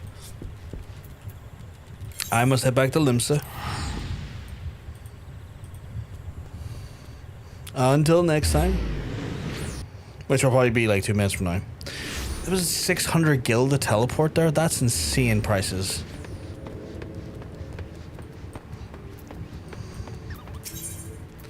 Ah, we're getting close to finishing these off here.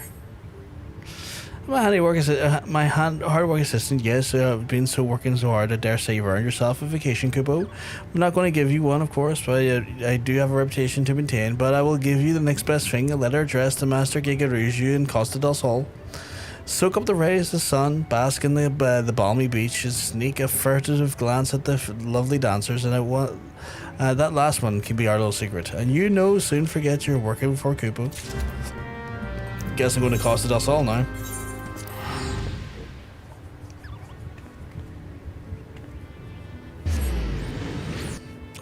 Heat. The heat is killing me, champ. Still fucking like 18, 19 degrees. Which wouldn't be so bad if that was the...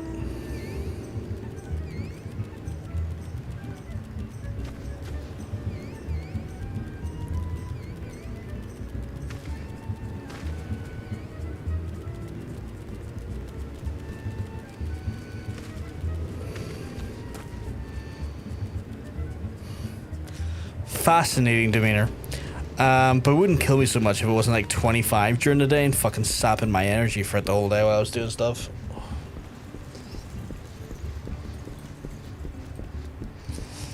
Alright, let's see what the little rich lad was up to.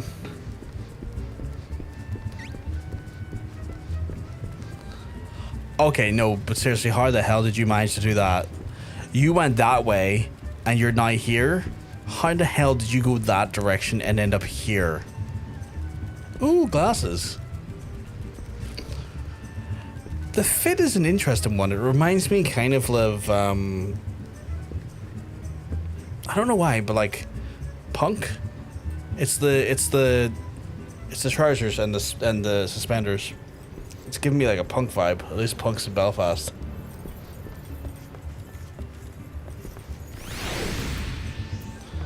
You just set Giga Rouge on fire.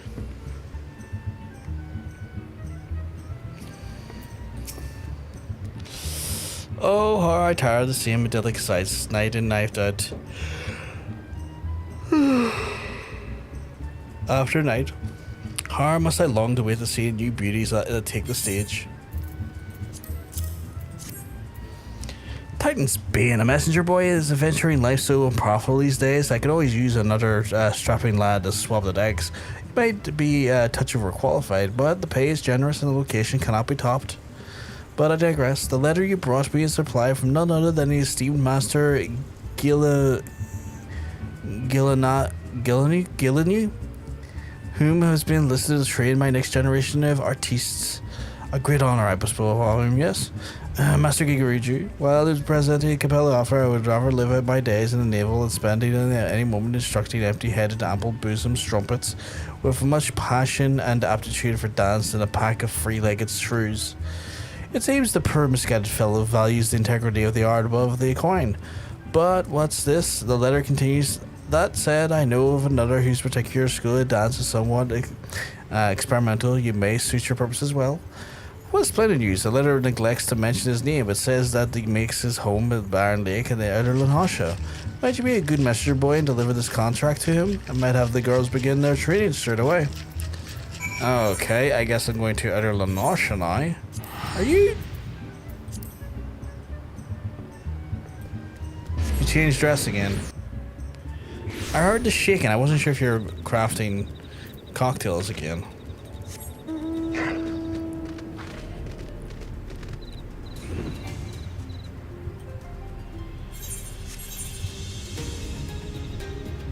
Dubious dancing.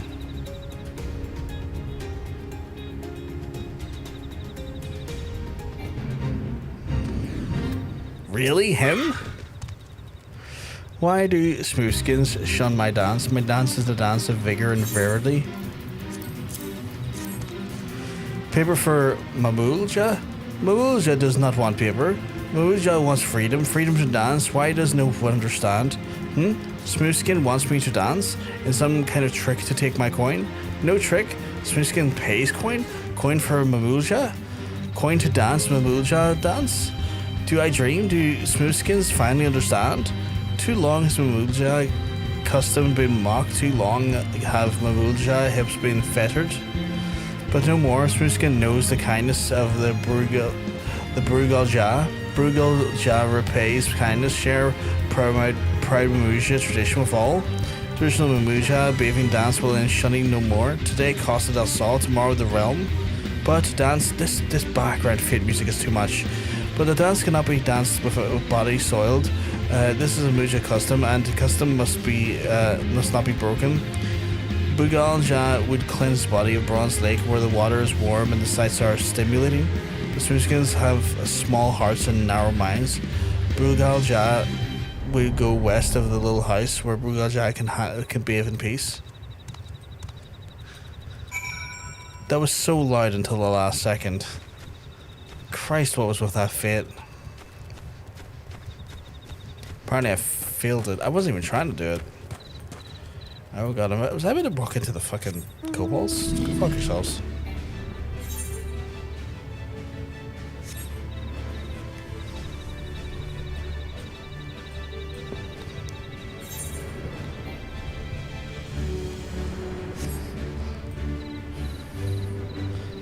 Right, so he was like the last person I was expecting to do dancing now to think about it.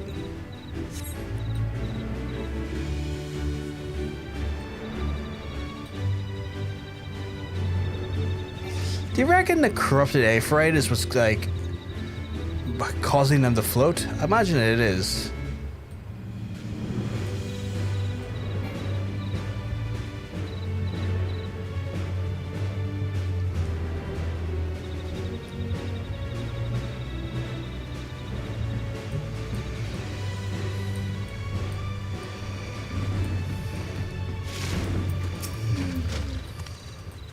You are not like other smoothskins. Smoothskins who shun Mamulja.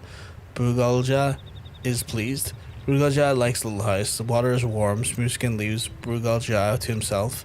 But enough talk. Soiled body needs cleansed. But Mamulja must not wash his own body. It's too Mamulja's way. Smoothskin take water, pour over Brugalja's body. 1, 2, 3 times. Body cleansed, muscles loose. Brugalja will be ready to dance. Oh god damn it, am I fucking washing this guy now? Warm water flows over me, sweet and grime washes away. Can't believe I'm washing people again. Muscles loosen, joints limber, uncontrolled urge from within. You keep those uncontrolled urges in, sir. Oh, it's you that's making that noise behind me. I can't continue no longer. Bugal Ja must move. Bugal Ja must dance. Spoons can perform cleansing ritual. The good of the Moogle Ja. Bugal Ja has never felt so alive. Let us visit the Master Grigorigi and I will dance my dance as never before. Yeah, nothing I'm not unused to already. Are you all the way to the speed in Nick Cage? People who think that this is the Mandela effect, it isn't. Wait, are you all up to speed on Nick Cage effect? What is the Nick Cage effect? I'm curious.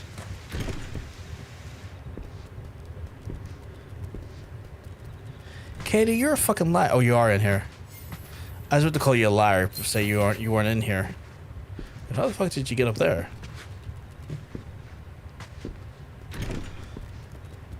No, seriously, how the fuck did you get up there?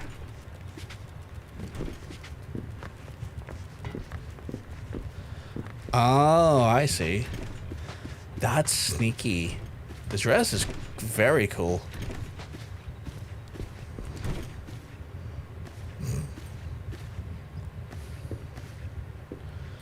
I like it. Ooh, like I didn't even notice the flames at the bottom. If they are flames. It's very cool. And the wings. What's the head dress like? That little feathers. That's really pretty. Oh my god. Are you serious?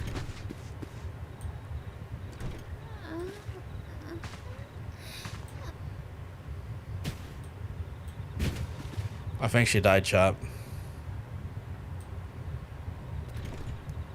I think she died. Let me try revive. Do I have a revive here? Invalid. Can't resurrect her. Nicolas Cage effect refers to a famous aspersion creation created by Tyler Vegan, highlighting the number of Nicolas Cage films released in a given year strongly correlates with the number of people who've drowned by falling into swimming pools. That's insane. That's insane. People talk about the Mandela effect. There isn't one. It's the Nick Cage effect. People think back to when he first heard about the Mandela effect, but it was actually Nick Cage. Nick Cage and Nelson Mandela swapped faces for that to happen. Fuck off. Are you remixing the events of Face Off?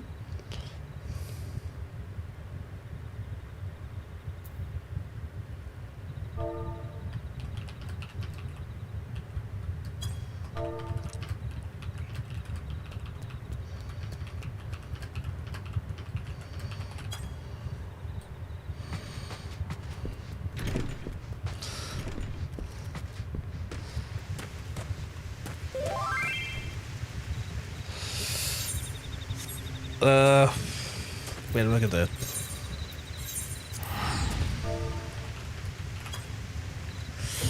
Sounds like someone's trying to start up their own Mandela effect. That's just RL. He's the keeper of the 7 keys.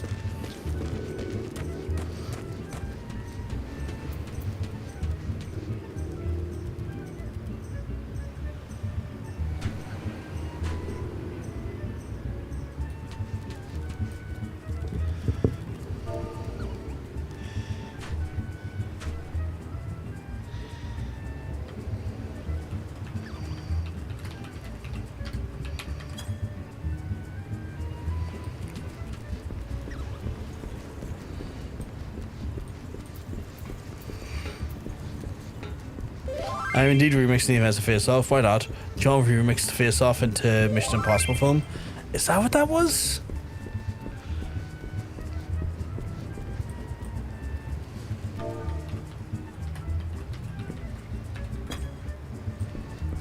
Oh, not again.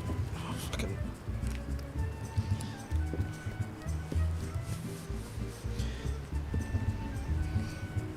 I didn't know John Woo done the Mission Impossible film. I was not aware of that.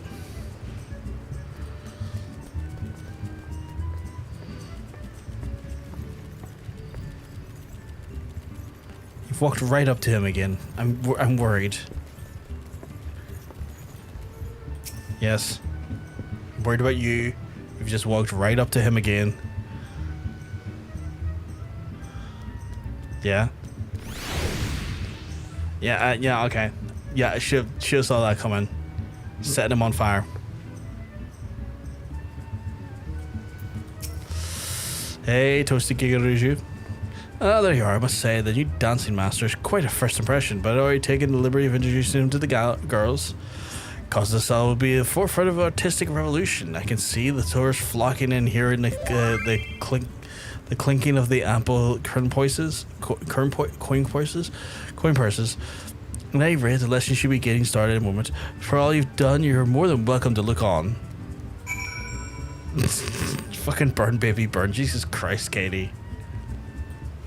Casey's role as a swap faces. Then Tom Cruise is doing that with Dougray Scott in Mission Impossible 2. Both directed by John Woo. I was not. Wait. Did John Woo direct Face Off? Because I wasn't aware of that either. Oh, it's up there. I have to go watch probably scantily clad girls dance. Be back in a minute.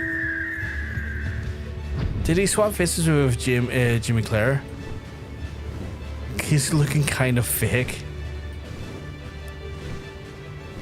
Oh, Jim Carrey? Jim Carrey just has a very strange face. Like he can distort and like manipulate his face shape in ways that is quite frightening.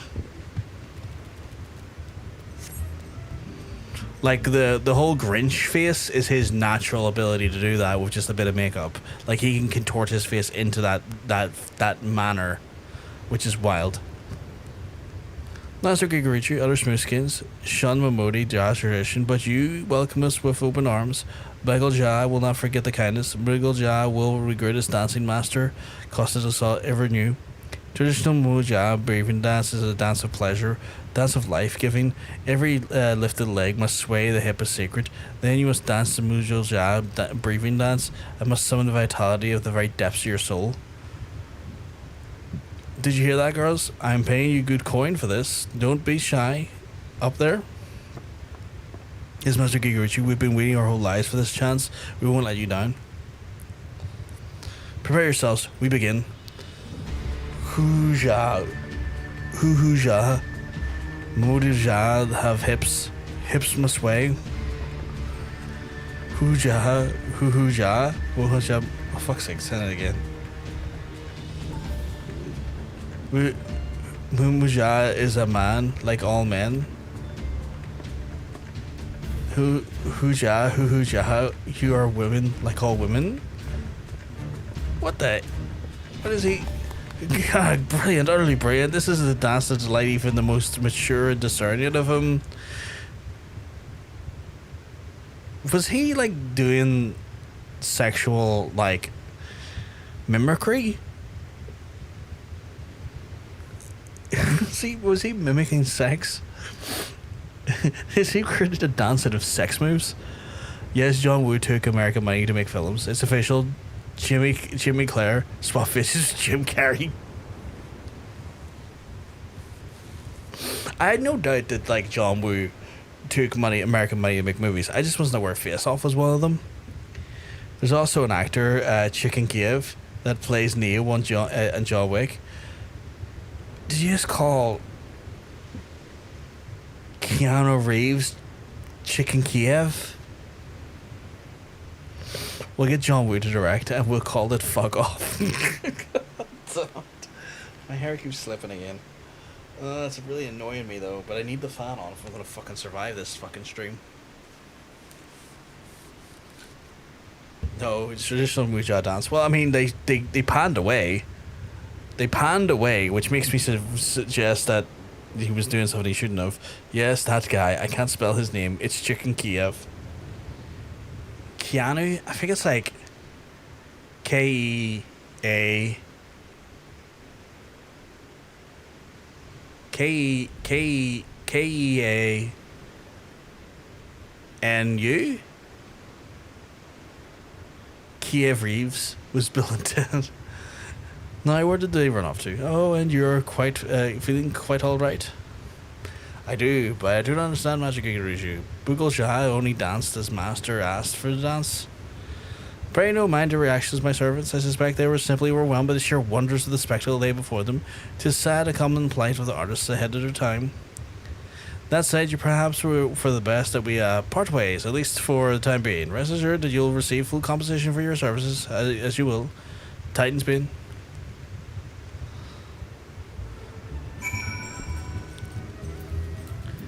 I mean, it panned away, which makes me suggest that it was somewhat... As dances go, it was somewhat more adult in nature looking.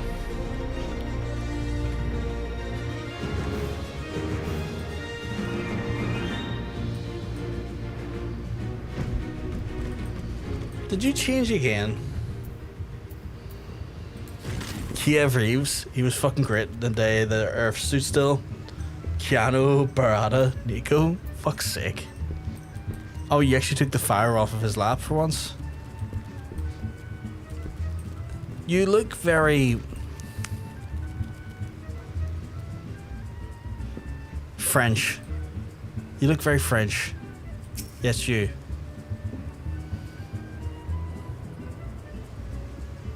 I think it's the hat. Ah, you returned. Have you any idea what the shrieking and retching all was all about? I, for one, find Boogalja's gyrations... See, he was gyrating! It was sexual looking. Captivating. I was easily anticipating the sight of the fair maidens performing his treasure of the Moogle jazz tradition, but alas, once again, the common folk prove incapable of appreciating heightened aesthetic sensibilities. Yet, while I am a lover of fine arts, I am an even greater lover of coin, and the highest form of art in the world is often without an audience, a well-paying audience. As such, I've made the most heart-wrenching decision to annul Master Boogalja's contract effective immediately. In return, I've compensated him with the healthy sum that one day will pass the springs of Bronze Lake, and I don't foresee this being a problem, do you? Godbird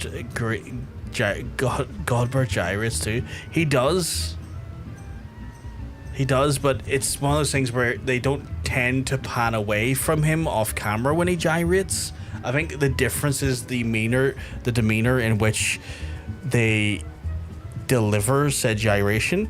When it's one of those ones where like they pan away and they show you other people's reactions, it's you can assume that it's more adult looking in nature, and they just don't want to show you it because it's the idea of it. That's the fucking sell, I guess. Don't forget Jack Sparrow. We played Captain Johnny Depp in Pirates. Like, fuck off. The Curse of Amber. Fuck's sake. Very wrongly dressed for this environment. I mean, just looking at her, I was sweating, and I'm already sweating. Oh, no, wait. She's dressed better for the environment. Oh, mega pint of wine. I would love a mega pint of wine. I don't even know what a mega pint of wine is, but I want one.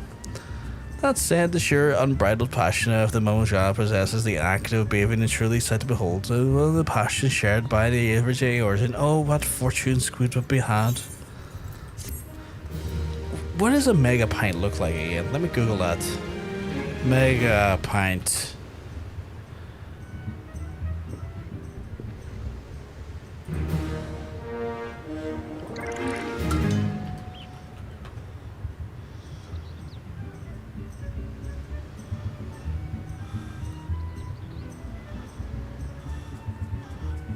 There's no confirmed glass shape for the mega pint, and this is upsetting me. I want a mega pint.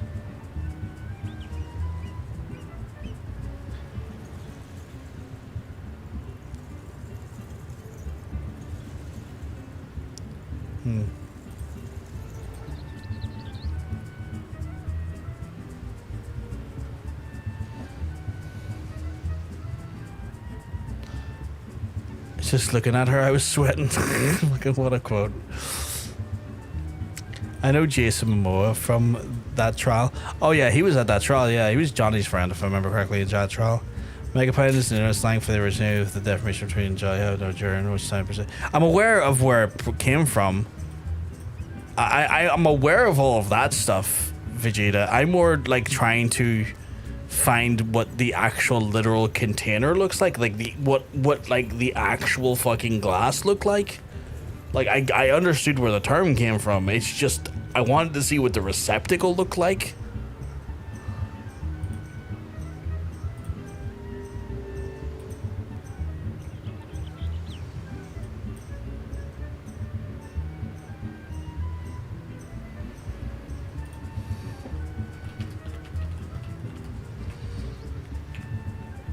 You still behind me? Yeah.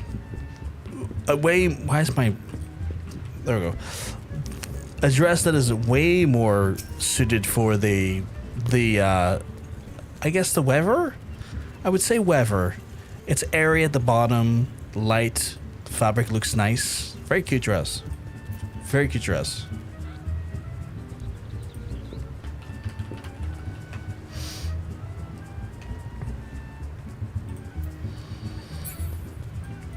It was a chalice, like the Holy Grail thing. Was that what it was? Megapet responds, but you've heard of me? Was it a chalice? Because like I went into Google Images just to see if I could find what the receptacle looked like. Because I've had big chalices myself in my time, but like I wanted to know what receptacle was deemed as a mega pint. But when I looked at like Google Images and stuff, it was just a bunch of like either pint glasses or like grog glasses or like really crap, like, you know, people with like cups with like bad stupid like party print on, go like, this is my mega pint or Johnny's mega pint. Like no, those ones I was like, that's clearly not what it is. If you right click someone, press examine, you can see their exact lammies. Ooh, today I learned.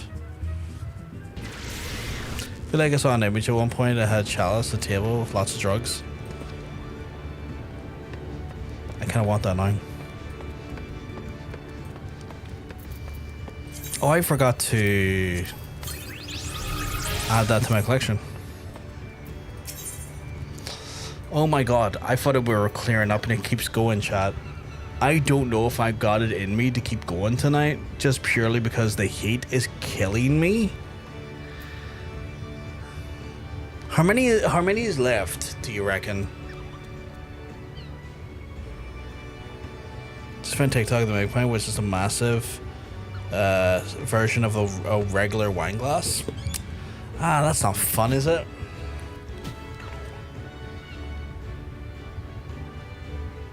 You're passed out on the floor sleeping.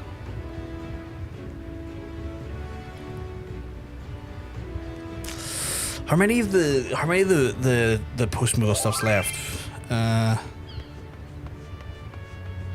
Oh god, there's 22. Let me see how many I went for.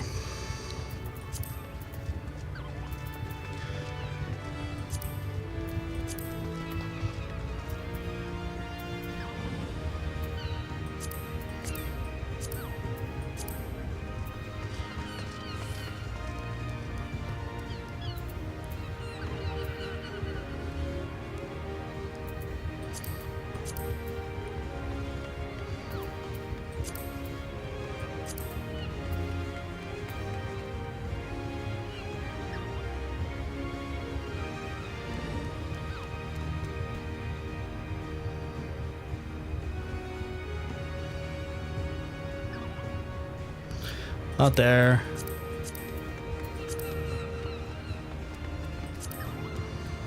Yeah, I'm nowhere near halfway 22 of them.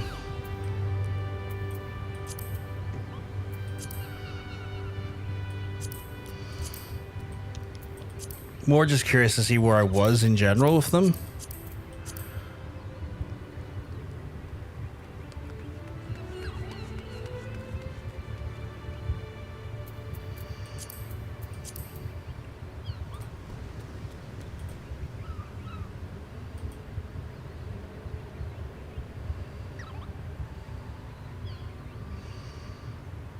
I just realized that one's called stroking the shaft. Oh, it's not stroking the shaft, it's stroking the haft. Fucking hell, my head's away.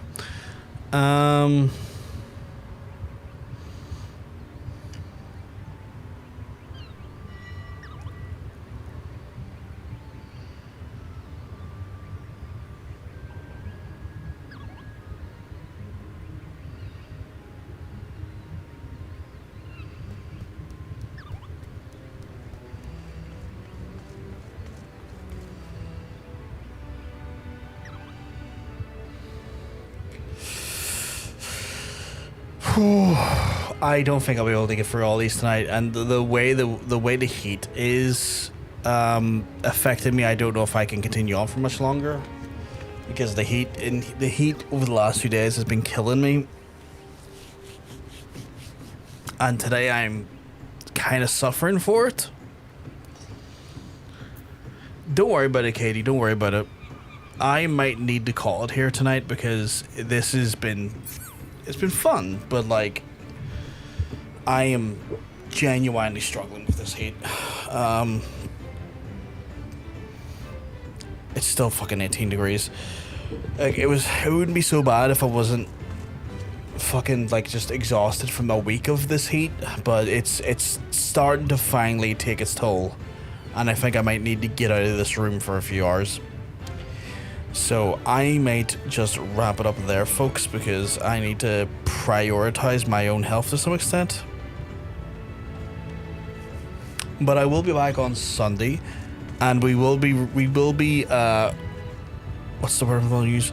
We will be resuming our quest as we go through the Postmoogle stuff. I am having a blast doing it. It's been weird, but it's weird in the right way. It's weird in an interesting way. But I'm going to take the rest of the night and just kind of chill and get out of this room, maybe read a book, maybe read a manga, you never know, and just try and like not be cooking in this heat. But folks, you do what I do, try and look after yourself, and I will hopefully, if I'm lucky, see you on Sunday. You just have a good rest of your night, folks. I'll speak to you soon. Have a good one. Peace.